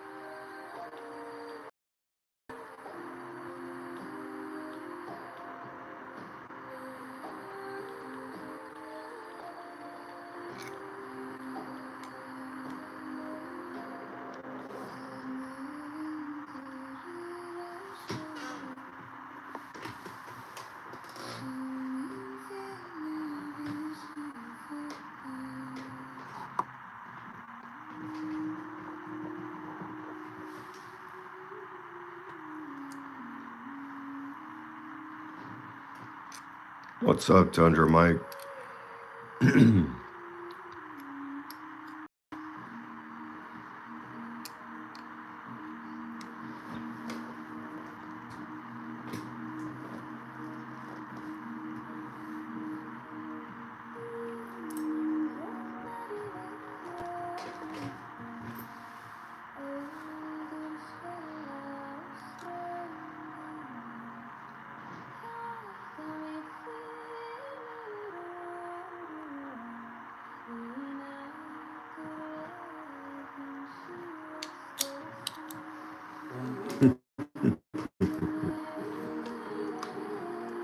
Tundra Mike in the house.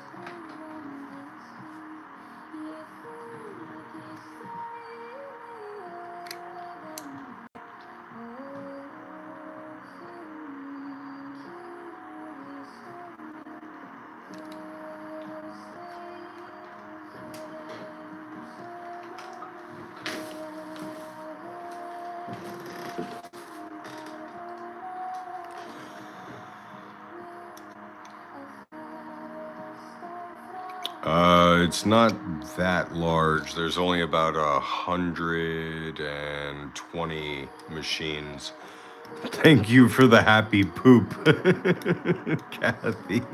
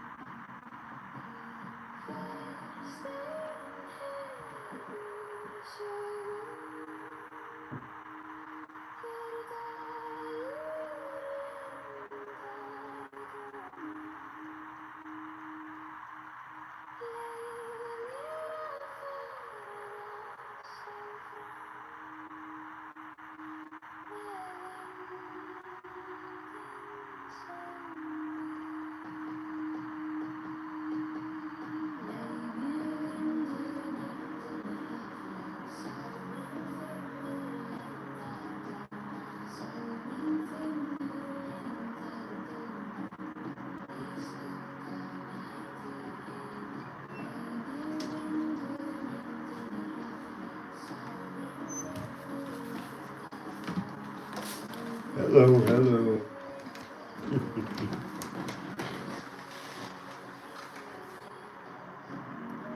Need to smoke them? Need no smoke them tonight?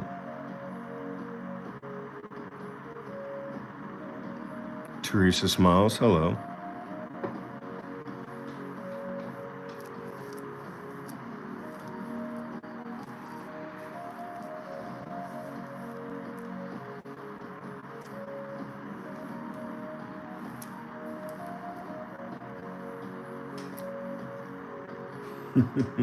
Check 1, 2.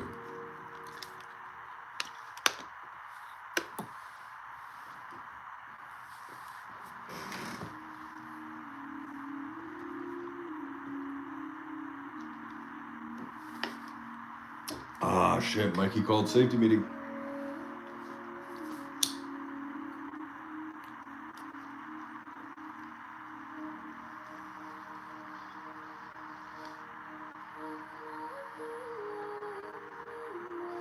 What's up, Mikey?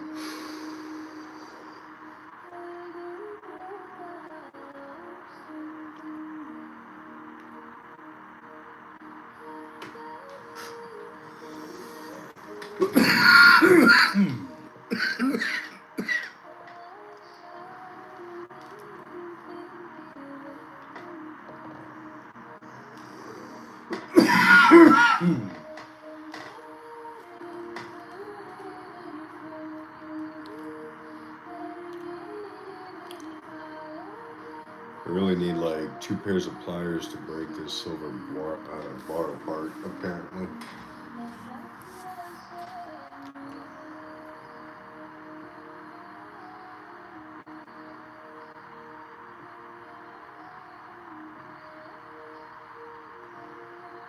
Yeah, AJ, she's around. I talked to Teresa a few times every so often. She emails me more than anything. She'll also comment on my shorts. Trying to break this silver bar apart, and I got it to bend, but not at the break point. So, pop, I need to get. Yeah, you shouldn't check this because I broke that page open. And I'm going to use a 1/4 ounce of this silver to make a ring.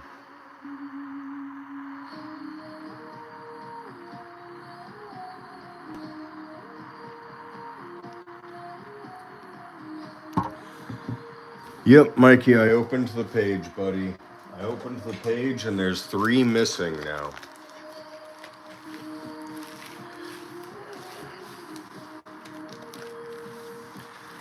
Yeah, I know, you wanted the page. I'm sorry, buddy.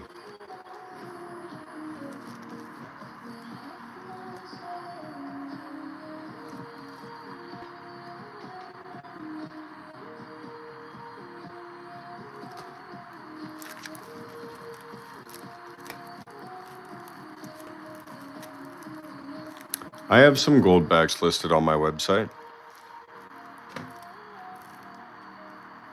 Actually, I've broken these before, so the reason I opened up this page, Mike, was because I gave all of my coworkers and friends a 1/4 ounce silver bar for Christmas. So I just popped it with a couple pairs of pliers and gave everyone a 1/4 ounce of silver. But now I'm going to take one, pop it, and make a ring out of a 1/4 ounce of this silver.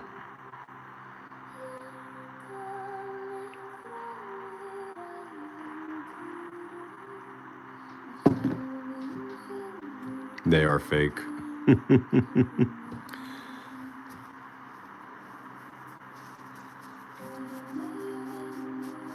What, gold backs are fake? Or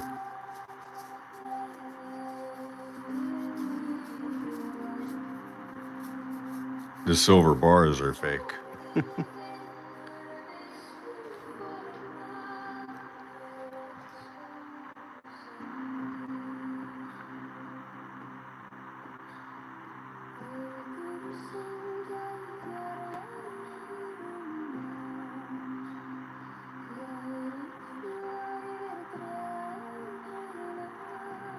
Oliver, rude.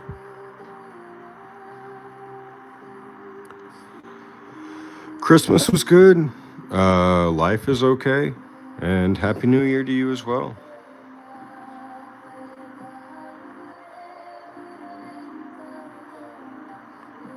I've never been told gold bags were fake.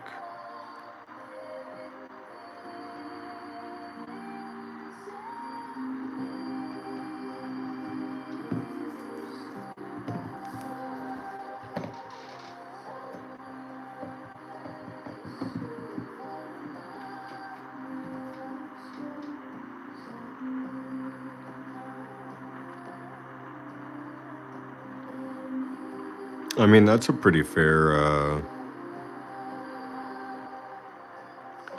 I would say that's pretty fair, AJ. Gold bags are just a different form. And who knows, they might not ever really catch hold, or they might really catch hold and become more prevalent than the dollar for all we know. But one thing's for sure, precious metals are going to go through the roof, especially the more that Trump continues to create war in other countries. Little pieces of silver and gold are going to become really expensive.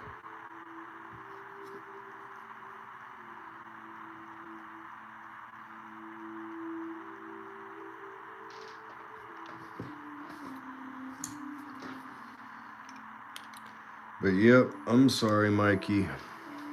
I did not keep that sheet together, buddy.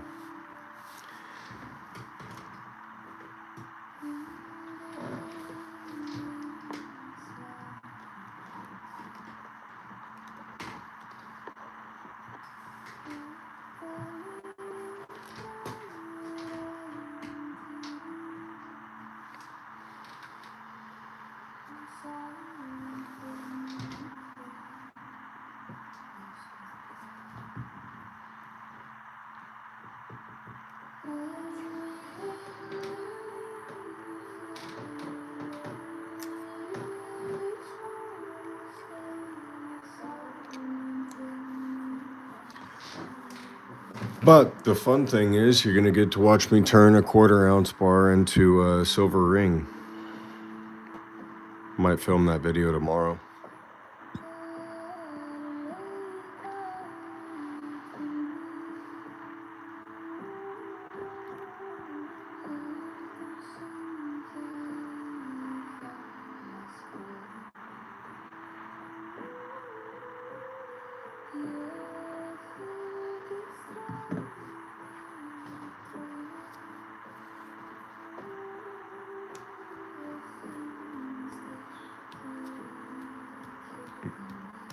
Nice.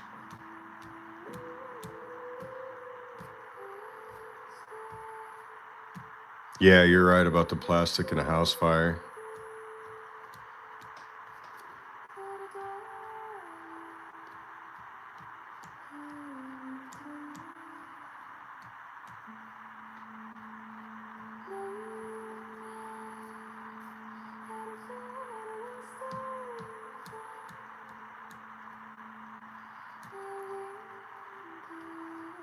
I mean, I melted one down here on stream.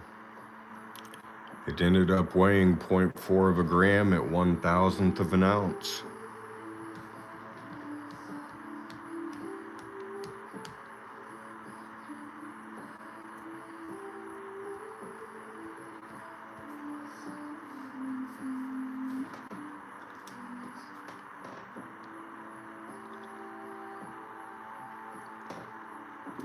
I literally took my propane torch to a gold back.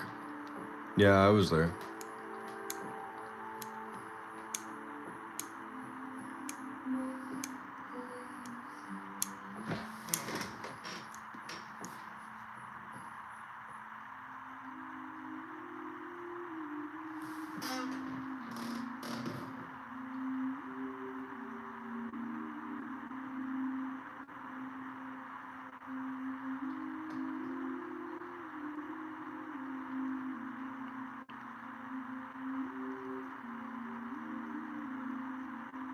Yeah, we made that deal way back when silver was literally like less than $60 an ounce, too.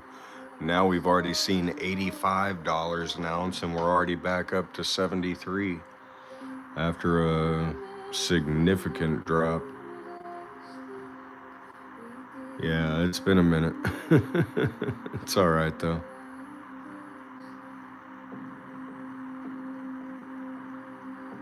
Yeah, it's definitely going to go back up, that's for sure. That's why I was giving silver out as gifts for the holidays. Because it's like, well, just hold on to this for the next 2 years, you know?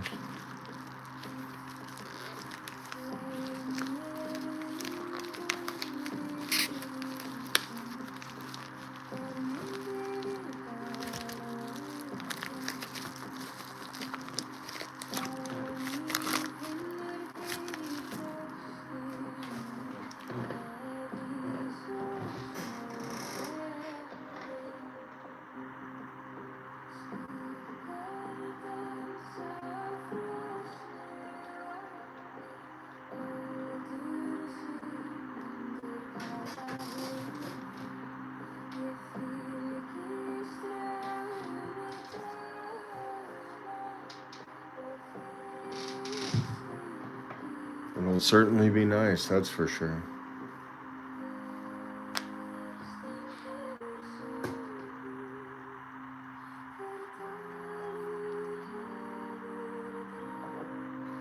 Gold to silver ratio for cost per ounce.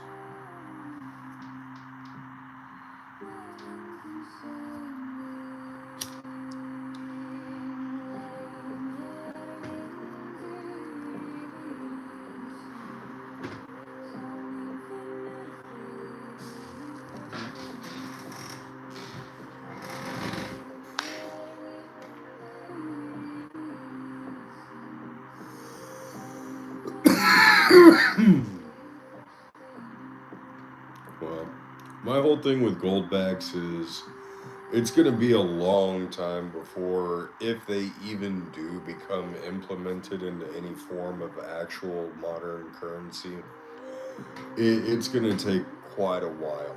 I mean, people are just now starting to realize that they needed to be buying precious metals 5 years ago, back during COVID time, when shit was absolutely freaking ridiculously cheap.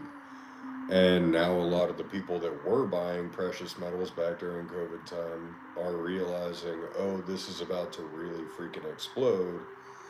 It's created a whole slew of manipulation from both ends, both consumer and banker, which creates a whole different set of problems. Now, what we will see, because of the current state of affairs that our government is going through, with possible warfare on the brink, we will see precious metals start to rise. Now, one thing that I will say is in the financial marketplace currently, as of the last 3 months that we've seen, is the Dow, the S&P, the New York, the stock market exchange has seen all-time highs within the last 4 months. Gold and silver have seen like absolutely crazy all-time highs within the last 4 months. That doesn't happen often. That actually signals some distress in the market. That shows that people are no longer believing in the cost of the dollar, because inflation is getting so bad that they would rather hedge their funds by buying other assets on a marketplace than they would hold their money in cash in the bank. So that creates a whole different slew of manipulation when it comes to bankers and the BlackRocks and, everything else. Bitcoin is a totally different story, Oliver Moore. I mean, I deal in crypto all day long. I continuously hold crypto day trades in a daily fashion. You know what I mean? Like, I'm constantly trading. So, I'm watching crypto more than I watch anything else, but precious metals are rising. Crypto has now started to fall and fall into a bear market. It's created a bear flag on the last, weekly chart as it dropped from 126,000 back down to 87. So you can't trust crypto right now. But what is rising is stock markets, stocks, exchanges, and silver, platinum, gold, and palladium. It's a simple matter of people are going to be spending their money on something they think is going to bring them more money in the long run than they are going to just sit and watch their money dwindle away in a bank account. Because let's face it, fucking 4% return in a savings account is not that much annually, unless you've got $100,000 in the bank. Jewels? I don't deal in jewelry. I'm sorry. I know precious metals. I don't know anything about jewelry, my friend. I couldn't tell you the. I couldn't tell you an well, I could tell you an opal because it's my favorite stone, but I couldn't tell you a ruby from a cardinal diamond. But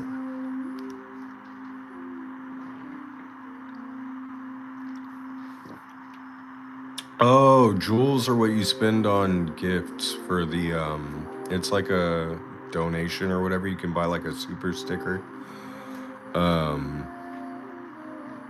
Right now for this stream, I'm up to 221, and the majority of that is all from Kathy because she's been giving me a bunch of gifts.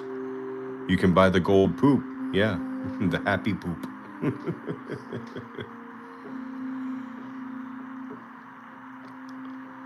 Thank you for the happy poop.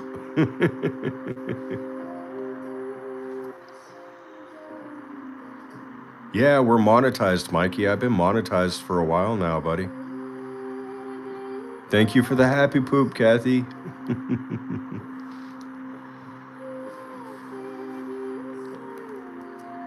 Yeah, buddy, I got monetized. I got a letter in the mail from Google and everything. They're going to start giving me money, buddy.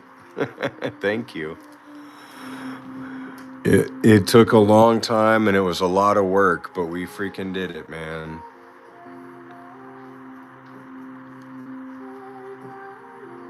What's your email? I don't want you to send me a link. You can just post the link here in the chat, Oliver.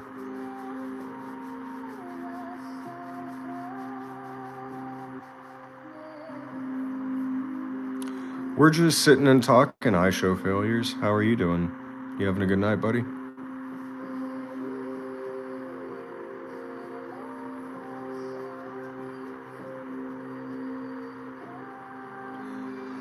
Yeah, YouTube does take a large portion of all the donations that go through.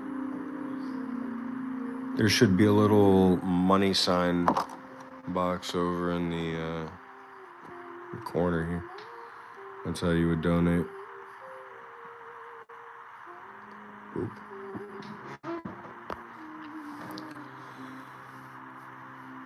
But yeah, the PayPal, it's a little better.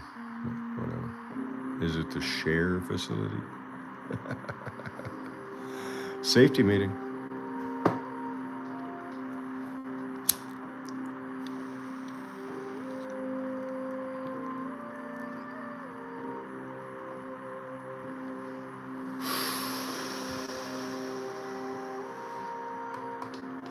And sell them for XRP. Digital crocheted blankets. That would be pretty sick. I'm not gonna lie.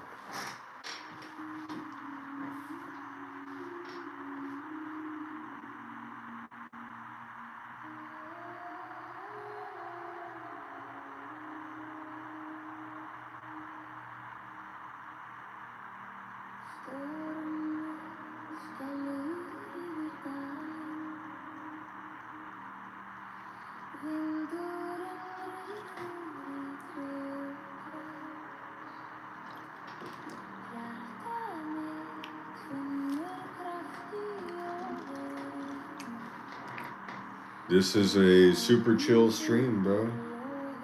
Try to be as chill as you can be.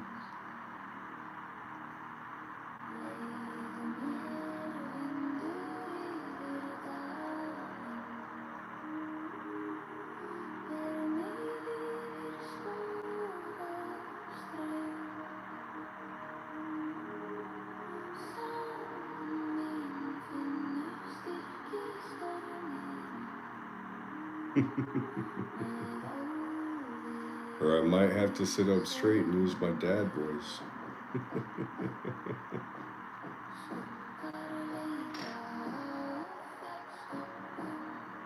You're learning how to quilt, Kathy? That's actually sick as... That's so cool.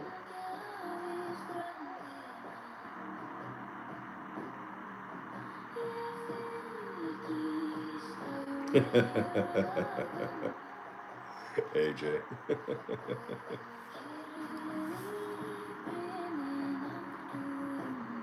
I called it at 4 hours and stopped doing what I was doing mainly.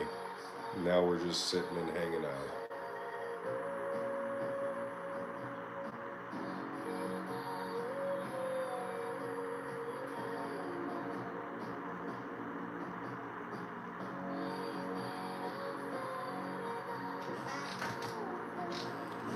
Just go and copy the link, Oliver.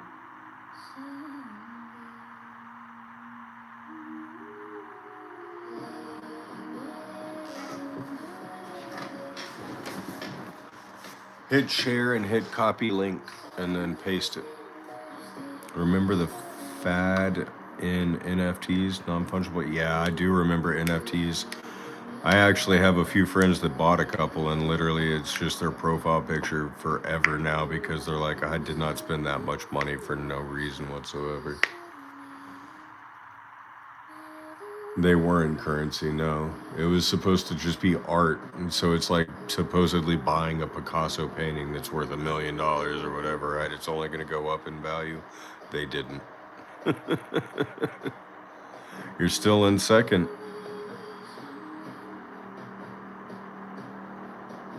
Oh yeah, the metaverse, like the whole VR is going to bring a whole new realm to digital currencies that is going to pretty much separate a lot of different things, because you got to think in virtual worlds you have to have virtual currency. Well, if that virtual currency is tied to a physical currency, then you're going to be fighting, something that could potentially take off like this.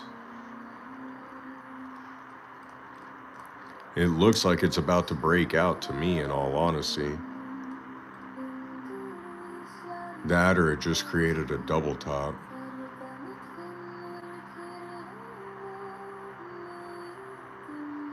Buy silver and gold this year or sell? I would sell some of your silver and buy gold if you can, depending on what your actual, percentage per is.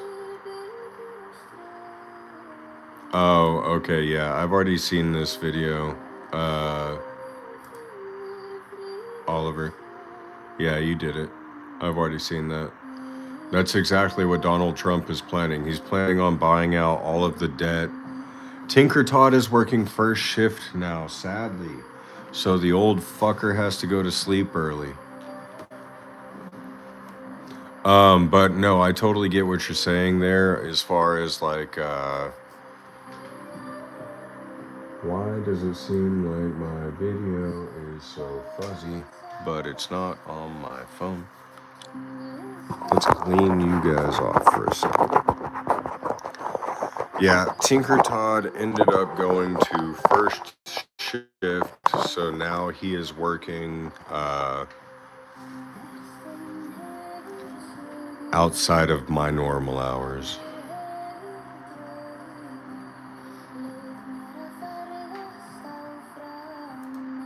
Which is okay. That's fine. You sold your Dodge? Why? Yeah, that's better. Dogecoin? No, every alt is actually falling. Dogecoin is up 7% right now. So it's actually climbing. But if you look at the overall running for Doge, which I've done a lot of TA for, as you can tell by all of the red lines, it's down. It's down a lot, and it's been in a downward trend now for quite a while. So I'm not really seeing Dogecoin break out. And if you look down here at the stochastic RSI, you can tell that it's at an overbought stage right now. That's what this line on this graph down below it is showing you. So that's saying that everybody is going to be selling. Ethereum is a totally different story. Ethereum is going to be worth probably $7,000 before the end of 2026.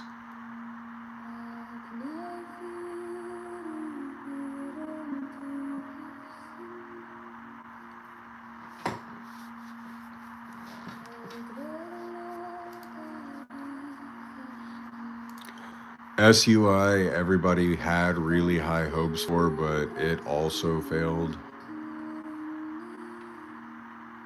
One that I really expect to take off still is going to be BCH. So right now it's sitting at 643. The most it's been at is 1,011.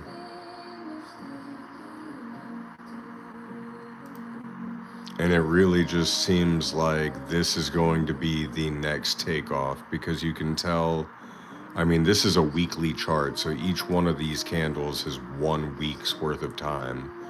So it took a fall a little bit back in October, but not nearly as much as everything else did. And now it's still on the rise up. It's about to create a triple top. And then if it can break above the 720 mark, then we're going to see it take off exponentially. That's something that I fully expect to happen, even as it's reaching into overbought territory on the stochastic RSI. BCH. So the information on this is Bitcoin Cash. It's a peer-to-peer electronic cash system that aims to become sound global money with fast payments, micro fees, privacy, and larger block size. As permissionaries, decentralized cryptocurrency, Bitcoin Cash requires no trusted third parties. Bitcoin Cash was created as an alternative to the first and most valuable cryptocurrency, Bitcoin, in 2017. BCH developers modified the BTC code, releasing their software version as a full-fledged competitive product, which split Bitcoin into 2 blockchains, Bitcoin and Bitcoin Cash. Bitcoin Cash is a result of hard fork in the blockchain that, due to differences in the community over Bitcoin scaling and the SegWT upgrade, moreover their hard fork, which divided Bitcoin Cash into 2 parts, Bitcoin ABC and Bitcoin SV, took place in fall of 2018.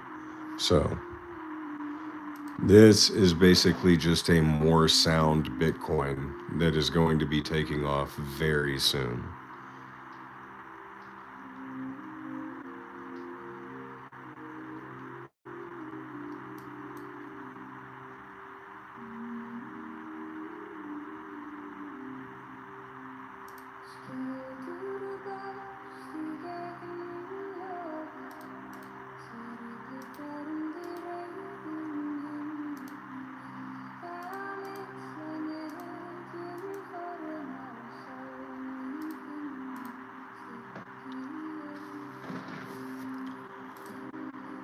fact, I just put in a long on it. This is actually something that I wanted to bring into my member videos. So the membership videos that I want to create, some of it include things like finances and cryptocurrency, because this is something that I do already in my life, which is teach people how to trade cryptocurrency. So I'm already up $1.75 on this trade at 5%. Yeah, this is crypto. Here, let me see if I can't get you guys centered correctly. So something that I've thought about doing at this point is to make membership videos that teach people how to trade crypto. See, I'm already up $5, $3, $4.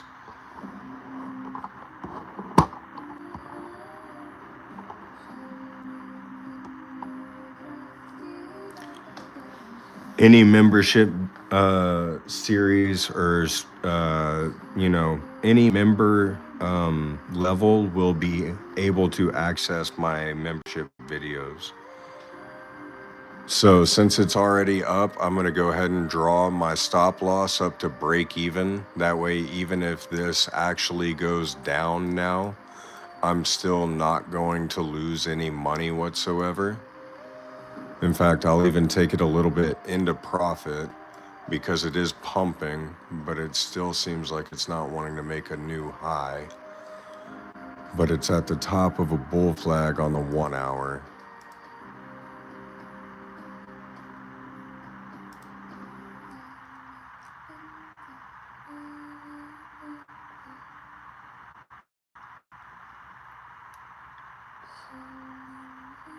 How's it going, Teddy Bear Heck?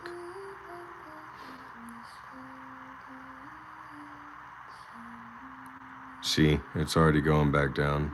Overbought. This is on the 5-minute chart. As a scalper, this would work out if it goes up above again, and then we can create a new high over this lower top.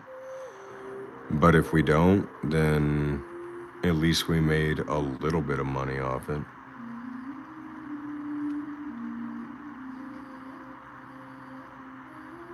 I like pirates. This is KCEX. Now I actually have a code that you can use, RN00V4, if you want to use my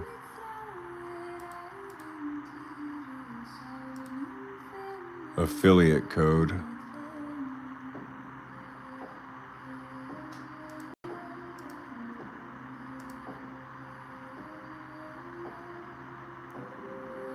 Yeah, RN00V4 if you want to go to kcex.com and use my code.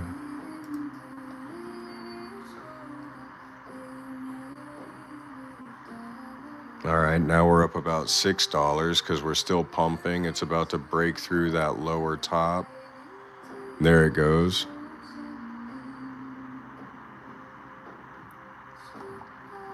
You guys can't see what I'm seeing over here, so I'll just redirect you.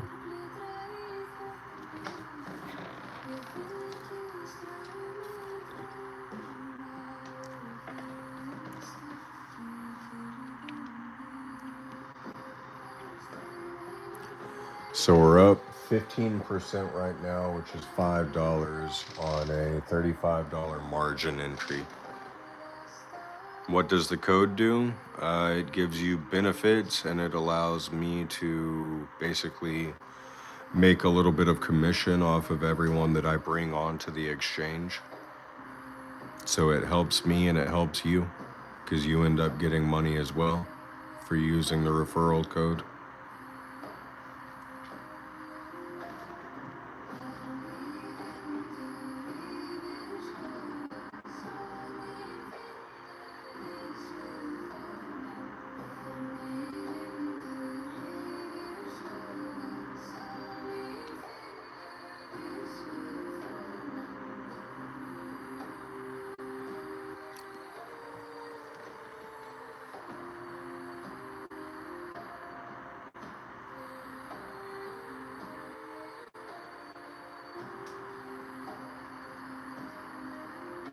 Yeah, my highest P&L in 30 days was 1,318% positive.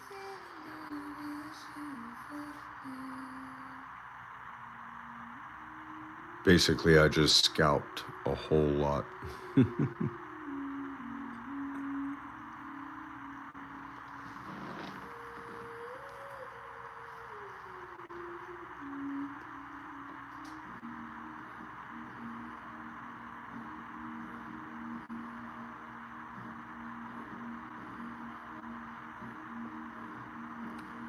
So we're already guaranteed profit in this trade, but I wonder how high it'll go. How high it will go.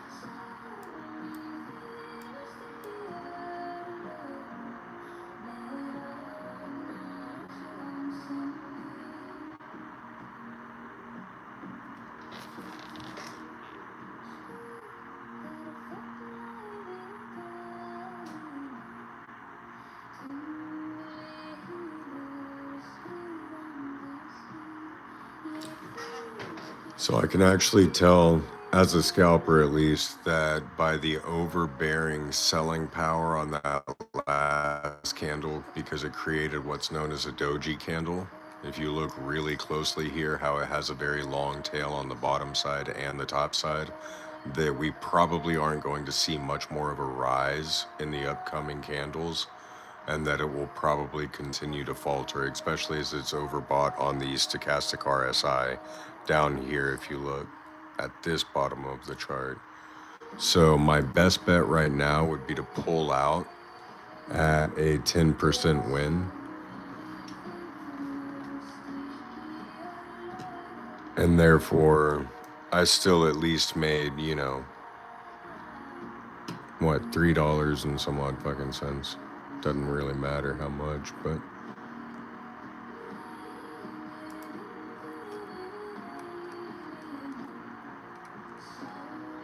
let's see if we can't find another good trade.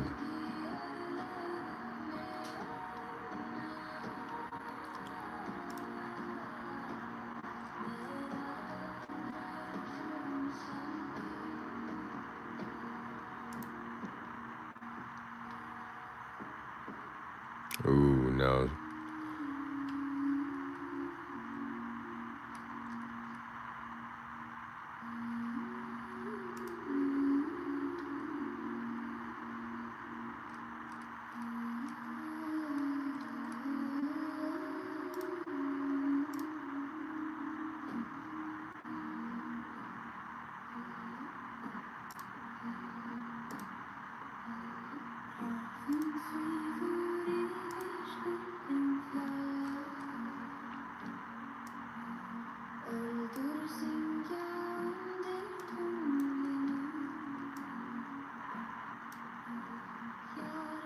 All right, yeah, I'm gonna short this one.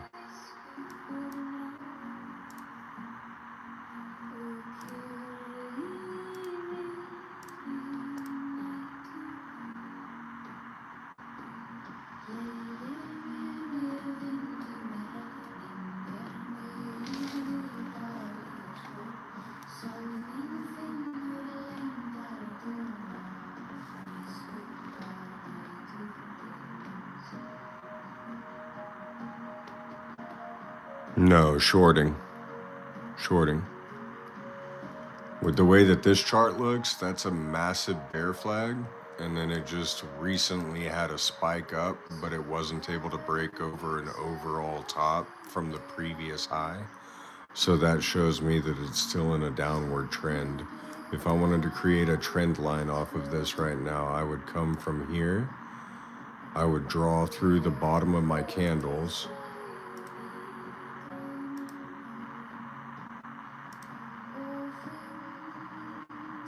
Right?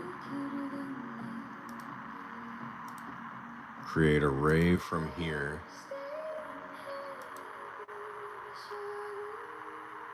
Change my color.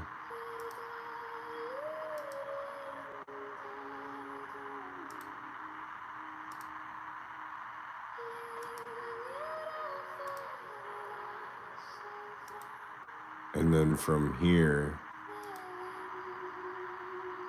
tells me that we still haven't broken out yet.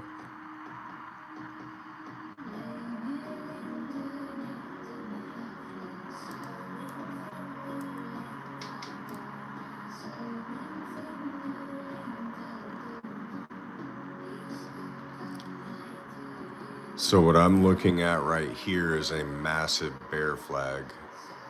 And then from there, it's trying to pull out. But also with everything else around it kind of going up, I wonder if the market is just having a substantial pump for some reason.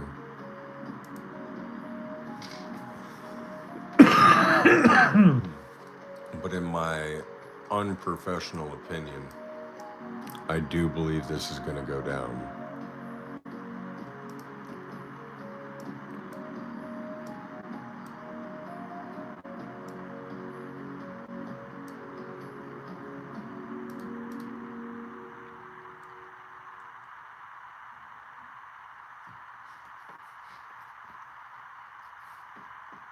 This is crypto, not stocks, yes.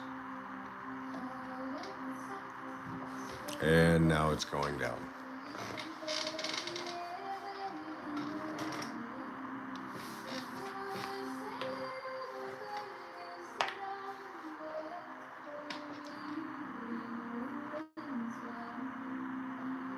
No, this is actually AVAX.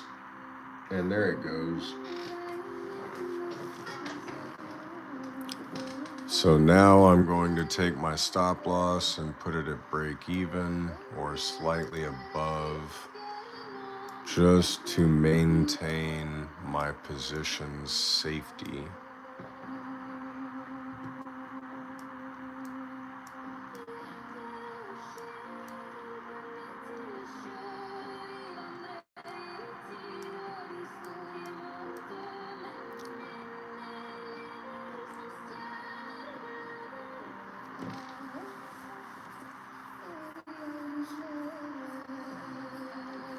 Now if we can just see a lower low.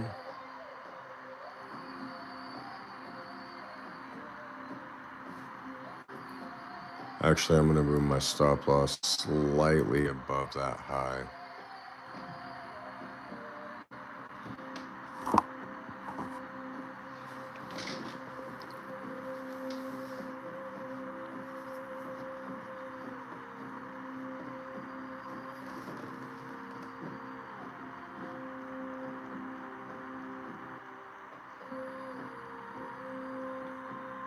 Yeah, nope, this is real shit, bro.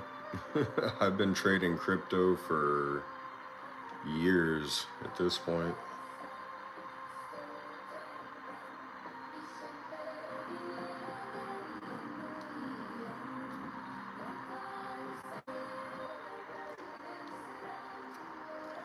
So, see how it's right in the middle of the stochastic RSI down here where it's kind of in an overbought, oversold territory?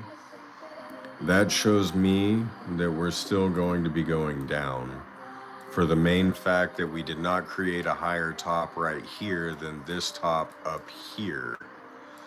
Now, we've created what is known almost as an M pattern before, and then a tail off, and then this is going to create a significant downslope. So see the M tail, this is going to crash.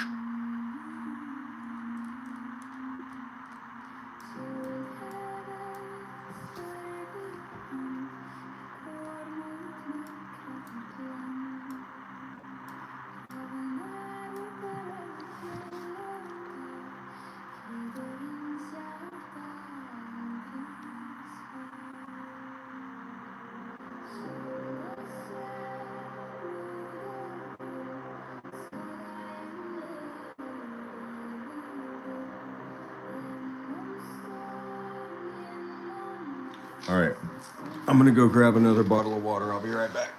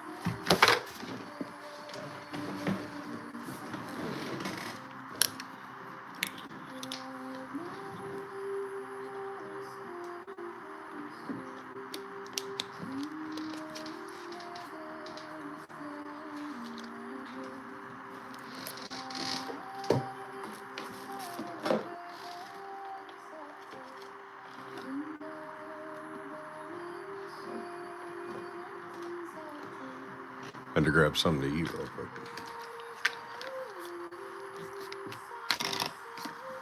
Let's see, we're still at break even basically.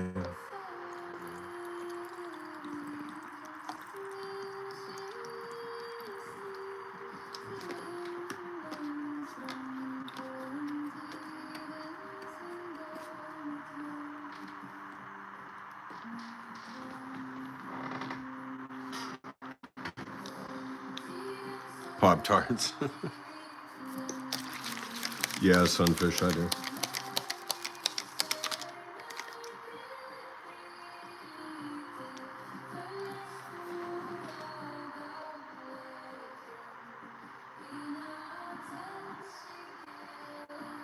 I recommend the Tangent wallet. I have the ring with the 3-factor authentication.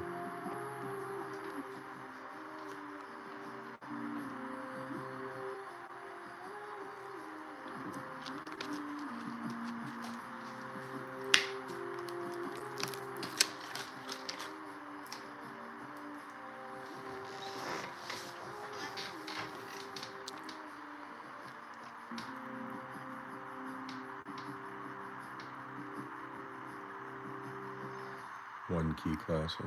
Oh.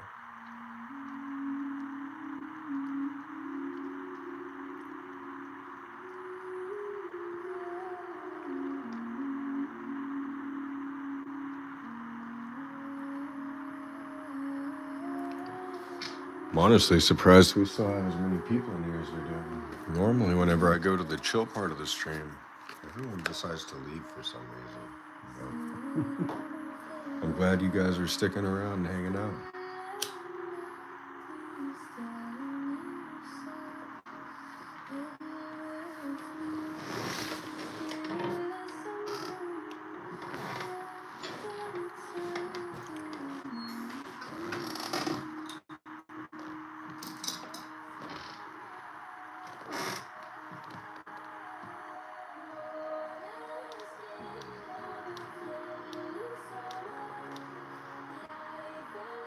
Uh-oh. That's the wrong way the candle was supposed to go.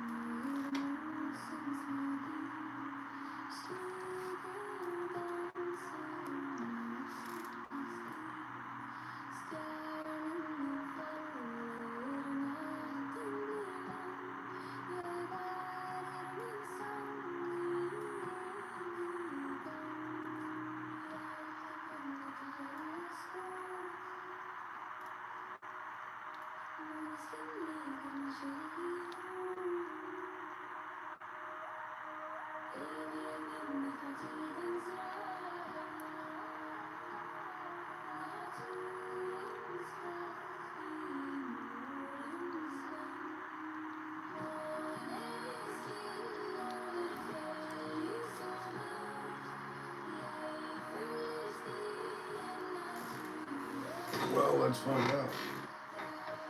Everything is going up. I've been getting notifications all night.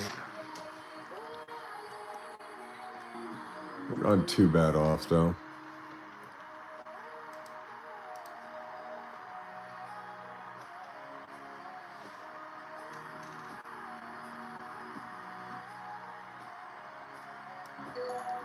Yep, that hit it.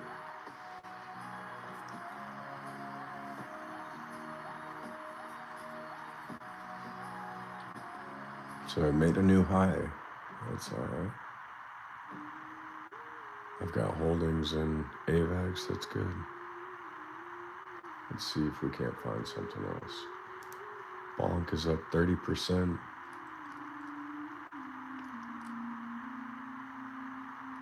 And it looks like it's about to break out.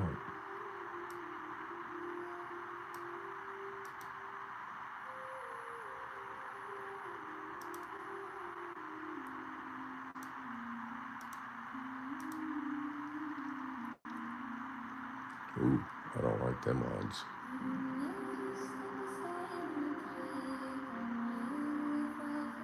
See if we can't get up there.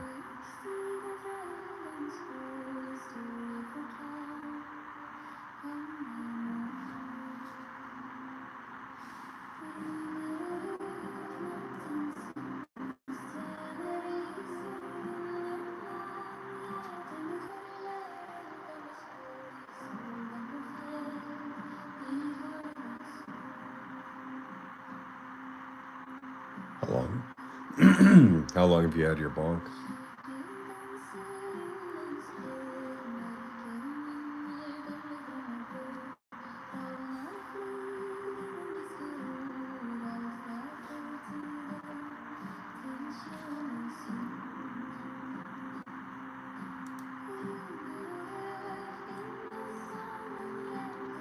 Ooh, everything in me should have said short that.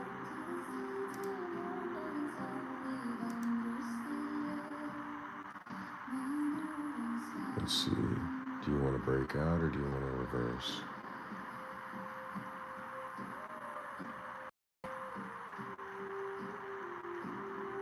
Few months, that's not too bad.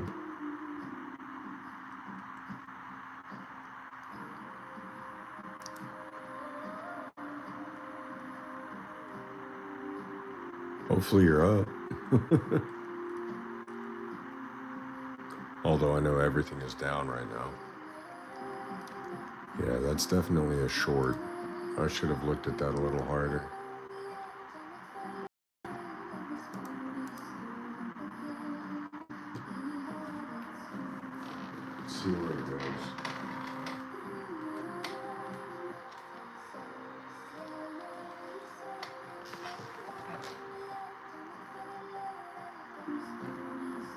Trading based on chart action seems risky.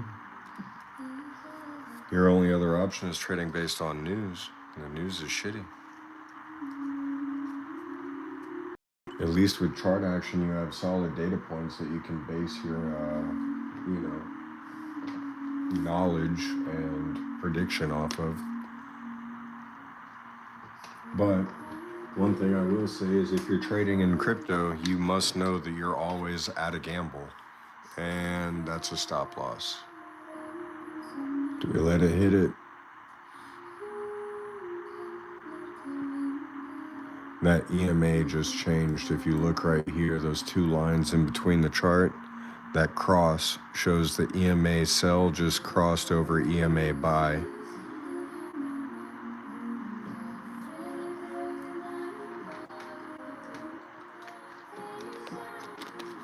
I'll let you guys decide. Do we close it out? We close at a slight loss, only 15%.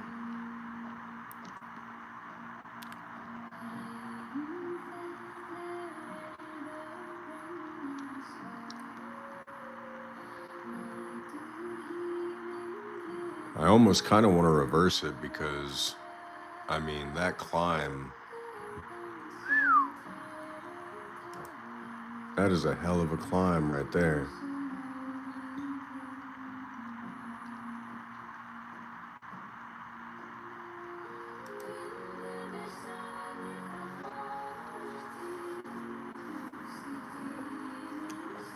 Plus, we got Thor's hammer.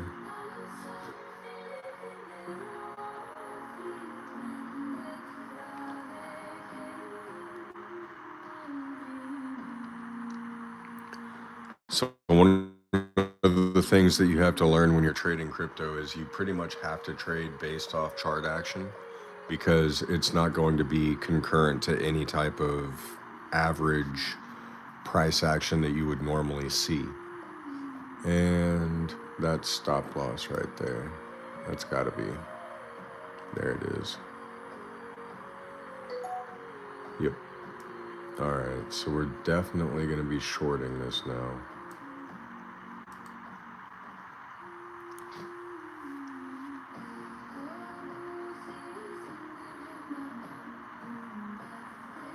Now, the way that I usually run my shorts is I'll do a 35% to 30% with a 50% increase. That's going to take me well over my top and put me right at my last bottom. Now, this is strategic trading using stop losses and take profits to your advantage. What this means is if it breaks over this recent high, I know that we're going back up.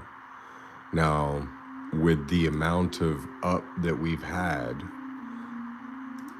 we are now seeing a slight decrease, but my only aim, my only goal is to get right back down to where that last increase was.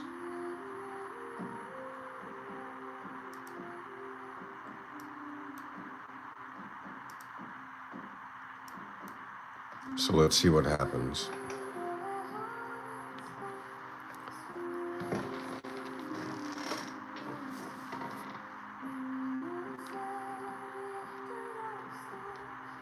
What makes a good trader isn't being right 100% of the time, but understanding how to use risk management to your advantage.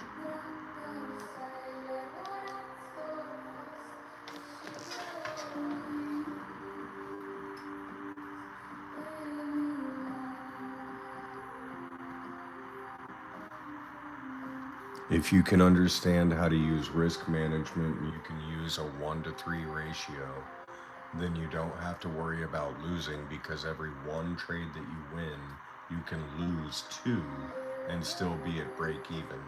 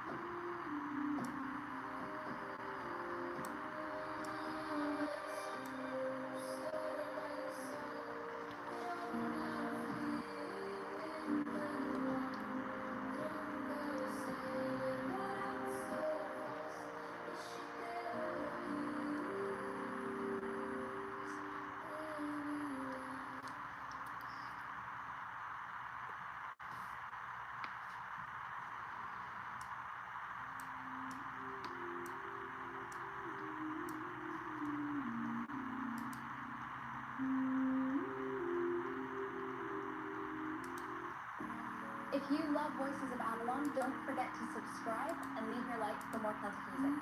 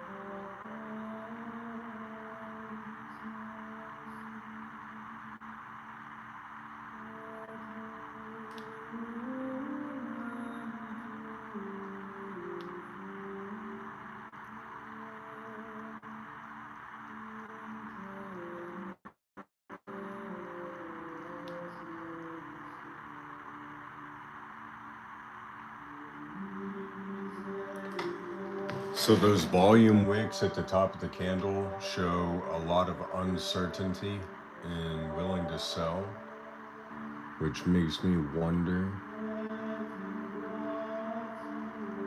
whether this is fully done pumping or not.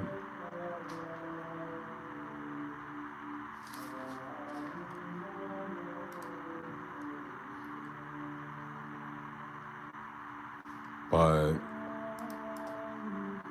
it definitely seems like there's a lot more selling power than buying power right now, as we've had 3 red candles in the last 15 minutes.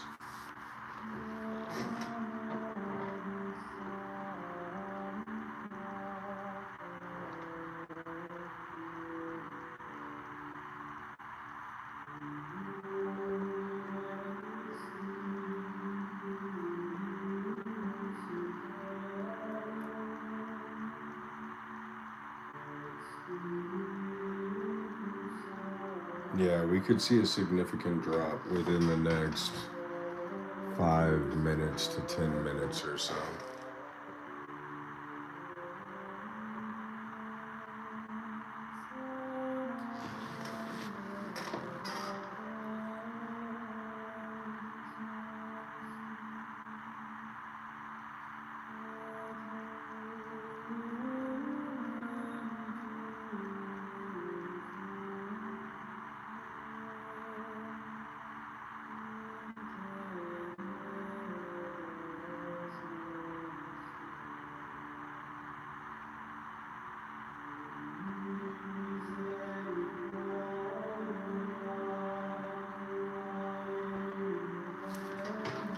This is gonna put me to sleep. I can't do that. I'm sorry.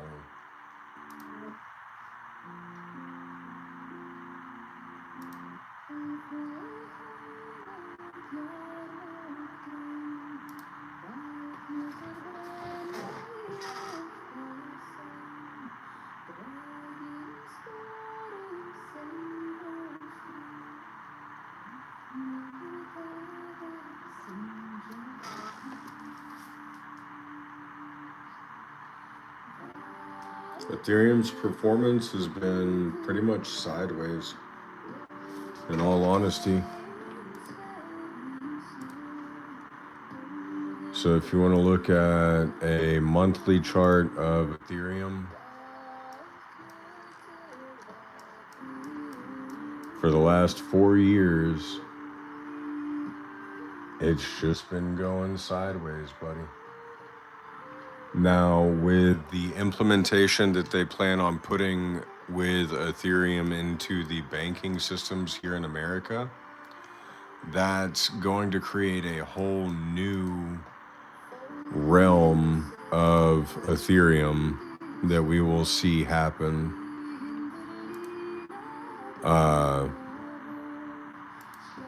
It's going to be a little bit different. So we will definitely see it retouch this fair value market gap where it's overlapping. That's for sure. That's almost indefinitely going to happen. It'll hit 2,800 again. But with that,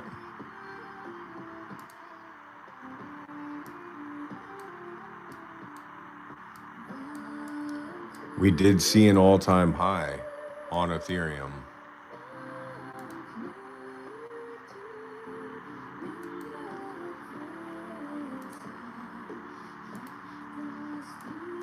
Right? So Ethereum did see an all-time high, which means it is going up. So this is an upward trend, believe it or not.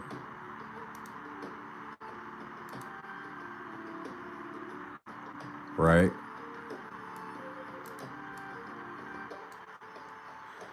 Do I think it's going to touch the 1,700 mark again? No.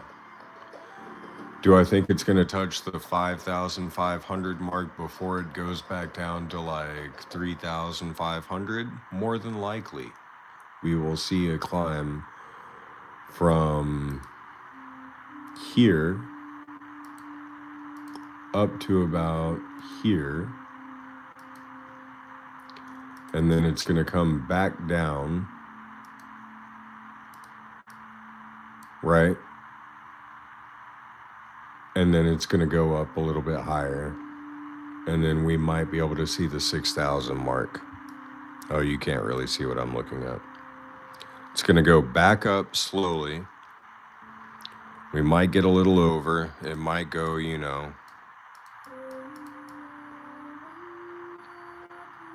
from there or whatever out.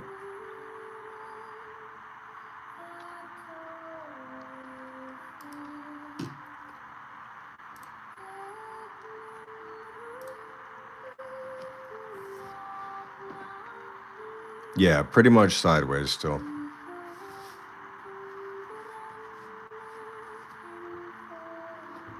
Oh, thank you, Sunfish, for the heart and the happy poop, Kathy.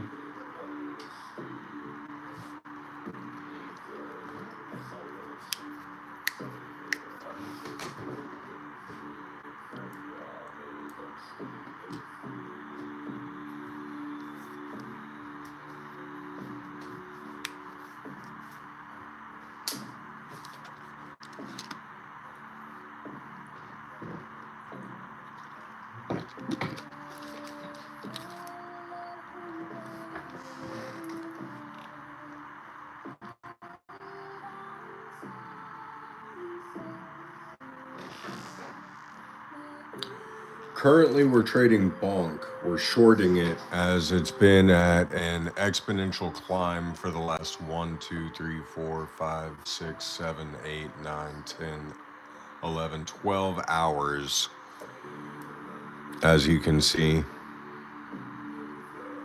So we're shorting bonk for 50% at a 15 times leverage. We've got $15 margin at a margin ratio of 5%. And we're just about to hit break even if you want to hop in. Shorting on a full moon. Oh. Well, I'm not crazy, so I guess I might be crazy. Yeah, I'm probably crazy, actually.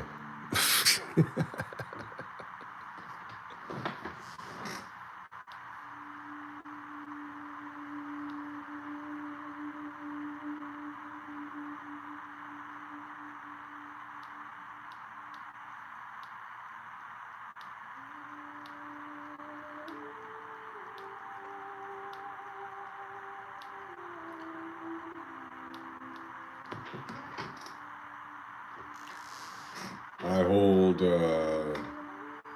coins in my cold storage, but I don't have any spot on the exchange. That would be stupid.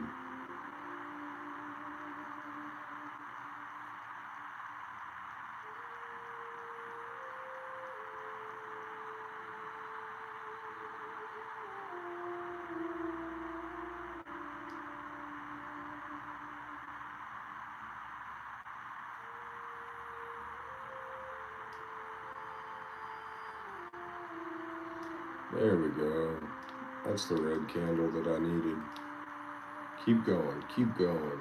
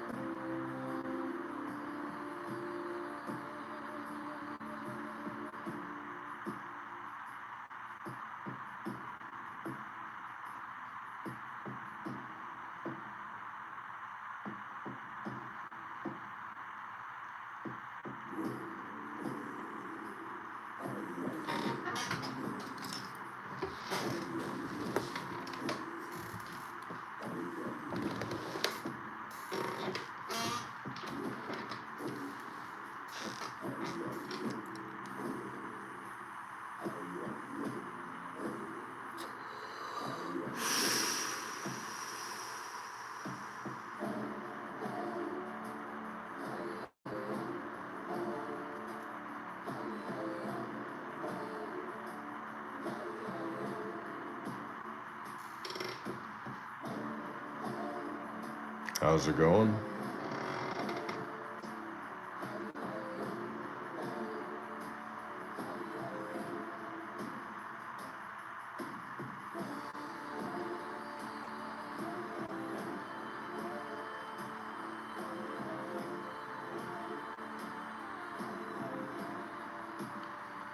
I use KCEX.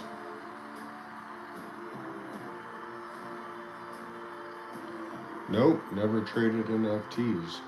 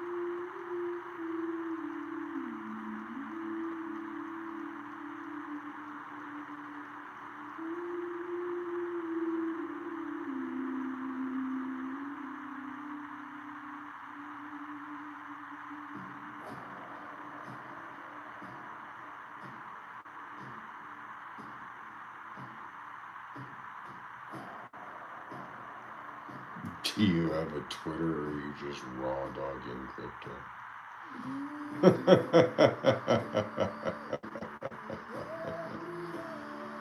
You can pay me a monthly subscription to get onto my Discord if you want to learn how to actually trade crypto.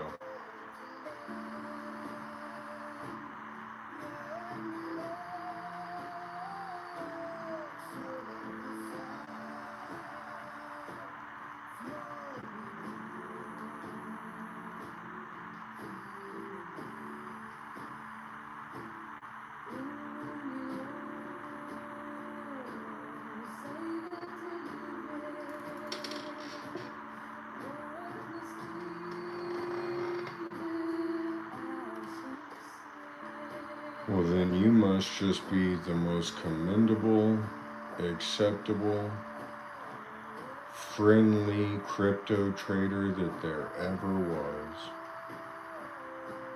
Because you, sir, are a very kind gentleman.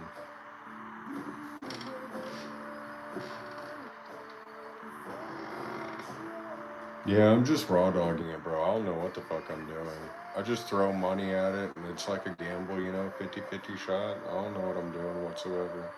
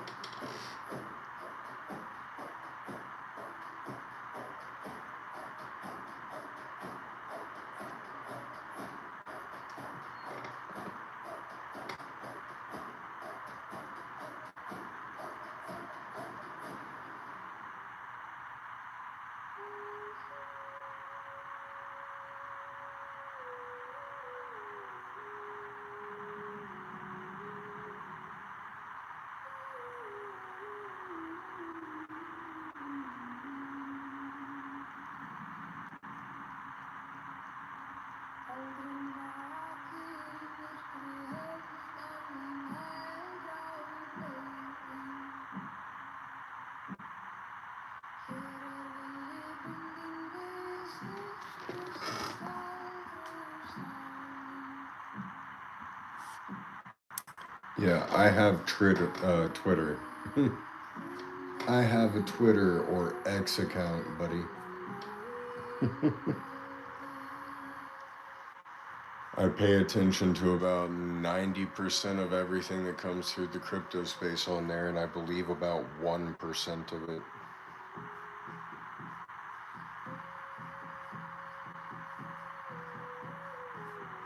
My handle, JJ's Currency.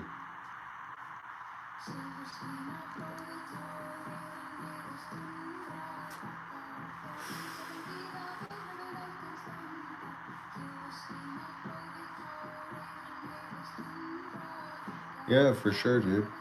You're definitely like, you gotta be like a god crypto trader. If you've been doing it for 6 years and you're in some cult called Miladies, you must be like the greatest cryptocurrency trader that there ever was.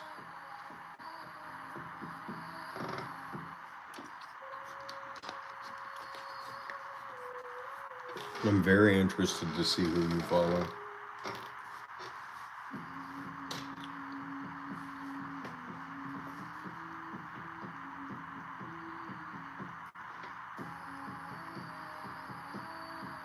If I did, would I talk about it?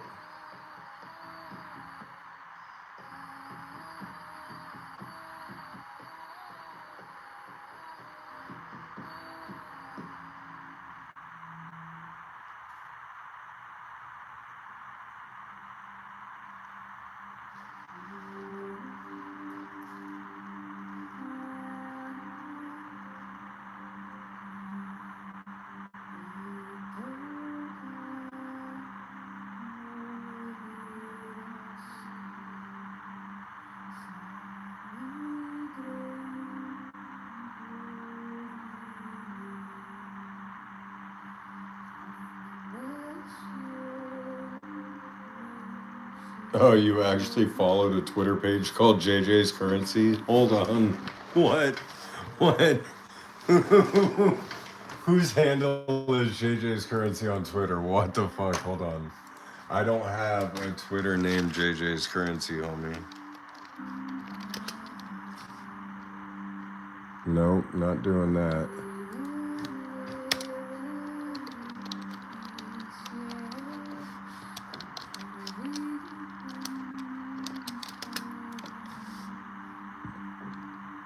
Nah, that ain't real. Hold up.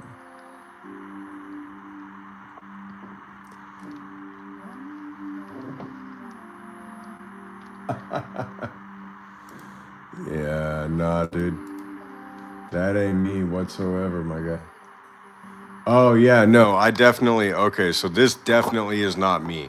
That's not me whatsoever, homie. I don't have any shit online about trading cryptocurrencies. This is all some Nigerian bullshit. Right? This is a jjscurrency.com.ng is some Nigerian freaking website about trading crypto, and it's all a fucking scam. Don't follow them.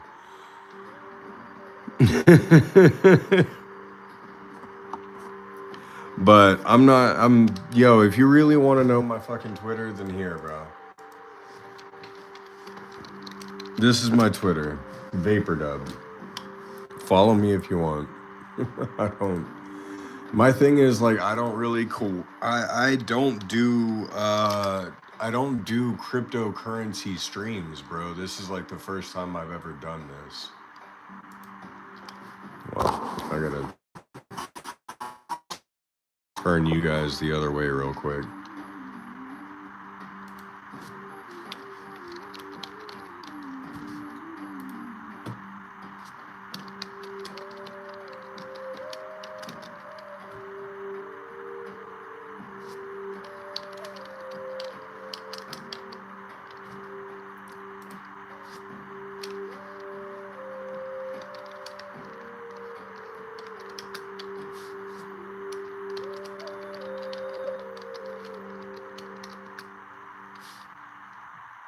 Yeah, I can't even log into my Twitter because I don't remember my password.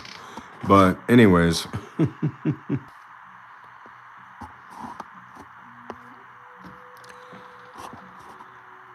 I'm not interested in going down any more crypto rabbit holes, my friend. I have more than a few of my own that I've created. Are you on Involio at all?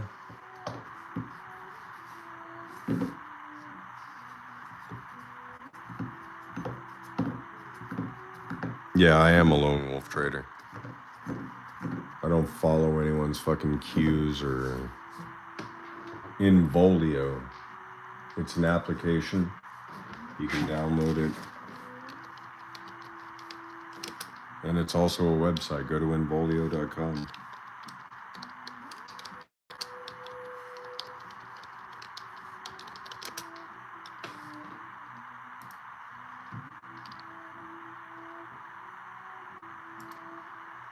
If you want to follow people that make calls and do stupid fucking trades, then go on Involio, man.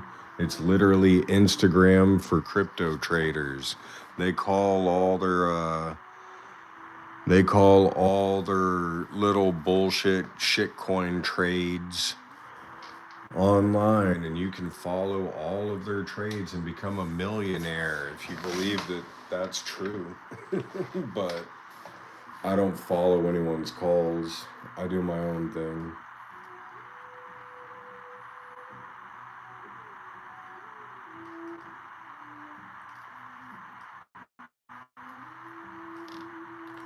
And to be honest, I don't even make live streams on YouTube about crypto trading.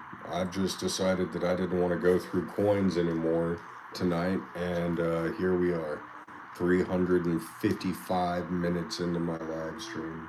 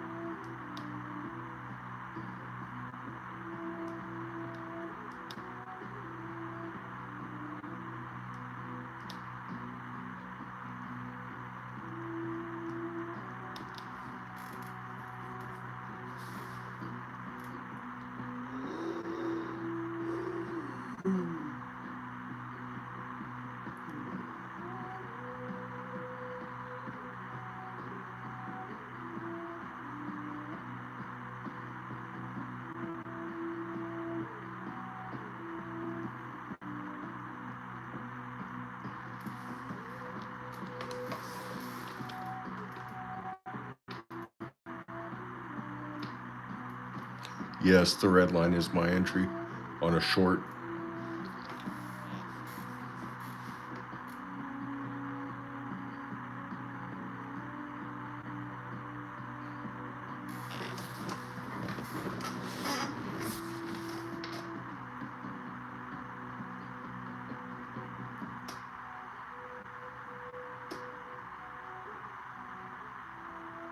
You're talking about my Twitter, Kathy? No, I don't have any posts on Twitter whatsoever. That's why I don't really like sharing it, because it's not interesting at all. I just follow a bunch of people. Mainly for news.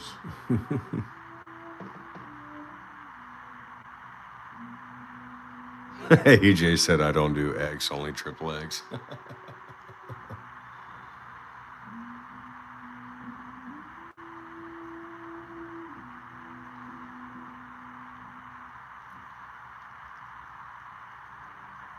Yeah, you can follow James Wynn and learn how to get liquidated multiple times over.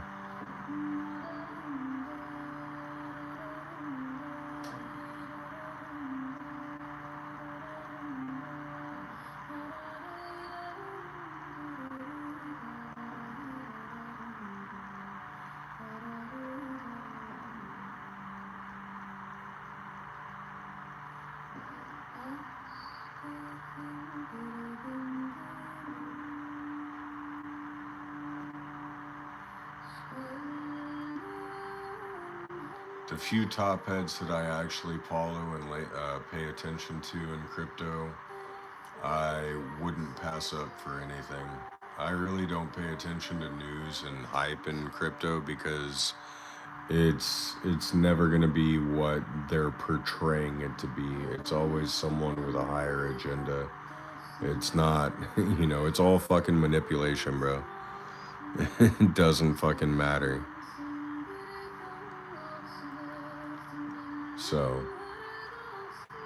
it'll always be something that it's not, and it's always going to be not something that it is.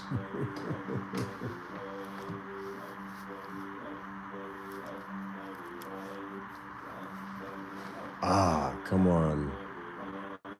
We can't make a higher high. Fuck off.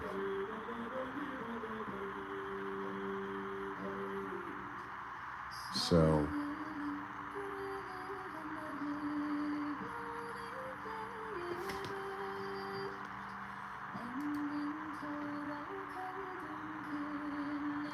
we're definitely breaking over and not up, but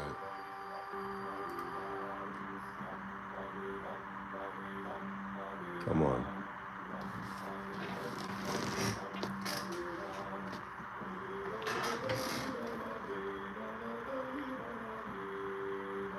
Yeah, I'm sure you're real integrated into the crypto culture and it's so cool and secretive. And you guys have like little cool secret handshakes and everything. And it's breaking out. Motherfucker. Of course you would make a higher high. Fucker.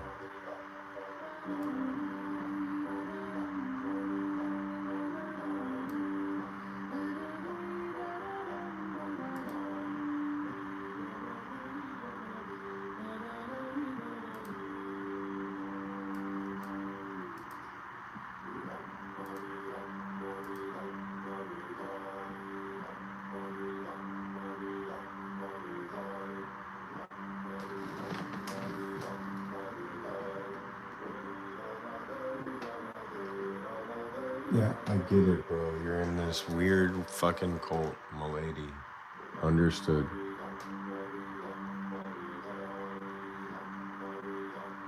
Alright, we're at the bottom of the stochastic RSI.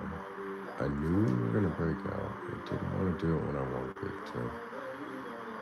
Didn't do what I thought I was gonna do.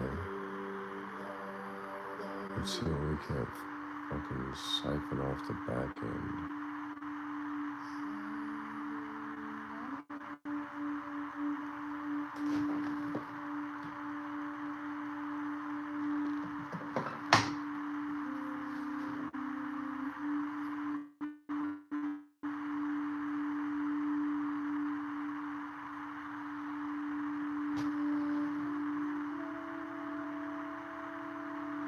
Tugging it out on poor little milady.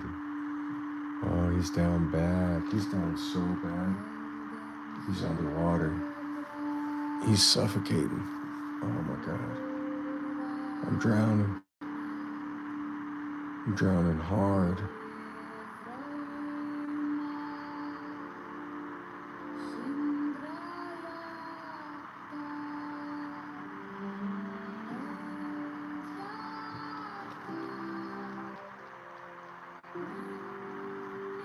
Milady is a hoity-toity beach girl. That sounds like my type of milady. Let me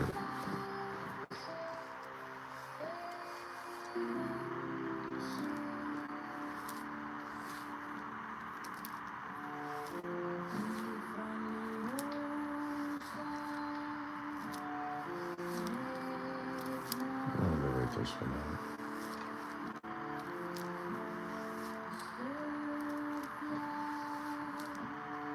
You're all good, bro.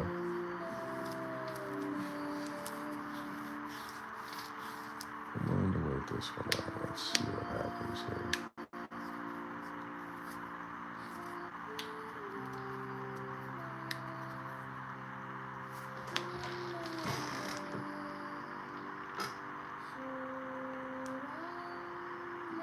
I probably need some food, to be honest with you.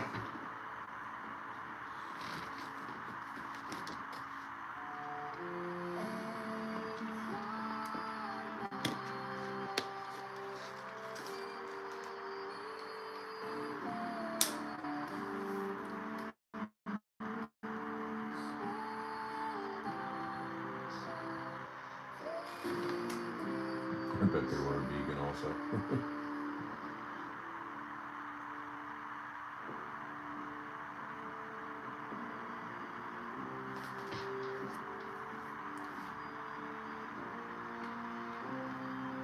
Oof. Alright, wrong way. There you go. That's the breakout. Keep going. Hit that top.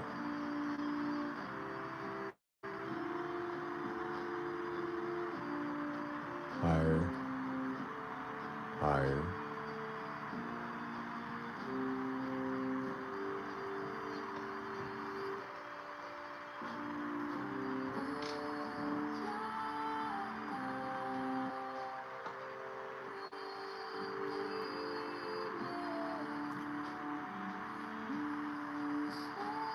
I could probably go reheat some food real quick while I wait on this to freaking break out.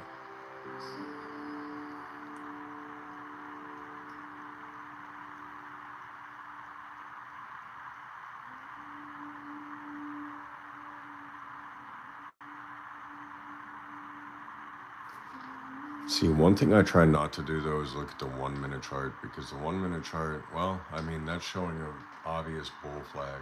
So that is still significant of a breakout.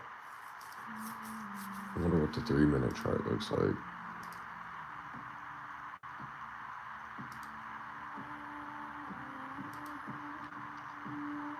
Hmm. 3 minute chart's creating a smaller bull flag.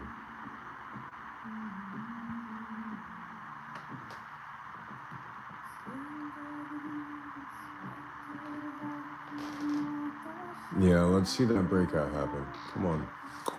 Up, up. Uppies. Uppies.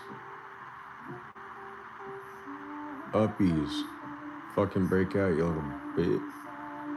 Nope. Wrong. Yep. Nope. Yep.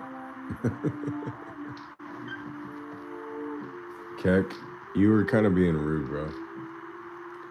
There's a reason why you're the only gray name in a sea of blue names with wrenches.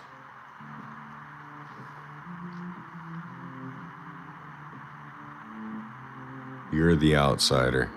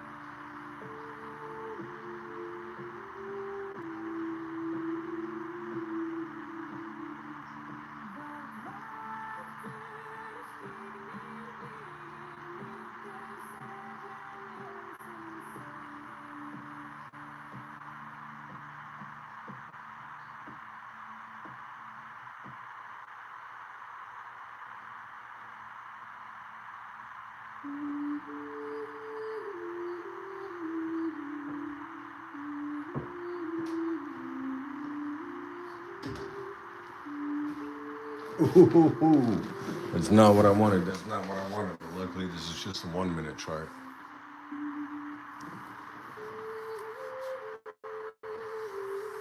But I'm not okay with being called a vegan.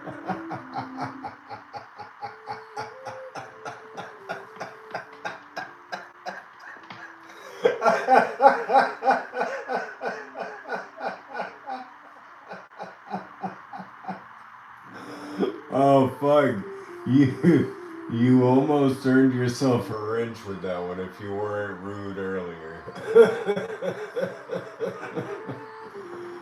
Oh shit, that was a good one. That one got me laughing, bro. That one got me laughing.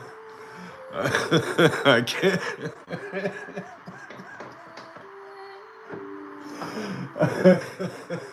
I'm okay with being an outsider. Just don't call me a fucking vegan. Oh shit. Anyways. That was good. That was good.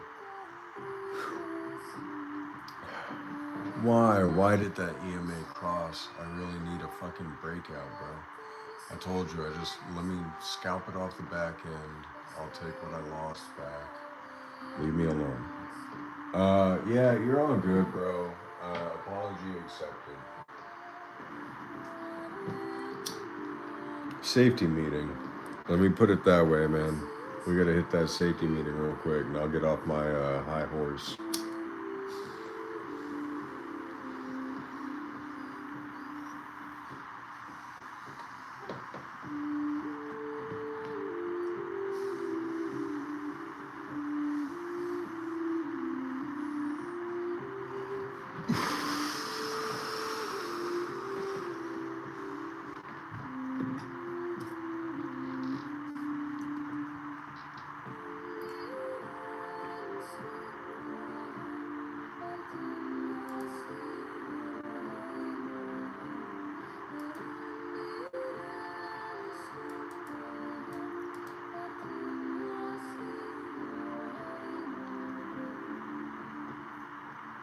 We call this strategic planning.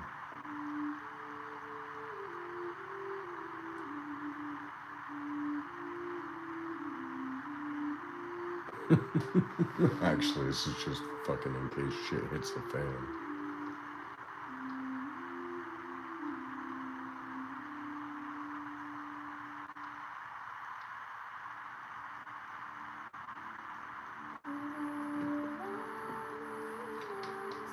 What does that mean, Oliver?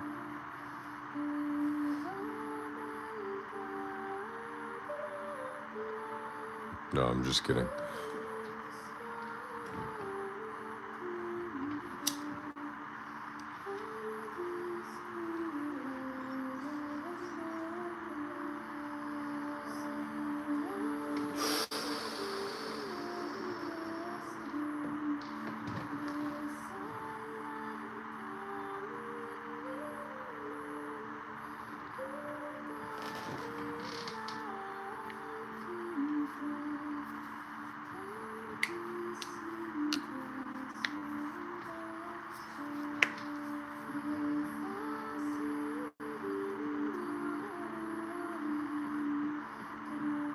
I wear Ariat denim, Ariat shirts, Ariat boot. Wait, why are you calling me out like this, AJ? Don't call me out this way, bro. I don't appreciate you calling me out this way. I wear Ariat jeans, Ariat shirts, Ariat boots. I got an Ariat hat.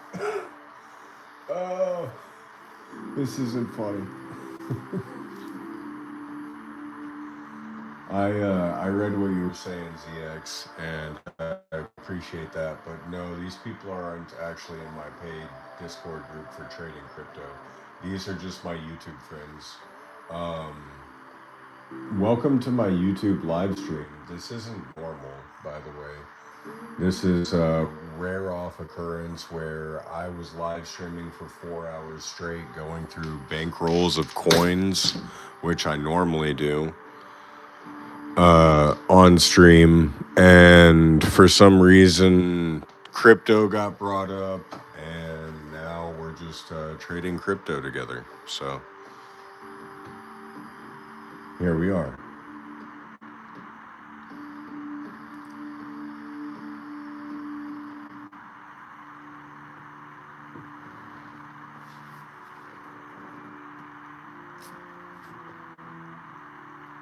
I'll call him Zach.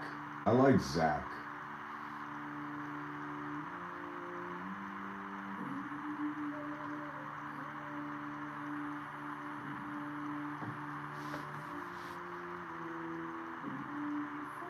Sticks. Alright, then I guess we'll call him Sticks. I know your actual name is Zach because you spelled it Zach, you freaking...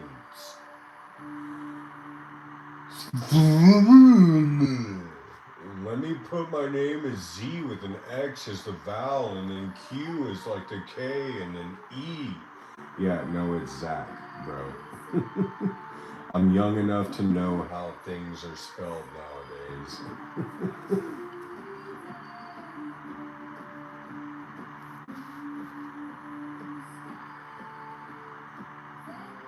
But just to be polite and fair to you, we will address you as Sticks. Zach. Hello, Daniel.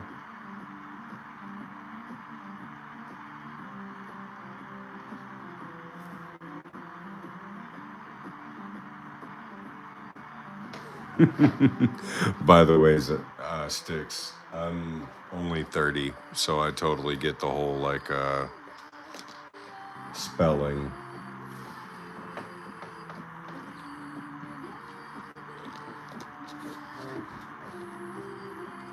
I'm gonna have to change my YouTube name now.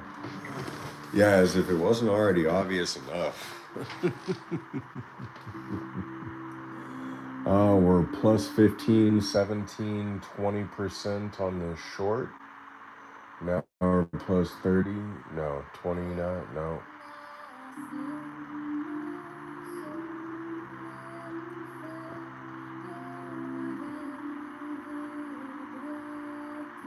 Yeah, you're all good with me, those Sticks. I kind of like you, man, in all honesty.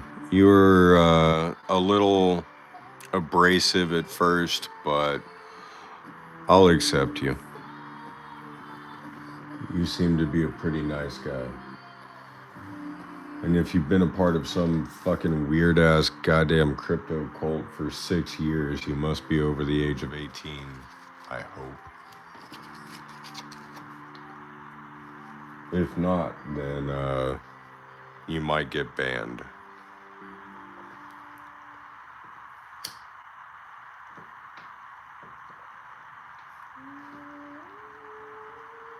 Oh, I understand, man. But so I've actually been in the crypto industry for a minute, and I've met many millionaires and made many thousands of dollars doing it. So sometimes whenever I have someone try to come and say like, oh, I'm doing this, and I'm a part of this, that, and the other, I'm just kind of like, okay, that's cool. Like, that doesn't really affect me. Your biggest return was 175,000, or 175x, I should say.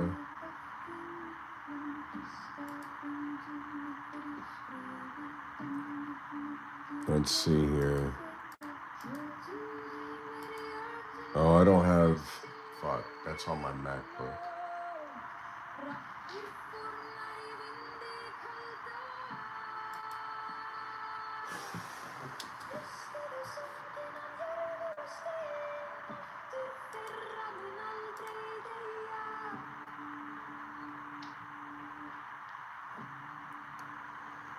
Well, all right. So my largest return in a 30-day, my largest P&L, I should say, was 1,318% in a 30-day period.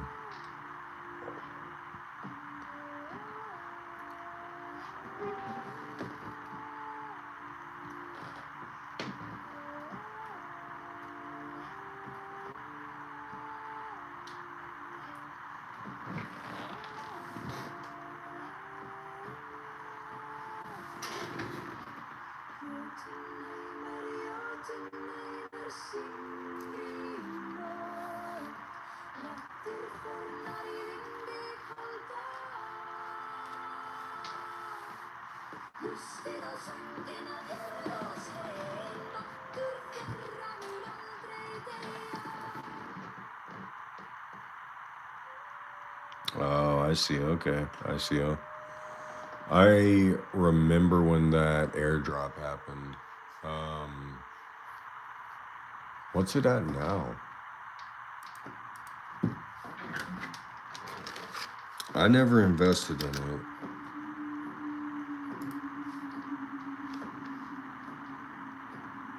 Oh, it's still only at 4 cents, 4.5 cents. It also, and yeah, it took a huge dip.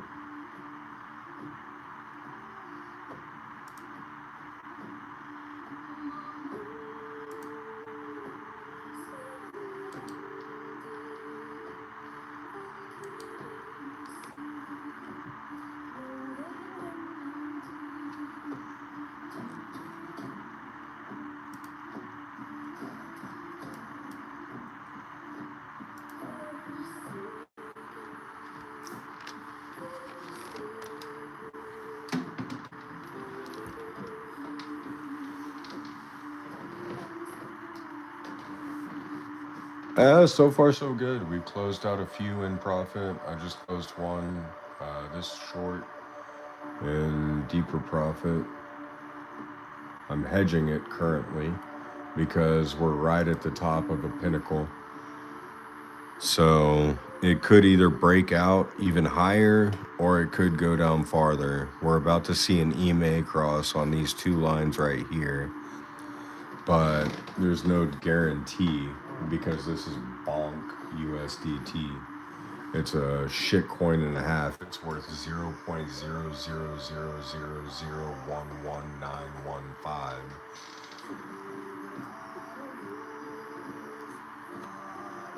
So we're basically gambling at this point, but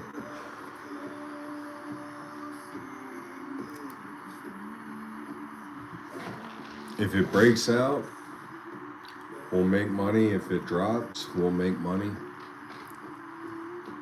Because I've got both a short and a long open.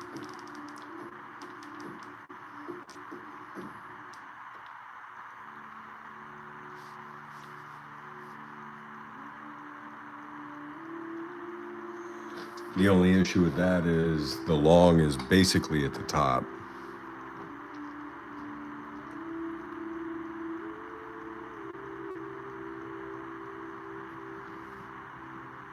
Purple Pepe, if I were you, it's driven by Wall Street bets, same guys who pumps GME and AMC. Alright. I'll check out Purple Pepe. Just for the sake of saying I've done it. Never heard of it. Might not be on my, yeah, it's not on my exchange.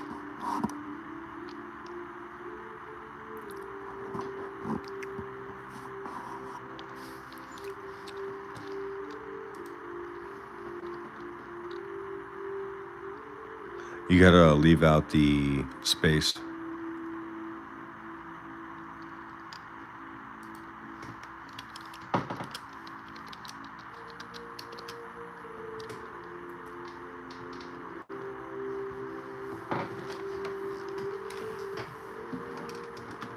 Good morning, Vietnam. I just love the smell of napalm in the morning. Oh.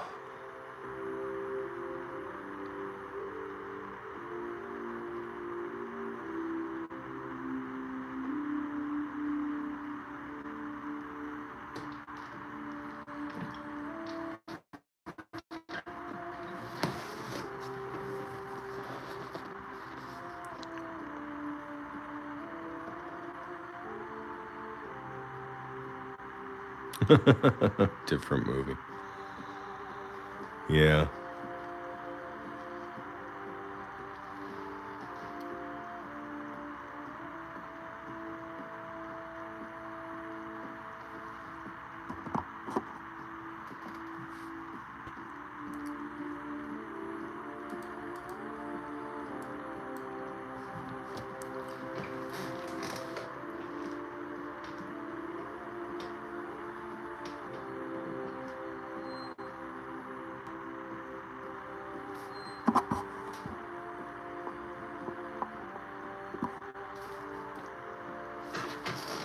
Oy vey, to be honest with you.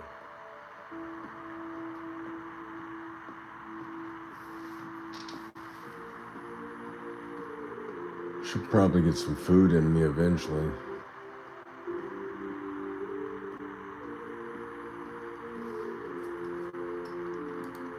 See what happens if I...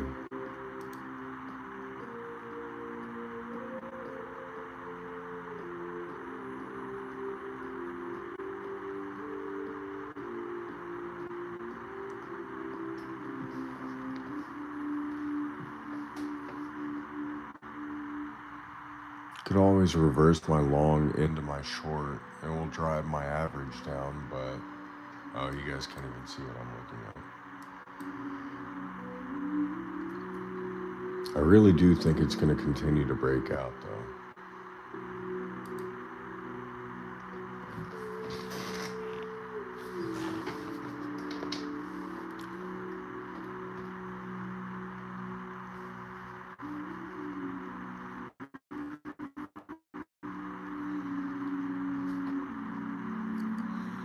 I like the smell of diesel.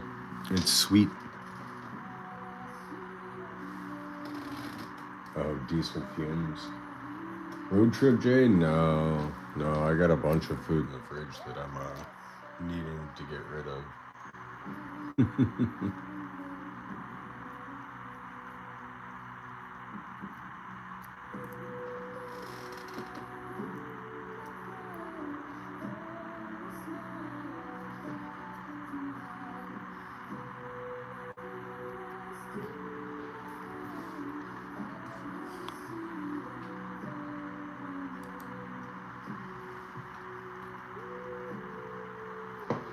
Yeah, we won't do any of that. I agree with you, AJ.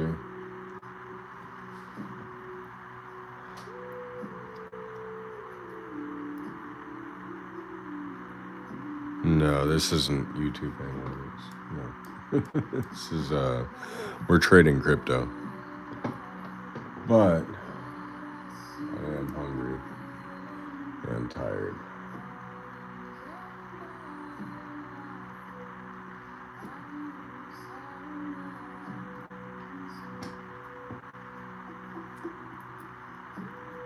He was being nice. He just dropped the address, the wallet address to Purple Pepe. And I don't want anyone giving any information away like that. So, no need.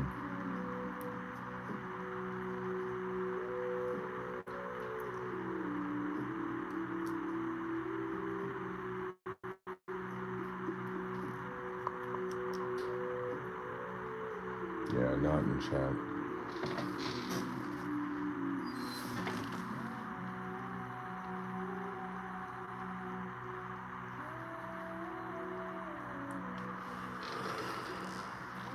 Oh, shit, guys. Alright. Oof.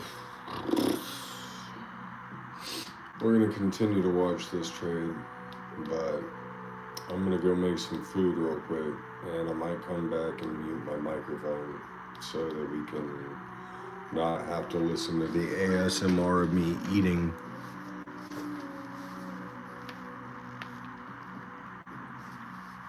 No, not bedtime yet. Not bedtime yet.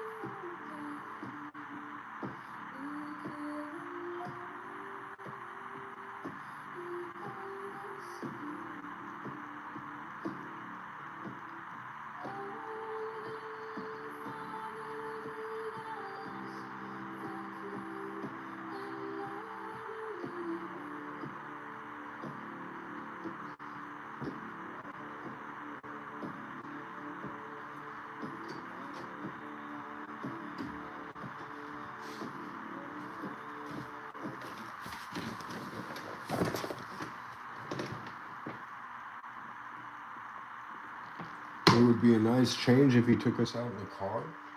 I'm sorry.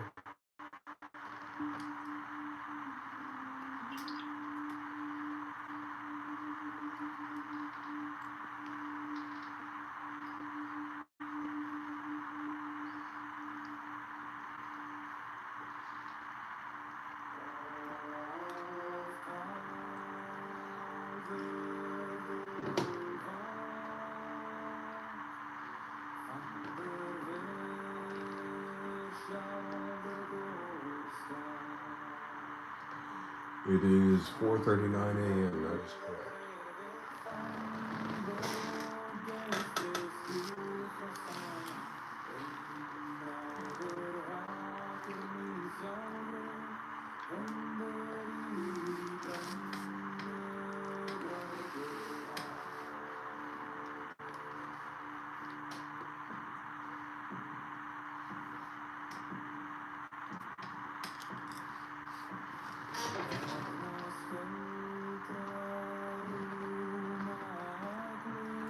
No, I don't mess with airdrops too much.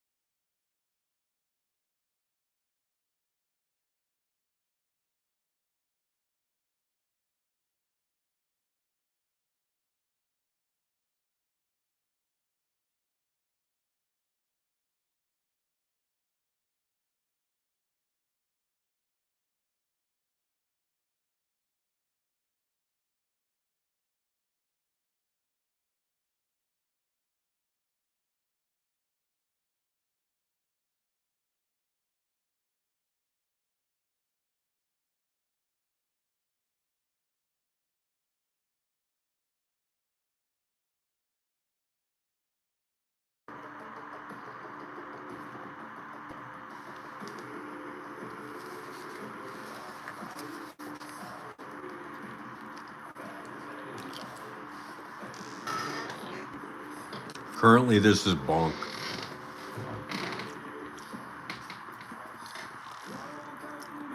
Yep.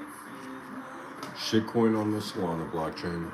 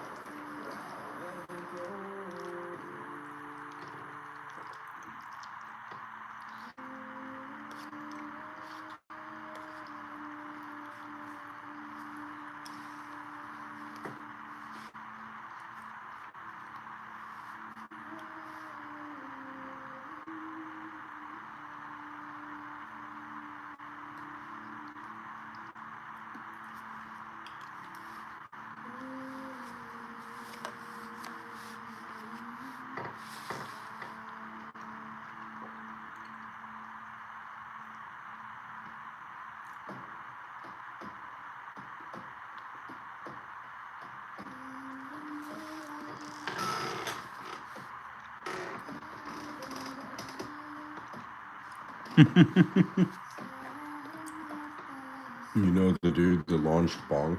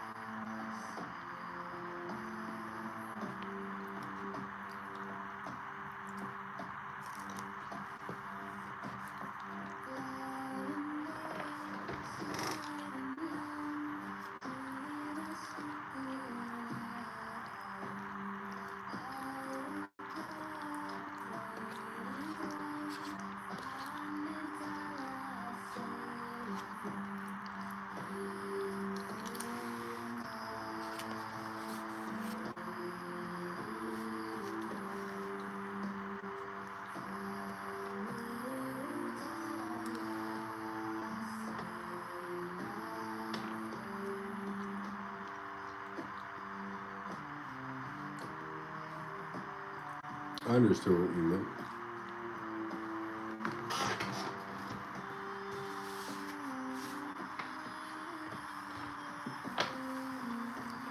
Octra, huh?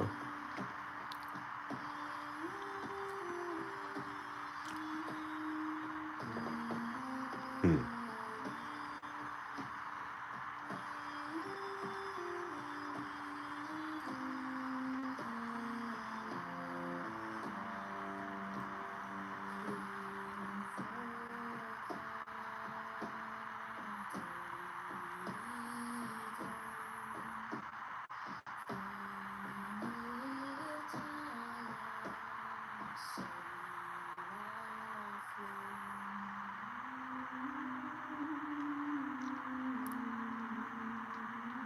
Interesting.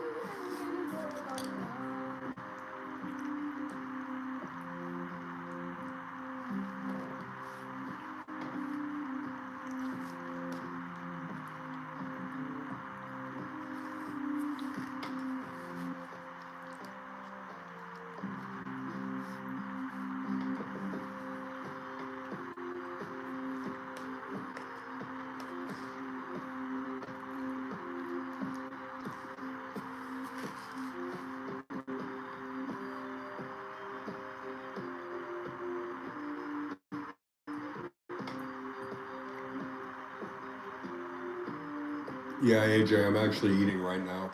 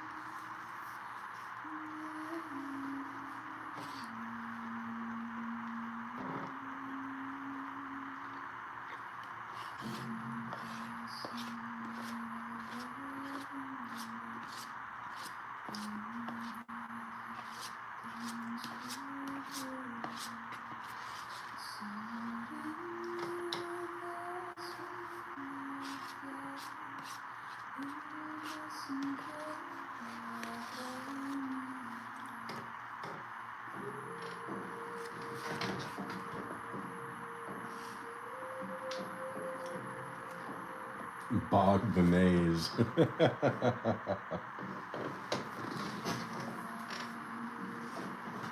I had had leftover. I had leftover beef stroganoff. Quite good.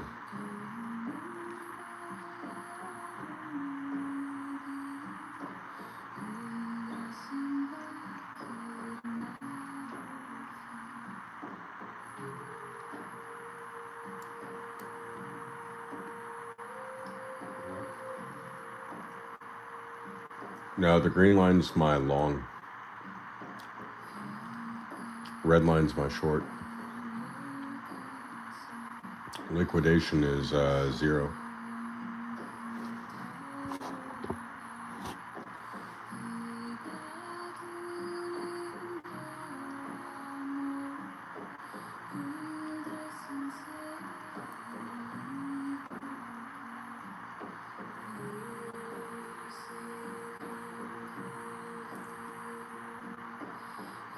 Estimated liquidation.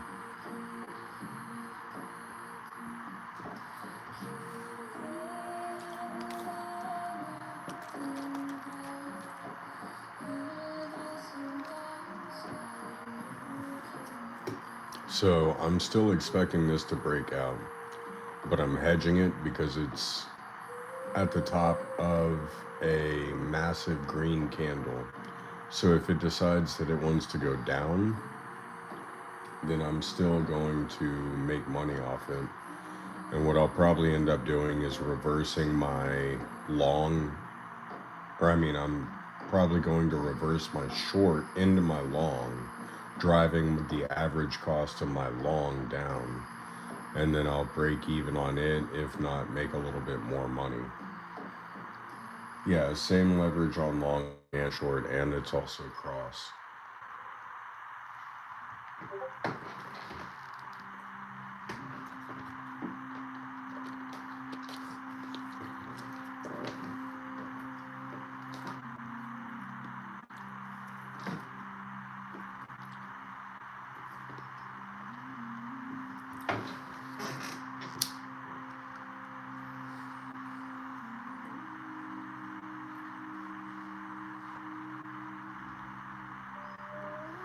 Right now, I'm just hedging it.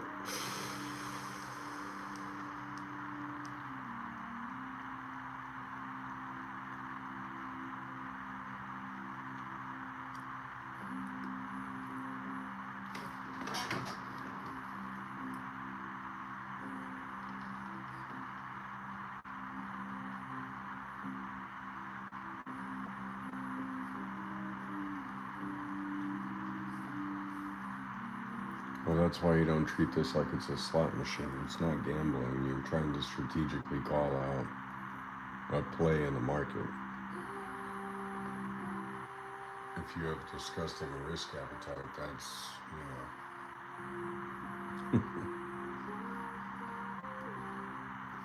that's on you, more or less. The way that I usually run my trades is a 20 to 50% loss versus gain. So if I'm losing 20%, I'm okay with that. If I have one good 50% trade, that covers 2.5 losses. That's just risk management 101. You can't lose if you're winning just a little bit more than you're losing.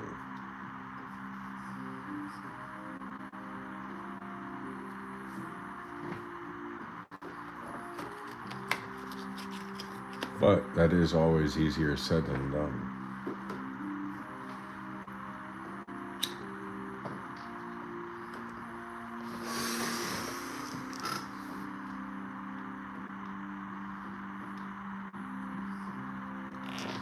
To be honest, I'm a little disgusted by how much people are putting their trust in AI chart and analysis and everything nowadays. Because I wouldn't fucking trust AI as far as I can throw it, and I can't throw it anywhere because I can't touch it.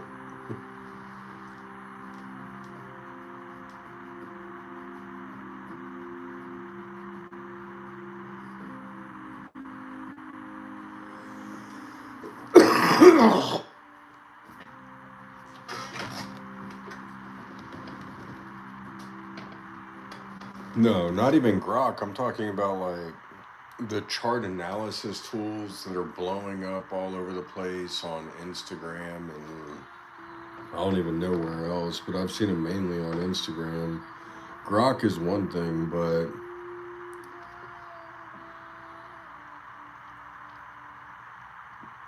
Well, how much leverage were you using? There's a difference between what I do at 15 times leverage and what someone stupid is doing at 150 times leverage. Yeah, you're stupid for using 90 times leverage. I use 5 to 15 times leverage max.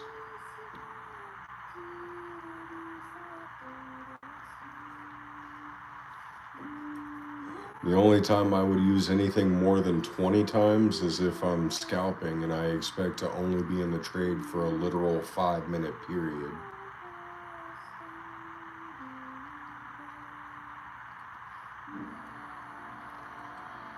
Yeah, imagine if it worked, but it didn't.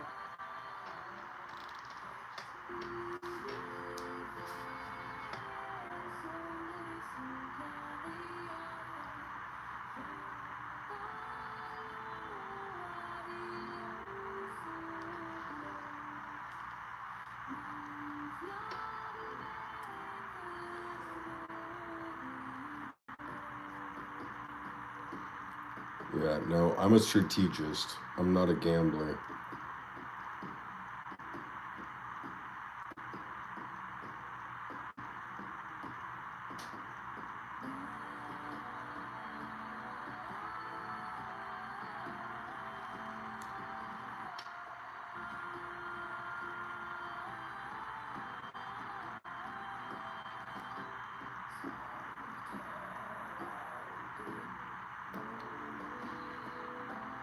Put it all on black. You always got to put it all on black.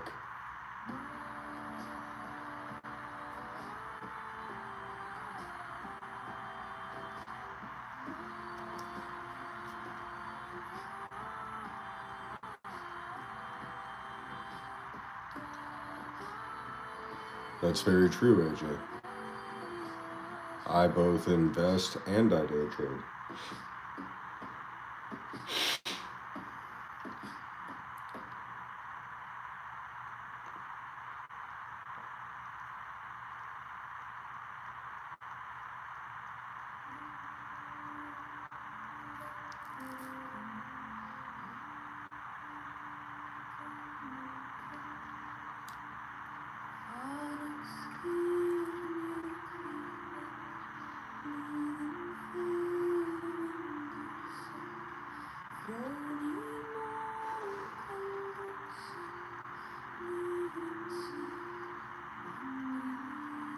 Creating a double top on the 15-minute, which tells me that we might be at the top.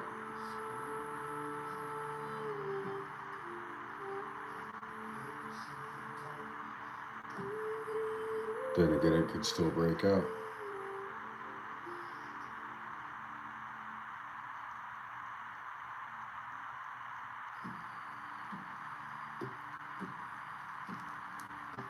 Yeah, my net worth is safely allocated to me.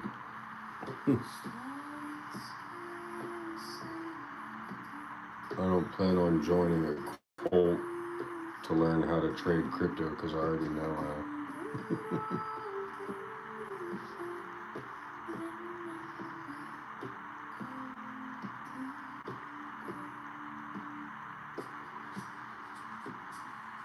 If we see an upside down hammer on this candle, I might be a little tempted to just go ahead and close out. Or at least reverse my long.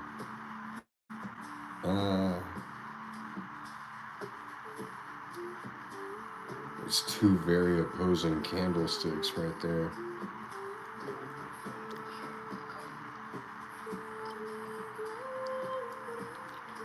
No, it's actually 5 o'clock Sunday morning, Oliver. I hope it's not almost Monday because, well,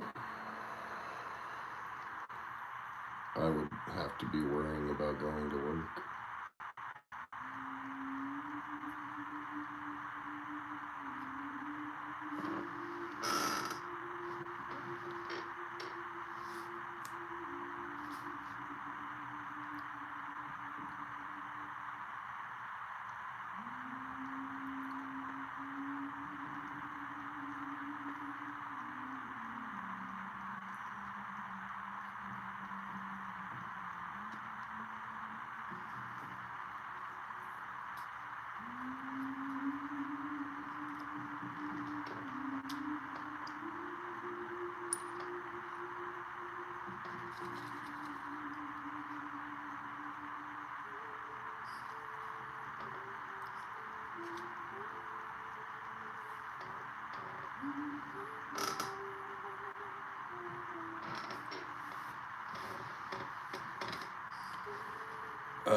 That's the drop.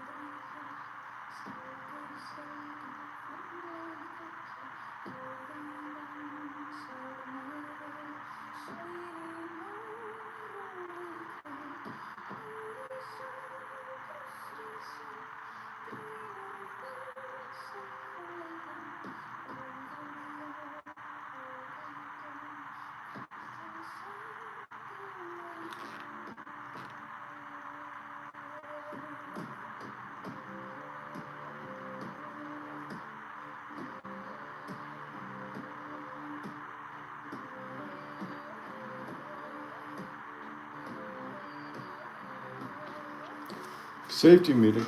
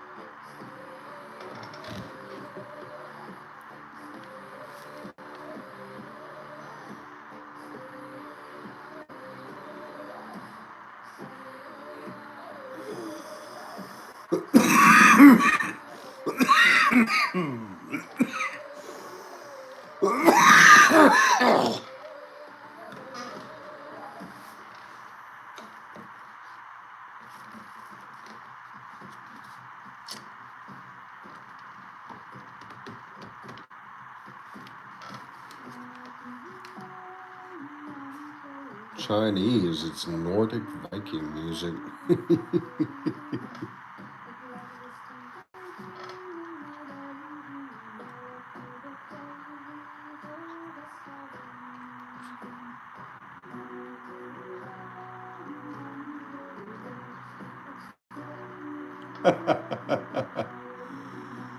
uh,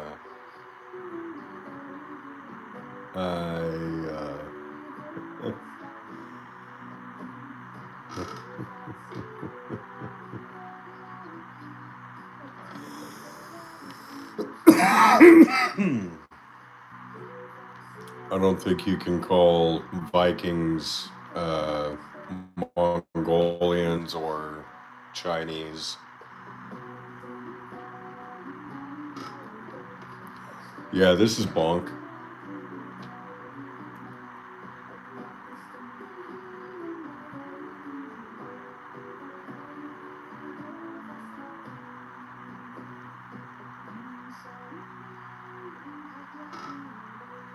Just big white Chinese.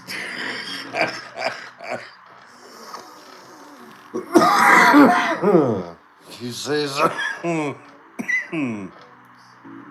I mean, I kind of understand what you're saying, but I don't think that the Vikings would appreciate that.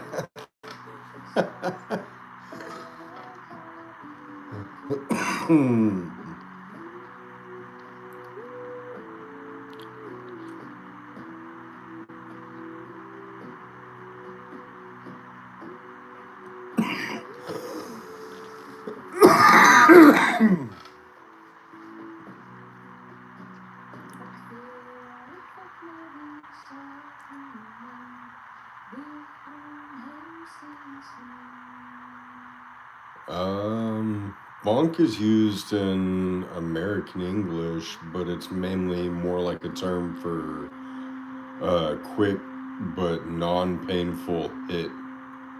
Like if I were to bonk someone on the head with something, but in a playful way.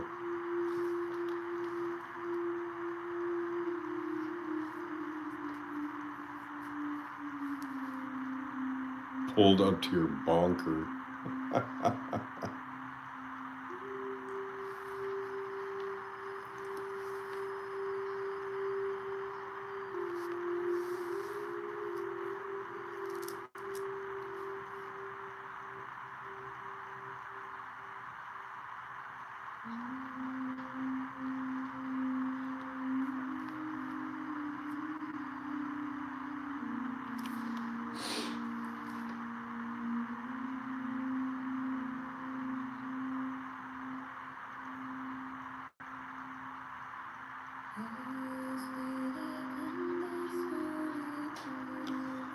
I really want Bonk to break out.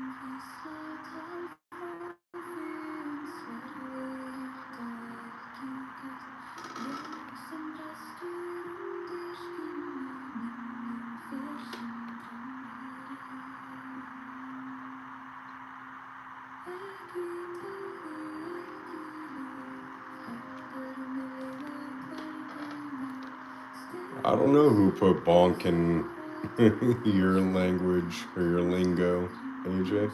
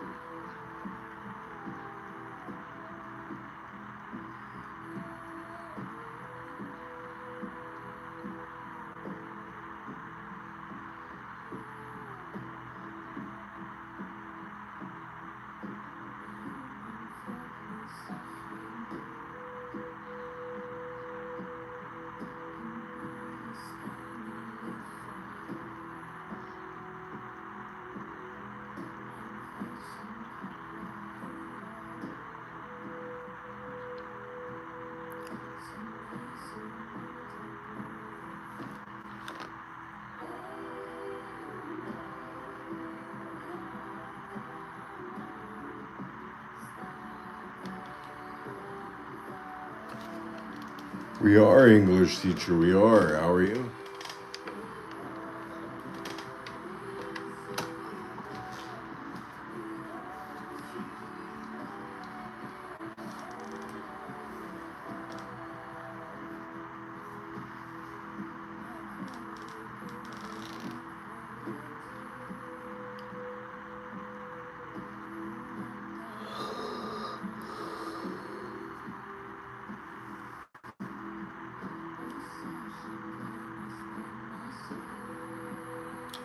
Todd.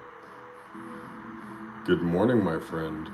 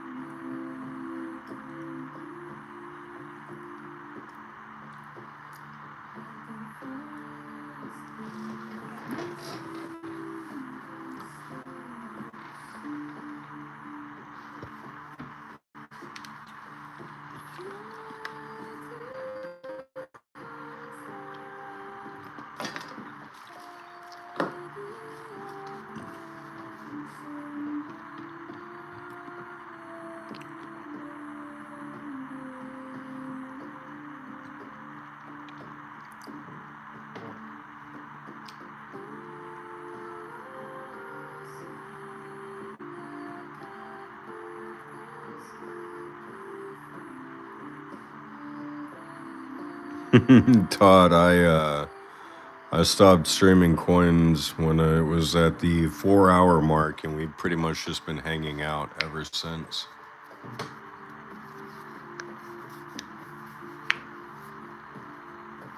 We hit a really good number so far tonight. I think the most I saw in here at once was like 81 viewers all at one time. So we're probably upwards of 10,000 views right now. But yeah, I think I'm about ready to call it a night. We're at 445 minutes. I'm about ready for bed, that's for damn sure.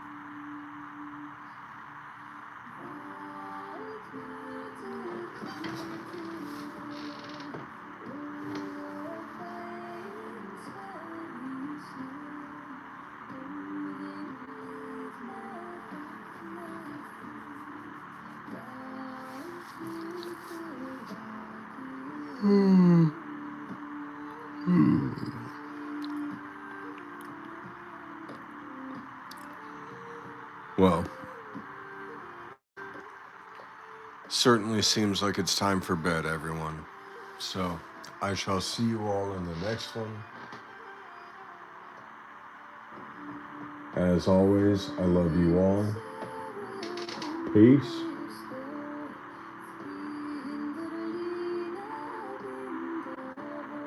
Oh, no, there it is. Nope. And there we go. Good night, everyone.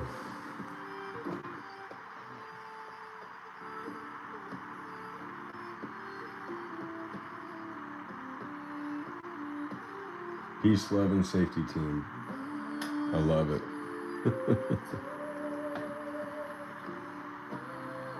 Good night, Kathy.